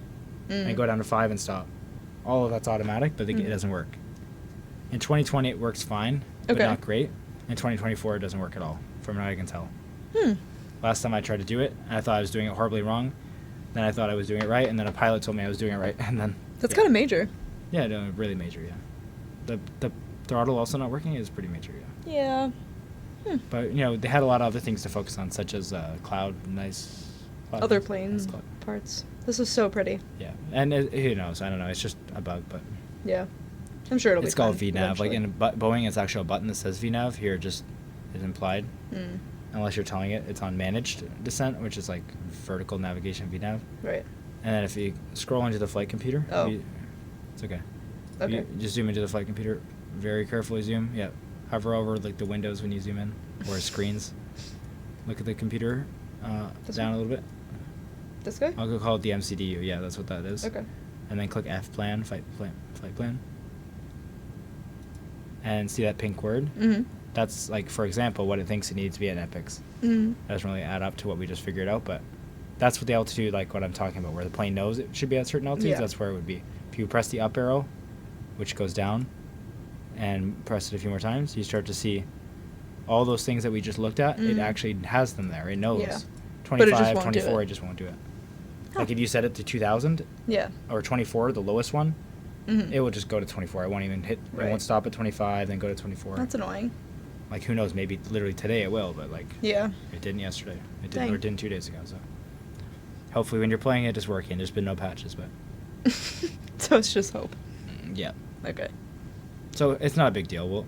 We could set them manually as we go, but to make it even easier, we're just gonna set them literally 25 and 24. That's the only Right. ones we're touching, and so yeah, until we see it at 160, we have nothing to worry about, and then.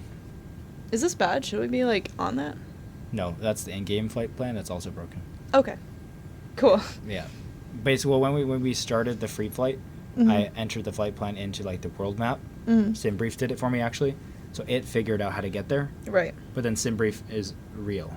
Like I mean, it's not used in real planes technically because like don't use this for real navigation, but like SimBrief did it real, like how real life, like connect, like actually how real airlines do it, as opposed like as it would be done today right now, like as of actually within 2 hours of when I created it. It's very, very accurate. It's very realistic. The game is very good as well, But it won't. but it's do not that. perfect. It's not like that. Okay. Yeah. I Okay. don't know. There's other issues too, but yeah, SimBrief is to be trusted more. Right. If you don't know how to use SimBrief, check out my A320 tutorial because, I mean, it says A320, but I've had people told me they've, thank you, they've been able to learn how to fly the Boeing 737 by watching that video, thankfully, which is cool. But any Airbus is pretty similar, but even any plane, if you don't know how to do flight plans, that I'm no expert as you can see, but I know somewhat how to do it. So if you watch that video, you'll see how to create a SimBrief plan, which the very, very first stage of creating one and importing to the game, I haven't seen many tutorials on at all. It's just like starts at once you have your flight plan. But yeah, feel free to check out that if you don't know how to do that. He'll explain it. So obviously today we already started with our SimBrief plan, which is this one. Or sorry, if you click more apps and then SimBrief Dispatch. Those Navigraph charts and SimBrief Dispatch are not base game features. They are, if you have Navigraph account, you can use SimBrief. You just register account, it's free. And then you can download their app called Navigraph Hub, which has lots of downloads in that, which makes it so it's in your game. And then the charts, there are crappy base game charts and plenty of good charts online for free if you like search up individual airport charts on their websites, or I think there's a program called like ChartFox or something similar to that name, which they're a little clunkier to use and not integrated, but they're free. And Navigraph Charts is beautiful and it works really well, but it's not free. It's about $10 or $11 a month. It's like kind of the gold standard. You'll see a lot of people, especially on YouTube, using it, but just keep in mind the charts we're looking at and how the moving map feature where you see yourself on the chart and the maps, that's part of Navigraph Ultimate, it's called, I think, or Unlimited, where you get charts. So, but the actual flight plan and importing your game, that's all part of SimBrief, which is free. It's just owned by Navigraph, so it's called Navigraph SimBrief. But yeah, they are two separate features. Anyway. Cool. All right, cool. Yeah. So we can basically wait. So if you look in that screen, just zoom in a little more on it, sorry. This one? Yeah. I just want to know, like, what's an easy way to tell when we need to, like, pay attention. I was going to say, like, So almost Varag, I think, Varag. but, like, how far is Varag from Nipix? It looks like what is that line? That's This line? 80, I think, and 160? Yeah, that first must line. be. That's only 80 miles away. Like 90 miles away, which is slightly too close. So we'll just pay attention before Varag. Yeah, I was going to So, say, yeah, like, move that over a bit. halfway or three-quarters. You can zoom in, move that stuff. This? Yeah. It wouldn't let me move Click it. Because we're in the game right now. There you go. Now zoom. And drag, click and drag. I am. Oh. That's what I was Okay, telling. just zoom out back. Zoom out then, and then zoom in to like... Yeah, there you go. I forgot it's like that. Alright. So we can hop outside again, use the camera and showcase. Yep. It's so pretty. It is, yeah. We should look around like... Well, in showcase mode, you're moving around with WASD. Oh, okay. That makes So sense. feel free to like... And then like looking around like as if you're walking outside the plane. Got it. And then you can zoom out with this. Here, I just press the camera button and do external. It's going to be easier to Ooh. look around. And this is kind of like when you want one cinematic shot. Oh, that's pretty. Yeah, that's great. Alright, we're back. Refreshed. Even further a little than we thought. We're just about at Varag, so let's go into the interior cockpit view. Just click the camera icon. Oh, no. Oh, no. No, Oh, okay, there we jeez. go. I close that. Okay. Okay, on the left here is going to be the brightness knobs for those two screens that you never looked away from, so you can't really see them. Turn What? your view back a little bit so you can look at those two screens again. Because then when you change the brightness knobs on them, you know what you're doing because you can see the This screens. is brightness? Two bottom ones. Turn them down. Okay. So they don't look like they're bleeding out like that. Turn it. I'm trying to. You scroll down. There you go. Scroll down until the black looks like nice. There you go. Okay. Now same with that one. More. I'm trying. Perfect. Okay. Okay. Now quickly go to the top where you zoom in to this screen, where it says 320, 160, that little dial. What? Right top right of the screen now. No, now you look to right. So the thing that you control this map view with. Oh. So like dial. This. Yeah. Change to 80. Okay, we don't see anything good. 160. And from Netflix, let me just see. Maybe Netflix wasn't the same one as I thought. Click the more apps. Oh, it isn't. Okay, Netflix is good. Okay, so, Navigraph charts. I was thinking Netflix was the end of the line, but that was Beckett. Yeah. Netflix, because it was saying see that purple pink word. Yeah. It says it right there. That's the constraint or like what it wants. It wants flight level 10100, which is 10,000. And I was like, wait, why? I thought that was the end of the line, but good, it's not. So just now we need to by there we need 10,000. We don't have to worry about the other instruction. That's what the flight plan wants. So from here to there, like we gotta worry about that for our descent, not where to get to. The next step we'll worry about later after. Okay. So from now it says on the top right we have 92 miles to Netflix, and we're at 29,000. So 29 in the calculator minus 10. It's Oh, we're at easy. 30 actually. Or no. No, we're at scroll to. We're actually at 20. Scroll. I should say 29 there.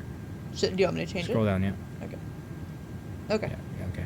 We're at 29,000, so you obviously just minus 10, so 19. We need to lose 19,000. So times 4, we need 76 miles. We have 100. We have 89. So let's do it. We want to be early, Okay. even earlier. Even if you're late, it's fine, because you can just go faster. But we'll want to be ideal, so let's do it. We need 76. We have 88. So how to calculate how to go down at the right speed? First, set the dial to 10. Don't click anything after that. Just scroll to 10. Yep. So you say, I want to go to 10. 10. That's 40. Yeah, not 100. It's okay. So then the plane won't go there yet, and you basically say how to get there. Do I click it or anything? Not yet. Okay. So then we see see the top left of the navigation display. It says GS 400. This little display. Oh, okay. That's your ground speed. So we're going 278 knots, but that's not at this altitude. That doesn't matter. It's because of the wind, right? Okay. We're actually going 400 knots according to the ground, which is like, I don't know, 700 kilometers an hour or something fast. So basically, ground speed times 5 is the other calculation. So 400 times 5. So if we go down at 2,000 feet per minute, we'll be going down at the right speed for that other calculation. Okay. Where we need Yeah. whatever it was. So It just got dark in here. that's kind of nice. It looks like it automatically did some other screens. So Oh, so we'll have to turn these both okay. up. I was going to say the other ones are too dark, or too bright as well. Yeah. So that's okay. odd that happened. I've never had that. That's good. All right, so now we're actually getting closer. 80 miles, still good. So again, we need to lose 19 times 4, so 76. So let's start it. So ground speed 400 times 5 is 2,000. So now on the altitude dial, click down, which is open descent. So it's going to descend as fast as it wants to, which is Okay. actually faster than we need to for that slope. Yeah. We don't need to. We want to be efficient. If we go all the way down to 10,000 and then flatten out, we're wasting gas. Yeah. So to do it at 2,000, the dial to the right of the altitude. This? Yeah, that's the vertical speed dial. So see, look, we're descending at Oh, okay. 1,800, 1,700. Yeah. Change that to 2,000, Okay. which is what I just did the Oh, math geez. to. Minus 2,000. Yeah, Wait, it's I going to be was- weird because you're doing minus, adding minus. So, Okay, yeah. there. And now click down on that. Okay, and now it changed from open descent to vertical speed minus 2,000. Okay. So that's your vertical speed. And so then it's going to get to okay. 2,000. Yeah. Which then we just do this calculation over and over a couple times just to be safe as we go. Like, are we descending fast enough? Right. So Netflix is changed the dial to 80 now because What dial? The navigation display zoom dial, Oh, okay. because Netflix is what we care about right now and it's within 80, so let's just keep it like that.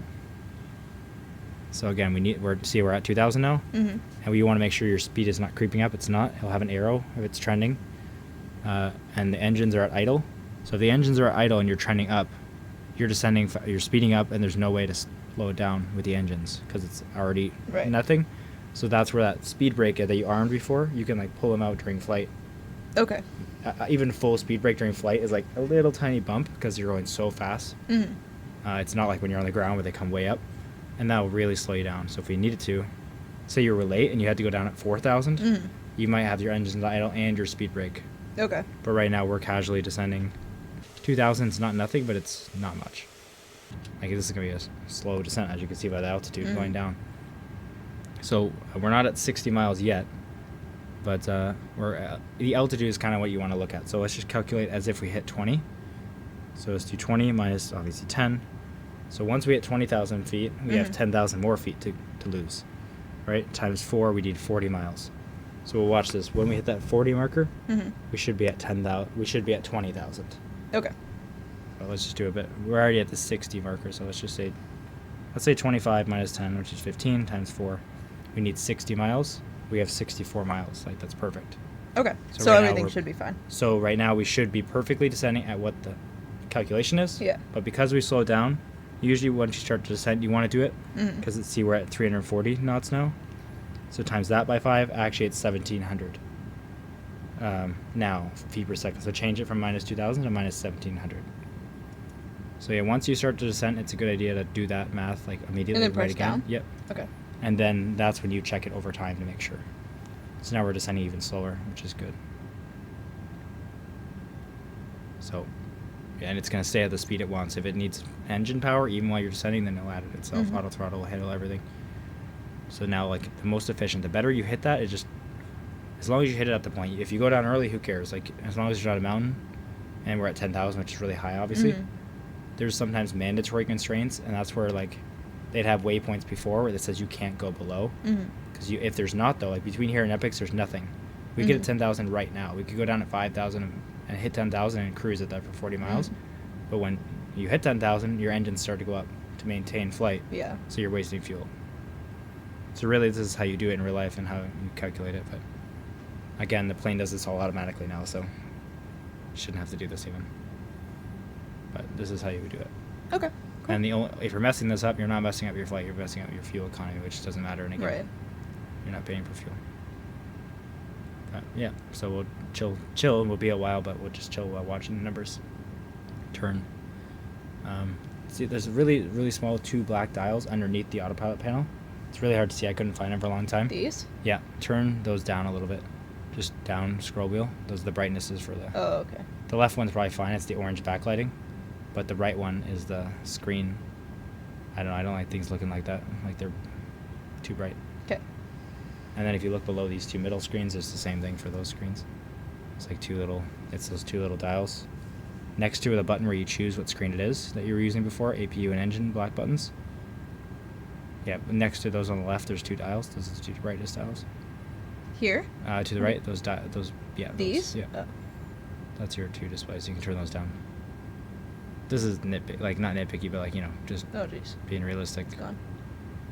You don't have to do this stuff.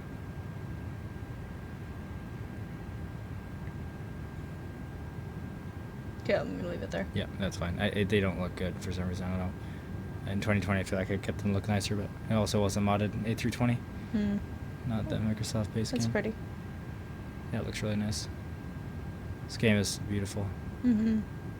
And that's a huge step up. 2020 was nice, but this game, like, bugs or not, it's way prettier. Especially the simple stuff that you only have to look at clouds in flight. Like, the clouds look way better. Yeah.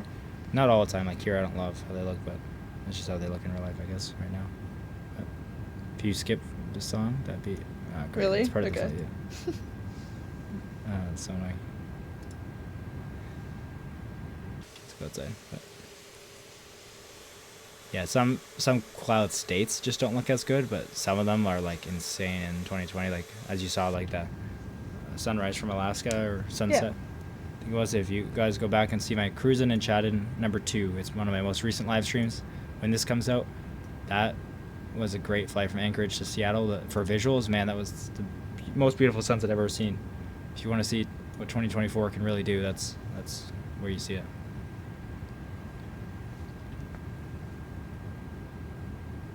And just since we're going to cloud level, remember where you press terrain on in that green button? You can click that off. That's the weather. So there's the red. So we'll just what? ignore the red. Huh? We'll ignore the red, I guess. I don't know anything about reading weather. I'm not a pilot. Well, it was red when we were taking off too. Yeah, I think it's just because it's clouds. snow. I think it's not like dense. there's probably different reds. Obviously, like it's not Yeah. like there's the weather has its own whole control panel, and I don't know what any of them mean. It's changing between weather types and how the radar is scanning and stuff. So I don't know. It looks cool. We can turn it off when we need to like read numbers and stuff that are more important. But now that we're at, say, we're hitting 17,000, we'll do the math again. So we need to obviously from 17 to 10, we need to just do 7. So times 4, we need 28 miles. And we have 40 miles. So we slowed down a lot. So we're way ahead now.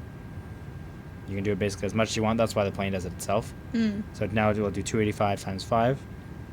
This is where it gets one more math step. That gets 1,400. But like I said, we needed 28 miles and we have 38. Well, we're almost down to 16 now. Do you Yeah. want to? Okay. We'll say 16 times 4. We need 64 miles and we have 38 miles. Way more. So when I do 283 times 5 and it gets 1,400, that's if we had only the right amount of miles. So if I actually times that by like 1.3, 1,800. Or sorry, other way around. So, okay, let me do this one more time. Sorry. Okay. Let's do 15,000 minus. We need to lose 5. 5 times 4, you need 20 miles. At 15,000, we have almost double, 40 miles. So if we had only 20 miles, 281 times 5, you need 1,400 feet per second, so we can half that to 700. So I should change it. So change it to 700. This one? Minus 700, yeah. Okay. And you could do that, kind of as you go more. So minus, plus. yeah, Oh, minus geez. 700. Wait. I know it's confusing because you're adding or subtracting, and then it's No, just the dial is minus really finicky. Yeah, it is too. Okay. So now we're descending slower. Okay. So that's fine. You can actually turn off the terrain thing because I can't see the numbers. So good. So yeah, now we're fine. We're obviously descending slower, and it's better to be faster than slower. So usually whenever I do my math, I add 100. I round up, even if it's like 1,420, I'll do 1,500. Like, just I'd rather be there, especially as you're not as good, and I'm not as good. Like, you get there early to the altitude. Unless it's a mountain, it doesn't matter.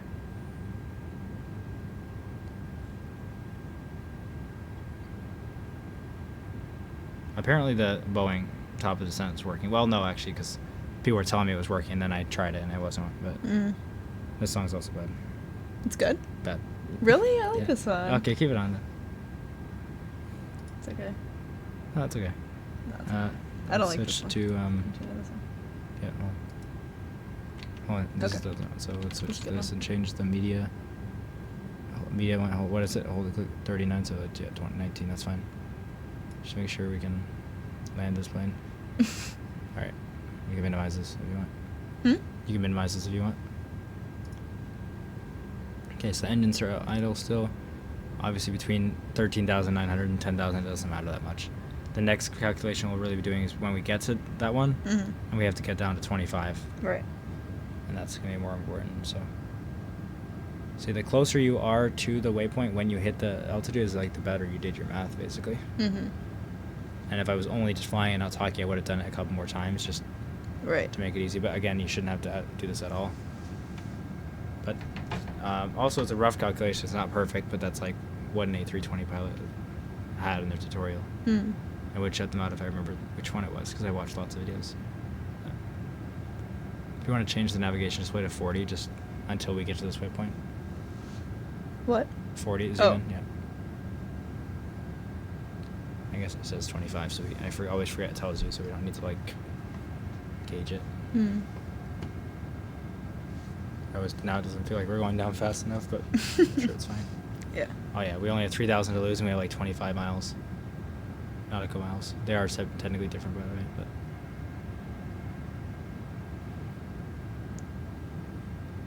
Fun watching number go down. Yes. You can always look out the window a bit more too. Just maybe keep that at like the bottom of the screen. Like that? Yeah. Okay, Or I'll go a even little zoom more. out just so we can see something. Obviously it's dark. The stars but- are nice. Oh, we're below 18,000, so go to your passenger light panels. You want to, yeah, careful. Seatbelt sign on and no smoking lights on. One thing we forgot to do, when we hit 18,000, another thing was we set the altimeter to standard. Okay. It's just a standard altimeter reading for cruise heights. We had it set to the altimeter of the airport, right? That thing. When we took off, we should have set it to standard, but we don't want to now because after 18,000 below, you set it to the new airport's reading. So we need to actually do that. So look over at the left screen. Over here? Yeah, and this is where we read the MEDAR information. So click update on the top. What? Right here. Refresh that. Make sure it's fine. So the altimeter in this is the last numbers Q00106. Okay. So change that dial. technically right now after 18,000, if this is a tutorial, I would have caught it, but How do I if you change it? click down on it, On this? see that's, watch your altitude when you do it. Just click down, but like watch your altitude. Your mouse is not there anymore. Yeah, there. See? Okay, it was pretty close. Standard, I can't remember what number standard is, but sometimes that really will drop you a lot. Okay. So now press up again. It was just for demonstration. We should have done that 18,000. Back down to 18,000 again. Now we set it to, what was that again? Sorry. I don't know. 1006, I think. Yeah. Yeah. So that's the current altimeter. It's This called. is the dial for Yeah. that? Okay. So this is called hectopascals, but that's used in Europe. If you click the dial, but like further in, it's like a little black piece, like right. Imagine where the dial connects to the plane. Yeah, there. See, click that. That goes to inches, and that's what North America uses. Oh, okay. Do I click down on this after I set click it? it down. Up, sorry, I think it's up. Yeah, there you go. Okay. And now look below your altitude reading, and it should say it there. Yeah, see QNH 1006. So it might not. It didn't change much because we're pretty close to standard, and it's close. But sometimes you might get one where you'll see the altitude, especially if you're at 5,000, drop to like 4,600. Oh, jeez. Like just based on that. So because obviously the readings are all done with like sensors outside. And Yeah. it's got to be calibrated. So, but now we also have to tell one more thing. Go to the flight computer. We have to tell that and the weather information to the landing computer. Okay. So This guy? zoom in nice. Yeah. Okay. And then you're going to want to go to progress, the prog button. And this is your different phases. This is the descent phase. Automatically switch to it. Clear out your scratch pads. Press clear until you get rid of all that stuff. We need to go to the next phase. Why is there not the next phase? Is it performance? Am I wrong? Yeah, sorry, performance. Descent, and now press next. So this is the approach phase. Okay. So see, it's asking for the QNH right there. So 1006. So we just looked. And it's also asking for a bunch of other stuff. Temperature. So we got to look over here 5 times to get all that other information. So temperature is there's 2 numbers, 16/18. That's the temperature / the dew point. So 16 is, and it's in degrees Celsius. So you just put 16. That's the temperature. And then the wind it wants. How much wind and what direction. So we'll look over. And that is the first, it's hard to read for me. 230. That's the one where it says KT knots. 01009 means it's heading 010 Yeah. /09. Like it's 9 knots at 010 heading. Okay. So if you go back over to the computer, it's asking for it in that way. Sometimes you got to reverse it. So it's asking for 010, do /2 right, 2 to the right, and then wait, did that work? Yeah. What was it? It's 09, so you do 09. Yeah, and then put it meg/wind. There you go, and now you're done. Okay. So you've given it the temperature, the wind, and direction, and altimeter of the airport. So Okay, that's good. that's it? So yeah, once we activate the approach phase, which is what we say to like you take over the glide slope, it's now needed. Just needed that information. So now we're good again. Let's look at the navigation display and make sure we're good on this part. See, we're already at 10,000. We're already 7 more miles, so we're good. We're a little early. So now we'll pay attention. If we zoom out to the 80 screen again, let's just see how far. Oh, jeez. Get an anticipation for how far the next one. That's hard to see. Okay, never mind. Go back down to. Oh, you can keep it at 80, I guess, but we'll know as soon as we hit Nevix, we'll get that. It'll change to tell us how far we have to get until the next one. Yeah. That matters. Actually, it's going to tell us MIGPO, and it won't tell us the last one. Which in that's when it gets annoying. So if you go down to your flight computer, I can't remember exactly how to do it. There's a way to look at it in here. If you click flight plan, it's simply that. I think we're Like see where it says distance 22 between and them? then 9 and 11. That's the distance between them. Yeah. But there should be one. If you go down to VECIP, that's the one that matters, right? Where you see VECIP. If you click on that, I think if you click it, I thought on this screen it would tell you how far you are from it. Maybe you click progress. Required. Now there's a couple buttons you can press to basically ask how far you are from that if you were to fly straight, which is not precise either, but we'll use the screen for it. Okay. That's just what I do. So basically, let's see how far we would need, right, to go from 10,000 to 2.5. Obviously, it's 7.5 thousand feet we need to lose, which we need 30 miles. So we're fine. Like when we're at 10,000 now, Mm. to get down to what Vetpic needs, we need 30 miles. So the fact that it's clearly something over 40, it's fine. Yeah.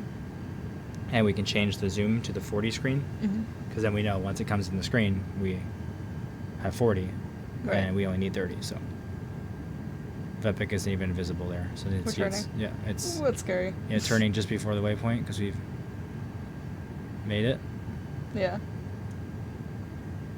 and it should update to what the distance is to MIGPO next. I think it already did. Oh yeah, 22. there we go. Yeah. But yeah, as soon as we see the word, like the Vecit or whatever, come Yeah. into screen, let's fix this up so we can have this be useful for us too. Hover over here and zoom out here, and then yeah, there you go. Mm. Now zoom in there, where you want. Like keep your mouse over where you want to see. Yeah, there you go. Okay. So we have a chart on the side of the screen just as an extra. We're trying to look at most of it in the game so you can see it, but just extra eyes on it always good. So, yeah. We already know there was no altitude. Didn't say anything about altitude at MIGPO and Eknom. The next 2 waypoints, it's just at Vecit has to be at 2,500. So. It's MIPCO if you care. Oh, MIPCO. But What did I say? MIG? Yeah. Oh, I only saw the G. Yeah. I see.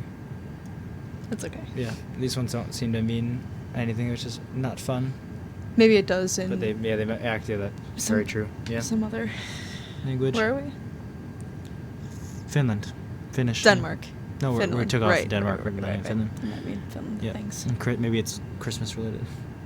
Probably not, but Yeah, maybe. It's fun explaining where the names come from. Like the departure we took out from Pearson last time was the Go Pup 4 departure, Mm. which used the hockey transition and the slap, or the hockey was one waypoint and slap was the transition. Hmm. So the That's hockey fun. slap. Yeah. I don't know where Go Pup came. And then the other ones were like related. Oh no, I think it was hockey or slap. You had to go which way. Mm. But anyway, yeah. A lot of them are fun, and like I can't remember where it is, but when I learned about like fun facts about it, like the 2 examples they gave, one of them was like one place is dedicated to all Lord of the Rings references. Probably New Zealand. I think it was either, I think I told you, New Zealand or Australia or something. But it should be New Zealand. yeah. There's a Pokemon too, Let's right? see. Pokemon ones? Yeah, Pokemon. I think it was the Philippines or something like that. Hmm. It was something I wouldn't have expected it, but Right. yeah. I guess Pokemon isn't regional though. I guess where Yeah. it was made, but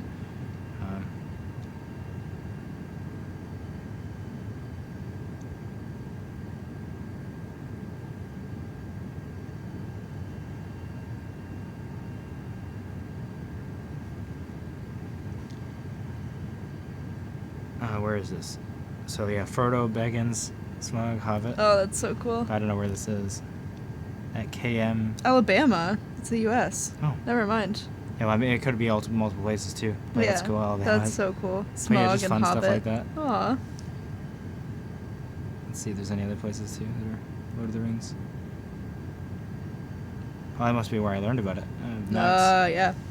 Shout out to Airplane Facts with Max. Yeah, he's great. He's great. Follow him on Instagram. He makes awesome videos.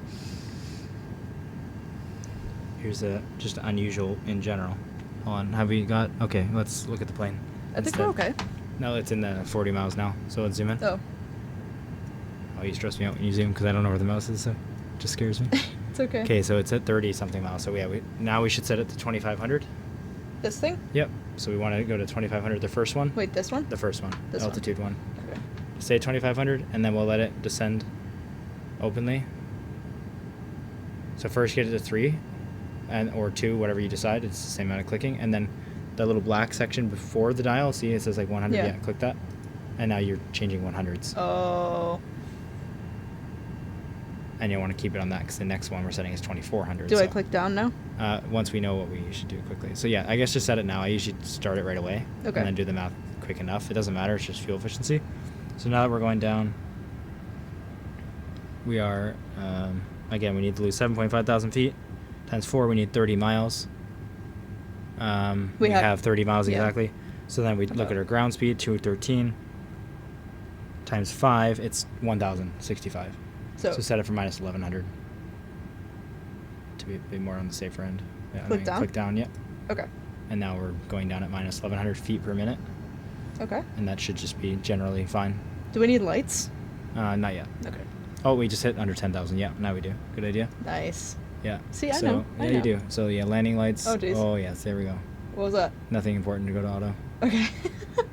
It's always this. Yeah, it's difficult because you look up first and then I you zoom in. know. I always zoom in and then look up. Or sometimes, so, yeah, our landing lights will come on. Where? Not our runway turn off This? that one yet. And that's it. Oh, okay. Yeah. Passenger lights came on at 18,000. That's what we do first, and then landing lights come on at 10,000. Right. Then 18,000 is what's called transition altitudes, where you transition into like your cruise. So lights are done at that. The altimeter is set to standard at that. Just other stuff like that. That's where, and like generally, you're in a smooth climb. You're not moving much, turning left and right, and like you might even slow your climb at that point if you're going up to 40,000. Like that's when people can walk around and stuff. So when you're in a plane, then you're wondering why how long till you get up, and you're still going up even when you can. Seatbelt light comes off. It's because it's transition altitude. It's usually 18,000, but it can change. So on the chart, it does say what it is, but like 18,000 is the standard. Oh, we have a foot warmer? Oh yeah. Wait, really? Yeah. Dang. Oh yeah. Oh, it's just a heat air, like air in that area. Heat air.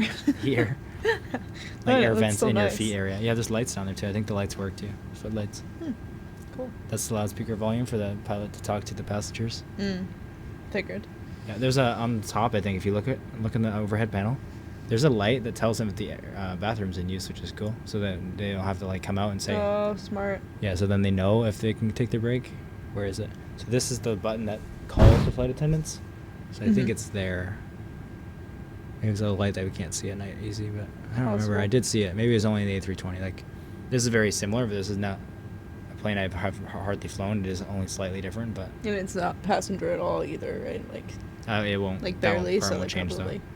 though. Yeah. Like it's like no smoking lights. Like the cargo, if it's using Sure. cargo, the panel's still the same. Okay, I'll change into the zoom in our map a little bit. So obviously everything's within 20, even including the airport. So zoom in on in the dials over top to 20. I'm so nervous. Oh no. Okay, change it. All right, mouse has been replaced. Now change it to 20. Change what? Oh. That's the one thing you consistently nothing against you. It's just fun. No, I don't know. I freak out. Every time I change, so I'll change the zoom. Like you've never I heard freak about out. the zoom I don't dial. know. Okay. You don't know what dial I'm talking about? No. No, if I what? change the flight plan and you immediately zoom into the right computer and go to the flight plan screen. Like, the zoom you can't do. Okay, so we're just making sure we're going to 2,500 in time, which feels like we're not, but. Yeah, it does. So 6,000. So we need to lose 4,000. Obviously, what am I saying? 4,500. 4.5 times 4. 18 miles, and we have. I was gonna say we have 4. No, we have 16, 17. Yeah, we're close to fine. But so we'll do 205 times 5, and then let's just say times 1.2, 20% faster is 1230. So do 1,200 minus 1,200. Oh, okay, that's. And when you do your calculation and figure out minus 12, yeah. Yeah. And consider we were only minus 1,100. That's pretty very good. Like we were just barely off. Yeah. And things change. Like it doesn't even mean like we were off. It might have. A wind to anything could have changed, but also it probably is because this is not. They're not up here in the cockpit every single day consistently doing this. This is not. This is a rough calculation. Just. Yeah. Usually just start your top of descent and make sure things are fine. And they do use this calculation, but it should be automatic.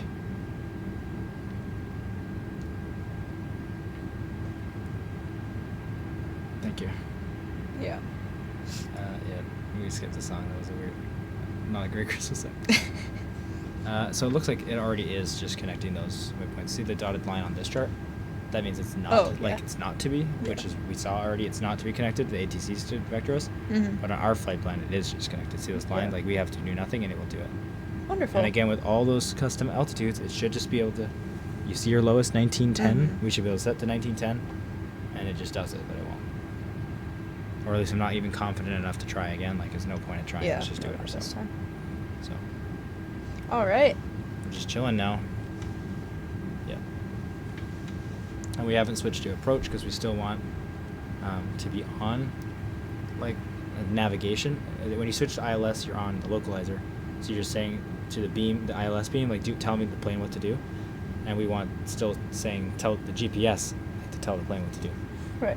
Like the airport shouldn't be communicating enough. It's funny to see the flight plan of the game thinks we should be on. Oh, jeez. In all my 2020 flights, all this HUD is off, but just with career mode and everything on, like it just stayed on. Yeah, may as well. I've actually turned it off and it's just on. That doesn't work.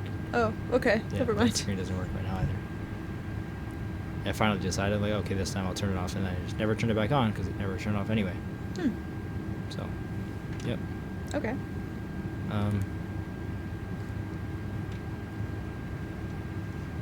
Yeah, no, we're good.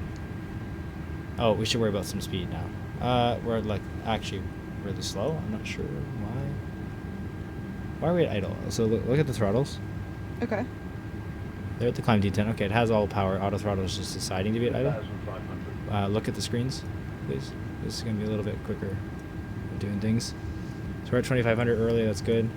It's saying we need to be below 240. That's just a constraint. Okay. As you can see, we're already at 200. Mm-hmm. I'm not sure why. Like, we're at idle and we're dropping and dropping because it's just deciding. Like, we're at managed speed, so it gets to pick. So quickly look up to the speed dial where it's ... Mhm. Change it to 200. Quickly. I'm trying. Because it's still going down. Okay, engines are kicking in. Good. Okay, it's deciding to speed up anyway. Now Should I- click the down. Yeah. Okay. It doesn't do anything until you click down. It doesn't submit your things. Now it's the blue arrow there. Yeah. Now Okay. the green Now dot what? is where it wants to be, and blue is where we're telling it to be. So I was just scared it was deciding that it yeah. was anything. Okay. To be really safe, set it at 180. This is gonna be a slow approach. Usually I do 180 at 8 miles to the airport, but let's just do 180 now. It's fine. Very, very gentle. I've noticed. Because it's per knot, yeah. Okay, 180. There we go. Okay. Now change the zoom to 10, please. So we can see within 10 miles. Like, we obviously can't see the airport. As we turn, we're on arc mode. So maybe just change it to nav mode. See the left dial? Yeah. That just does 10 miles around us. Oh, okay. Once we turn looking at the airport, we can change to nav mode. Arc. You can just see further ahead of you. Right. And that's how you get traffic alerts. Nav mode is obviously for navigation. It's a little more helpful. You can see behind you just as much. Yeah. Nothingness. Yes, so we're at 2,500. As soon as we hit this waypoint, well, actually, the NIPAC is also 2,500. Mm-hmm. The next waypoint in SAR is 24. So once we're about to hit NIPAC, we'll switch to Then go 24 down. and just Okay. let it. Because we're going to, after NIPAC, we're going to start slowing down. Right. And if we're saying, oh, go down and slow down, that's two things that, like, you were fighting gravity, obviously. Like, so only 100 feet isn't much faster, but say when you tell the plane go down 5,000 and lose 40 knots, Yeah. it's like, well, it's hard to do without speed brakes, and it actually focuses on, okay, let me lose 40 knots, then go down. So Right. Okay.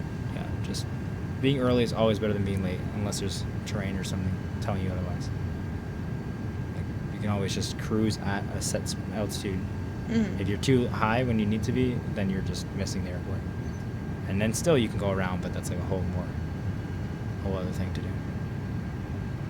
So I'd say, like, as the plane starts to roll, hit 2,400. Okay. And then you can just click the down on it, and it's 100 feet. It'll decide how to get there. It doesn't need to. We're not doing calculations of how to get. So I can change it now. You can change it now, Okay. and then you're going to click the down arrow Right. when we turn. Basically, Okay. when we hit NetBack. I'm so nervous. We're gonna crash this plane. Yeah, we might. And then you can already see the next waypoint coming into the screen in SAR. Yeah. So that's the one again that we have to be at 2,400 by, 24, but okay. obviously it's going to be. Yeah. And then we're going to switch to arc mode and start to pay attention to our speed. Okay. At 8 miles, we want to be 180, which we already are. 6 miles, 160. 4 miles, 140. So you can think of 8, 6, and 4 Yeah. as 180, 160, 140. Should I hit it now? We're good. Just give it a bit more time. We're going to be there early. We're already going to be at 2,400 early. Okay. Let it turn first. Might as well be safe. Like, you don't need to ask it to go down while it's turning. No, that's It sketchy. can, but I mean, whatever. Like, that's a big distance between them. It's 4 miles to lose 100 feet. We need 4. Yeah. 400 feet, technically. We times it by 4, so we have 4 miles, so yeah. Yeah, you can do it now. Okay, now. Yeah, click it done. And then I'm gonna open this. Go to more apps at the bottom. Navigraph charts. Oh, we already were on charts actually. And then click on ILS, the second pin one there, for orange. Yep. Hide the airports thing. And see where they are. Right. Right. Almost at INSAR. So scroll out. We need the altitude one more. There we go. So see INSAR 2400. Yeah. He won't see the moving maps on that part, but we're in line. We're good. Okay. So now we're gonna go to our flight computer. Look down, and we're on. Go to next performance. Next phase. Okay, yeah, see it wasn't activated. Previous phase. To activate approach phase right there. Again, confirm. Okay, now we're activated, so now go up. Up. Like look up, sorry, do the autopilot, that wasn't good. Autopilot panel. And there's an APPR button on the right, approach button. Autopilot panel, like more right. It's that button, you can't see it. Yeah, Just click right there? Just click it, yeah. Okay. Click it again, you clicked it twice, technically. There we go. So now look back at your PFD, primary flight display. And see it says Cat 3 single. That means it's enabled for Cat 3. Okay. Oh, shoot. Hold on. Look What? over here. It's kind of dark. Click this button here. That's LS. It tells us the landing system, where the glide slope is. Okay, quickly. I'm honestly going to pause here. Why are we not? So we're above. This is where the glide slope is. Mm-hmm. That's that slope. We should be hitting it. It's below us. But it is blue. So we're just... Usually it then tries to race to get to it. Like, if it can't make it, it can't make it. You got to do things on your own, but it's not even trying. Okay. Which is not cool. But we're going to make it try.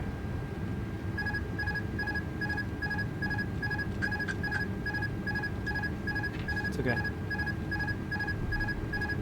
Let's hit the glide slope, please. We're not messing up this landing now.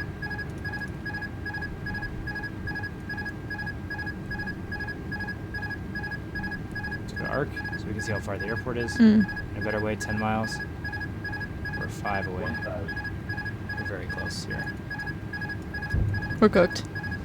We might be. Sorry, flaps full. Oh, Autopilot on. We're so cooked. Yeah. It's over. Oh, jeez.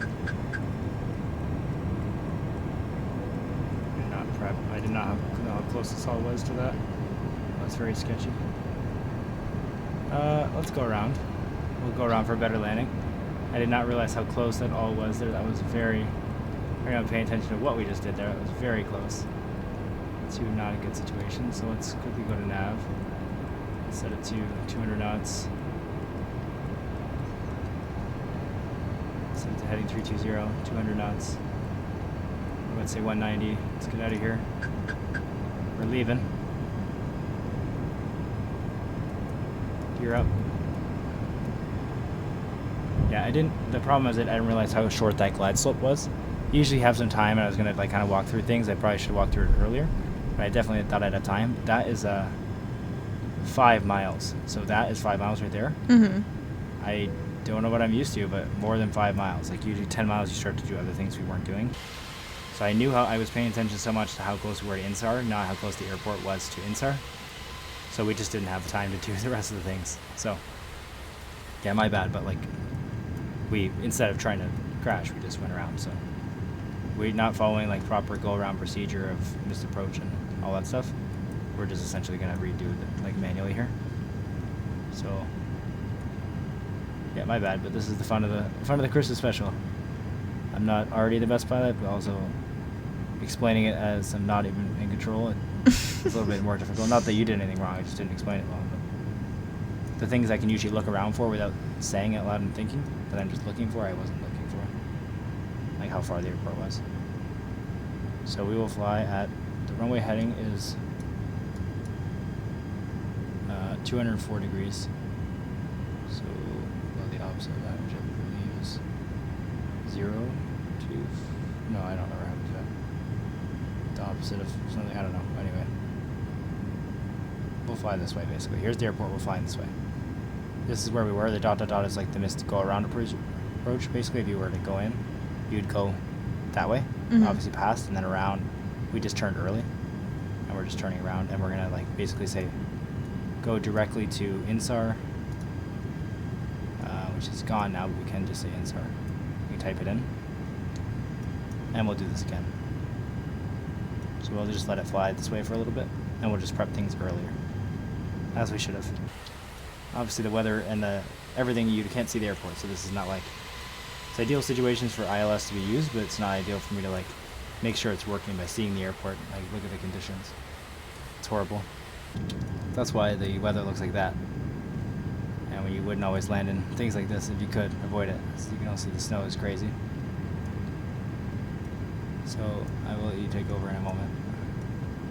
Oh, it's fine. Oh, okay. You got it. Oh, okay. Merry Christmas. My gift to you is you land this Oh, plane. yeah, okay, great. Mm-hmm. So we're going to go back to top of glide slope. Sorry, I wasn't paying attention. This is even 2400. So we're perfect here. Let's tell it to go up to 2400. We're at 14. So let's climb back up. Let's do this again. Obviously, we see INSAR is here. We want to be way past INSAR. Mm-hmm. This is the fun way to do it, I guess. Let's have this typed in so we're ready to go there when we want to. INSAR. We're going to put it in there when we want it to, and it's going to make a waypoint. Okay. Like, it's not even on there, but it will add it. And it'll go. Yeah. Okay. As long as the ILS frequency is in, which it will tune. This says that we're tuned to the ILS, so Mm-hmm. it doesn't need to be in the navigation. As long as we're tuned to it, the ILS is telling the plane how to land, so we're fine. So we're at 2400, so when we hit INSAR, we're at the right altitude. So now we just got to get past it, so when we turn around, it'll be good enough. So we're back.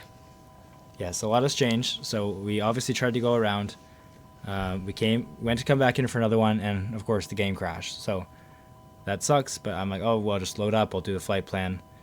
You can select an airport as an arrival, and I'll get it all loaded up. Unknowingly, it took a while, and then I was in the plane trying to set it up, and it was too close to the runway, so I went further back, tried to set it up, and then the game completely broke. I couldn't click any button in the plane, even with auto active pause off. Like, it was just broken. I reset it again, then tried to actually just, how do I enter this airport as a destination? Doing it all the normal way, it wasn't working. Fully tried to set up the plane as if I was taking off, and it would not accept the destination. So honestly, we're just going to land this. It'll be more fun this way, I think, too. We've done some landing instructions while we've been paused. We did a lot of instruction. Theory instruction. I'm gonna land it. It's gonna Yeah. be butter. It's gonna be the best thing you've ever seen. She understands the theory of landing an aircraft, generally. We'll find out. And there'll be probably too many bad instructions from me during the landing. If it hits the ground, we're good. So we have auto throttle on. We're already at 140 early, very early. Usually 140 at 4 miles. We're at about 8 miles from the airport, 9 miles. And we have full flaps. What else? Auto throttle is going to help, hopefully. We'll see if it works. She could take over when she needs to. But you're going to have an entertaining video, regardless. If she makes her first landing in a Beluga, which is going to be better than a auto landing because it's cooler. Or if she doesn't, it'll be entertaining. So. Or how many times I don't. Yeah. Before I. How many times? We're Before doing I'm more like- than one? Huh? We're doing it again if you don't land it? At least one more time. We'll just do it again and then not show them the first Give one. me the feel of it. Yeah, true. That's fair. That's fair. All right. Okay. Ready? Let's Auto go. brakes are on, just for everyone else to know. Auto brakes are set to medium. Flaps are full. Speed brakes is armed. So that means when all your wheels are on the ground properly, it's going to worry about braking. You don't have to worry about braking. Mm-hmm. It's going to auto brake. So you're going to worry about a reverse So I thrust. just The last get thing on you the should ground. know, yeah. When we talked about when you cut power, Mm-hmm. because we're not in an actual Airbus, usually cut power is like here. Okay. I'm doing motions so you can't see. And then reverse is here. Mm-hmm. My throttle cut power is all the way back. And then Once the you hit the button, right? ground, though, all the way back is reverse, but it's not going to just switch to that. Yeah. So actually, when you're on the ground, you're rolling down the runway, things are good. Throttle up, throttle down, quick. Don't I have to toggle the button? No, because in this you don't. Okay. Because it wasn't working. Like, Okay. it was having throttle down, it's just reversed. Okay. We probably don't need reverse thrust, but it just helps. So as soon as you're on the ground, you have nothing else to worry about. Last priority, just throttle up quick, okay. down. Like, doesn't have to be any amount, just up, down. Okay. For the game to register, my throttle's at 0. Right. Which should be reverse thrust, and it should work. So anyway, let's land the plane. Play it. Let's. So remember, you're I'm gonna clear below that, the right? glide slope. What? You're below the glide slope, so Yeah. you're gonna fly Straight. flat. Yep. Play. Hold the stick. It's gonna move around as soon as you. Yep. Press play. I did. Okay. Oh Okay, jeez. And Oh then hold the jeez. stick right away. Don't jeez. touch the throttle yet. What do I do? Hand off it. Yeah. Watch the lights. Right now. You're good. You're lined up. Right. I'm coming. And Am I see too now far? you got 2 lights. Oh, okay. 2 both colors to start going down. Remember, when you have the right lights, you want to be descending. Right. Oh, that's all. And now of it's it. okay. That's Yeah. bad. So push forward. Yep. Pitch What? down. Pitch You down. mean pull Yeah. up? No. Pitch down. You're too high. So Oh, it's so sensitive. Okay. yeah. Left. Yeah, I know. Sorry. Thanks. Sorry. So the engines are idle though. You're above speed, but it's good. It's doing its thing. It's at idle. You're just going down a little fast, but it's okay. Like it's good. You're below, so you see you got one red light. That's good. Yep. So yeah, don't go down less fast, but you still are too high. So try to go. Don't think of it as too high for the runway. Think of it as too high for right where you are right now. So obviously your goal is constantly descending. You're just trying to catch up with it. So keep going So down. no, you're at too light. You're perfect now. Yes. Turn right. But remember, you should still keep Turn going right? down. Yeah, a little bit right. Oh, okay. I thought it was pretty dead on. Looks like you're gonna be a little low soon. Pull back a little tiny bit. You are on the slope though. That's good. I'm not gonna with the warning yet. See, now you're a little low. Pull back a little bit. A little more right. I just know where the actual plane is. I know it looks a little more dead on. That's a little too much left. Too much right? Yeah. Okay. No, go left. A lot. There's warnings. Oh, Okay, jeez. now right. Sorry, Oh, that was, jeez. I shouldn't said a lot. Right a lot now, please. I'm trying. It's so sensitive. Yeah. Okay. And take some time to react to. Okay, push the throttle. Sorry. Pitch down. That's it. I need to say the right words. Yeah, you do. Yeah. Go right a lot. Not a lot. You aim for the runway on your own. I'm trying. I know. I just don't listen to my words, actually. Pull back. Oh, okay. Thank you. I will. Pull back on the stick. You're a little low. The lights are good, but now we're going to stop looking at the lights. Look at the runway now. Okay. At this height, you don't look at the lights anymore. Pull back. You are low. You're doing really well. Thank you. Very tad right. Like a little S turn, a little right, a little left once you get over right. Push So forward and take over the throttle. I'm gonna take over the throttles, okay? That's a good idea. Okay. Now what? Pull Just left. aim. No, you're good. No. I'll tell you when. Okay. We're looking good. Right. Flatten out. Just now. Don't worry about the runway. Basically, just flatten out. A little right, please.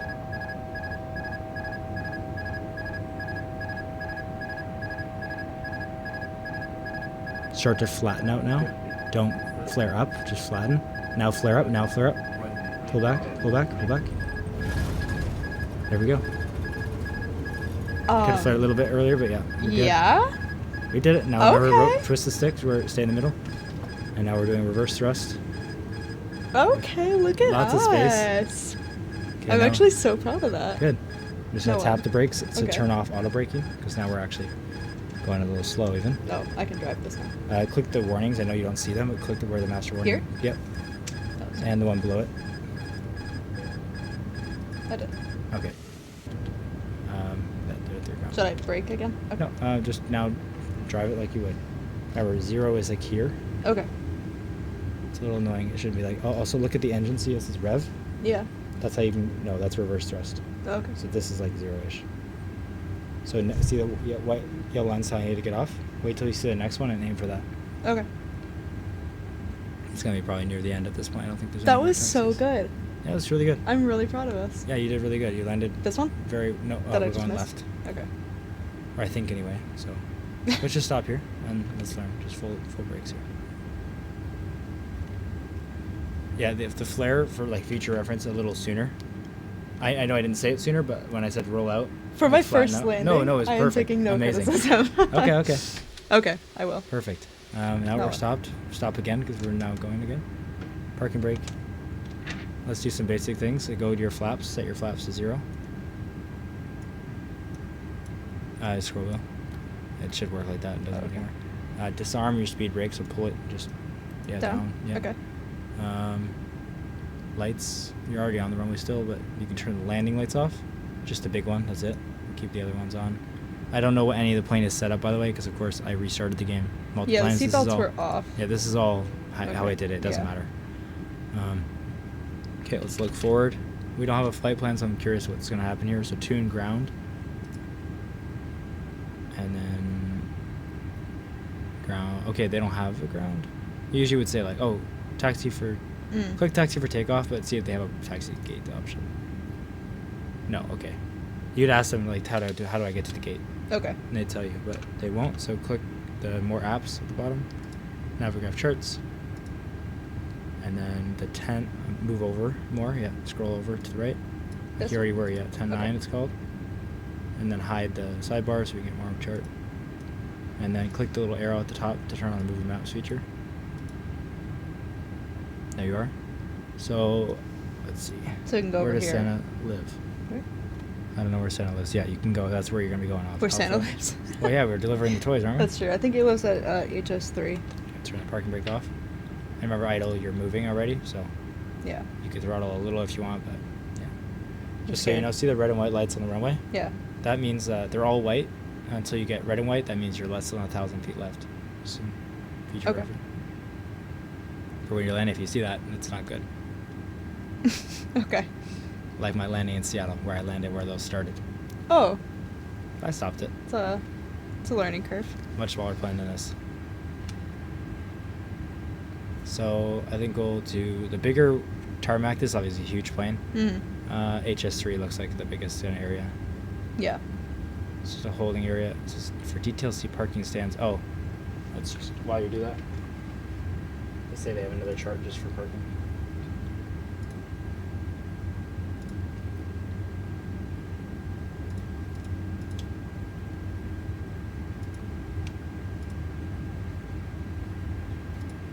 Okay. Oh, geez, jeez. that's I a lot of turned a little details. much. Huh? No, sorry. When I click sometimes to move the camera, it Mhm. disables controls essentially. Oh. Yeah, it's really great. Okay, judging by this parking chart. Is it compass? This is a general aviation parking, so this is going to be interesting. Yeah, slow down a little bit. I'm trying. And feel free to zoom out, like we have almost no visibility here. It's okay. I'm fine. Well, your eyes can real life can see like this, obviously not like what you were looking at, so. It's obviously slow to just let idle power take you there, but might as well. That's fine. Yeah, we're probably actually above idle because I can't do idle properly. So it looks like BC, like right where the terminal is, see? The first one. So it's like 8C, it looks like. Okay, yeah. That looks big enough, I don't know. Really where we can park is where we're parking. I'm going to quickly turn on the APU again. Remember, it's just this button. Okay. And What then does we that start do? it. I'll tell you. Oh, the yeah, never mind. The little engine. Yeah. Okay. Turn right, Oh, turn right, jeez. turn Oh, right. jeez. Oh, jeez. That was Oh. probably me because Yeah. I used the control. Yeah. But yeah, you want to start that in advance because the ground power unit has to be hooked up. So people have to come hook it up. They can't do that when engine's running because they'll die. Right. So you have to then turn your engines off. To turn your engines off, you have to have your own power, so it's all in reverse. Can I see myself on this map or no? Yeah, it's pink, so you should. Okay. It's just you're not there yet. You're probably just about to. That first turn off is probably the first little thing on that map. Q. Yeah. Yeah. It's Quebec, but. Okay. And T for taxiway, it's Tyler. Oh. Okay. Taxiway Tyler. That's good enough. Okay, you can't see yourself on the side. Yeah. There'll be another map if I just zoom in enough. Okay. That's about where I thought I was anyway. So like 8. Just past Tyler. Tyler Just one. past Tyler 1. Wait, that's the creator. Tyler one's a creator. Yeah, it's the head dent. Oh. That's Tyler one.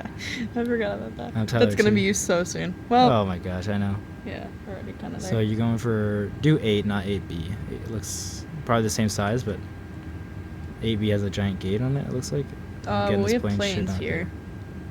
Yeah, little 737s. Your plane's bigger. Hit the cargo plane. Oh, Actually, don't okay. go to the terminal. Go to say 6, 4, 3. Like go over there. Okay. Go past like to Bravo where it turns. Yeah. It's also meant for smaller planes. As you can see, there are small planes there, but we don't want to go to the terminal with this thing. Correct. I think the other side of the runway was Oh, the okay. cargo stuff, but slow down, slow down. You won't make this turn. Turn. What? My turn's in a while. No, it's here. It's a little lagged. You're past it. You're past it. You're past it. Trust me. Oh. Wait, where was the? Turn, Is turn, that turn, white turn, line the turn. turn? It was the yellow one just before, I believe. There is no yellow. Yeah, I think it's that one. Oh. Move over to the right. Your wing's gonna hit that plane. Not that that matters. Yeah, does it? Can No, I it just doesn't. turn into 4? Yep, park right here. And brakes. You're going really fast. Be turning. Okay, less because it's full braking or not braking. So yeah, just try to get that line lined up. Like right there? No, the one right here. This is your. Oh. Yeah. Well, you're good. You got to turn really wide. Your wheel's probably still That's not not on it a yet. parking space. It Is is. it? Yeah. Now turn. Full right. Full right. No, I'm That's not the on ground it. power unit. That green. Green. So guy. I'm supposed to be pointed at that? Yeah, it should be just to the right, like out of your right Okay. windshield, That essentially. would have been good to know. Well, I'm going off the line. I'm just guessing now to help you. Turn right a bit more. Not that matters. Like, here, turn your view. Turn your view. I go outside to help you, but it doesn't help you when you're looking behind. Okay. Zoom in, like, Yeah, I or, went and to like right. turn around, to, like, so look at the front of the plane, Yeah. like the front of the, like, look backwards at the plane, What? so I could see exactly where the nose gear is, and down. Thank you. It's supposed to be on that line? This line. It doesn't matter. I just want to make sure the ground power unit can connect. So you have to get it within a general parameter. It might not even, because this is not the right side of the plane for this parking spot. There. Park your brake. At your bottom right of that. This is a much bigger plane again than this should have here. So let's go inside and click on the APU on the bottom screen. Pepper's got on the chair with me. Okay. Yeah. APU button, just to see the status of it. A little to the right there, and it's available, so we'll go back up to the top panel. What top panel? Yeah, there, sorry, you're there. APU bleed, it's a couple up right there, and now you can shut down the engine. So underneath the throttles, the little switches, just press one, wait a few seconds, and press the other. That's good. Have a look at the front of it. And we're just going to wait for them to stop. And you just flew 2-hour flight from Billund to Finland. Obviously the first coming into the landing was my fault, like not doing these quick enough. And then the game crashed and you manually landed it perfectly, so that's a Dude, I'm insanely actually good so flight. proud of that. The whole flight went really well It in did. general, but especially on your part, you made literally no mistakes. Like, Thank you. so I'm a well. great teacher. So great. No, I don't know how to do instructions in the moment very well. So now the engines are stopped, luckily, because that guy's going to kill himself anyway. Mhm. So now you'd ask for them to hook up the ground power unit. So go to the Jeep, turn off the beacons, technically, if we're going to do it right. Go look to Where? the lights, light panel, Okay. exterior lights, beacon. This? Yeah, it tells them it's safe to walk around the engines. And then go to the EFP, the tablet. Go to ground. Do toggle GPU, which is the top one. Open your front cargo, may as well. Get the toys out. And then go up Sure. to the top panel, overhead panel. If you look at the camera now, this is a very great cat moment here. We haven't snuggled in too long. Yeah. It's been too long. All right. You're not allowed to do it flight. And then see the external power is This? lit up again. Yeah, press both, A and B. So now you're on the power unit again. Okay. So now you can turn your APU off that we just turned on. So the APU button This? down, that as well. The APU bleed is off, and then the APU itself right there. Okay. So now it shuts down that external engine, Okay. or internal engine, I should say. And And engine? now we Bottom? just wait. Okay. See if the APU available. It's gonna go down to 0%. It just Where? takes a while, like here. Oh, Takes a okay. while to do anything, and then eventually it's going to go down slowly as it is. Oh, I The see, voltage yeah. is dropping, and then around I think 60-70 just cuts out. So we're on external power, but if we just like turn the plane off, Mhm. the APU would kind of be powering it still, and then it like Right. cuts out Okay. harshly. So we just need to let that engine stop working. If you go outside, you can see the cargo open it up. Very, very cool. This plane is insanely huge. Yeah, that's wild. It's wild that just flies. It's like a flat deck there too. Like they made Yeah. the cockpit go down below. Just like, oh yeah, we need to put that somewhere. That's so crazy. Does not seem physically possible. Yeah. It's such an aerodynamic shape. Like it's obviously round, but Mhm. like it's huge. That's how crazy powerful these engines are. Like they're huge. Yeah, it's so cool. And when we were talking also, when you take off, like the A320 sounds nothing like this. Like this sound of these is really, really cool. You talk about it on the stream, it sounds awesome. Mm. Then we can actually unload the cargo as well, even better. So the APU is almost shut down. If we go over to the Tablet? tablet, we can do front cargo. It's got a finish opening. Yeah. And then we should be able to tell them to come and unload their cargo, if they will. Honestly, at this little thing. Yeah, they don't want it. Yeah. It's way too much. For fun, you could turn off those bay lights and see what they look like. I've never done that. Turn them on? Yeah, I think those are the lights inside the cargo bay. Oh, it looks like there's a little one on, but it's probably visible at night, obviously. Yeah. We should turn external lights off. Obviously, we didn't do a lot of this right perfectly, but Okay. What are the external lights? You can tell by your reflection. You have very powerful lights shining at the ground crew. So Yeah. we turn off nose light to off. All the way to off. Runway turn off lights to off. Strobe off. All the way. That's on auto now. Now it's No. Oh, yeah. off. Wing? Wing off. And then seat belts and no smoking, both off. Okay. And then if That's we go to, almost done. If we go to the very top panel again, higher to where you have those 3 buttons on either side. We're going to turn off the fuel pumps, if you remember where those were. See, it says L1, L2, L standby, right there. Oh. And then the 3 that match it on the right side too. Turn them off? Click it, yep. Oh, okay. Off means, yeah, light on. Okay. And then the other thing we did when we started, cruise supply, that's oxygen, turn that off, click it. And then if you go to the very, very top left, those 3 dials that we turn to nav, turn them to off. And there'll be one more that you can't see. There you go. That's it? Basically, like, we're on our own external power now. If you want to turn off go to the tablet and let them unload. So yeah, the reason why the map failed, because you turn off the thing that tells her where it is. Do I So just press it again? No, go to the cargo tab. Oh, okay. And go to... Oh, right, we restarted the game, so we don't have anything there. But Oh. that's fine. Okay. Awesome. And then, so say now, okay, they unloaded it. Go to the payload cargo tab. Whoa. Sorry, Okay. ground tab. Okay. Ground. Click front cargo again, close To it. shut it? Okay. Yeah. And then we actually know it does work with no power. In real life, I'm sure it needs power to operate. Yeah, But maybe. we can turn the plane off fully. So go to the very top panel again and see the lights that are on, the blue ones on Mhm. auto. Those are that's right, that's external power. We want batteries, they're above it. They don't have any lights shown. It says These? bat run, yeah, turn Okay. off all 3 batteries. Just taking the power from outside and putting it inside, and then turn off the external power now. That? Yep, both of them. And now you have a flashlight because now the plane is off. Oh, okay. And now, well, we're considered cold and dark. That's what you say cold and dark to cold and dark. That's like what you're starting at. Okay. Nothing. So the plane is fully off. So you made it. Yay! We're here. We That's delivered so the awesome. toys. Toys Got the delivered. cargo. Christmas saved. Yep. I hope you guys enjoyed not just the flight, but the random chatting about Christmas, and hope you had a good vibe and maybe some Christmas music while you're watching. Yeah, thanks everybody for watching, and hope you have great holidays. Yeah, Great, safe, fun, happy holidays. Yes, I hope it's been fun. Obviously, this is on Christmas Day, and there'll be some videos before this. This will be obviously the main video for a lot of people on the channel, and the longest by far. I hope you haven't been for watching as long as we've been recording, because our timer says 5 hours and 4 minutes. Oh my gosh. And this was a 2-hour flight. We originally planned a 3.5 and thought that'd be too long, so I'm okay, glad we we did our made it. 5-hour, 2-hour flight. We made it. Yeah. That's what matters. I expected 2.5 with the setup, and 15 minutes after we landed. So, yeah, we made it.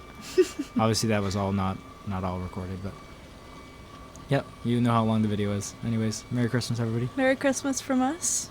Bye. Have a safe, wonderful holiday. Thanks Yes. for all your support. Wait, we need to do one more thing. Okay. One more thing is very important. If you're still here watching, then you deserve this. I don't know what this is. What was closure? What? Oh. Yes, I do. Merry Christmas. Oh. Merry Oh. Christmas from Pepper.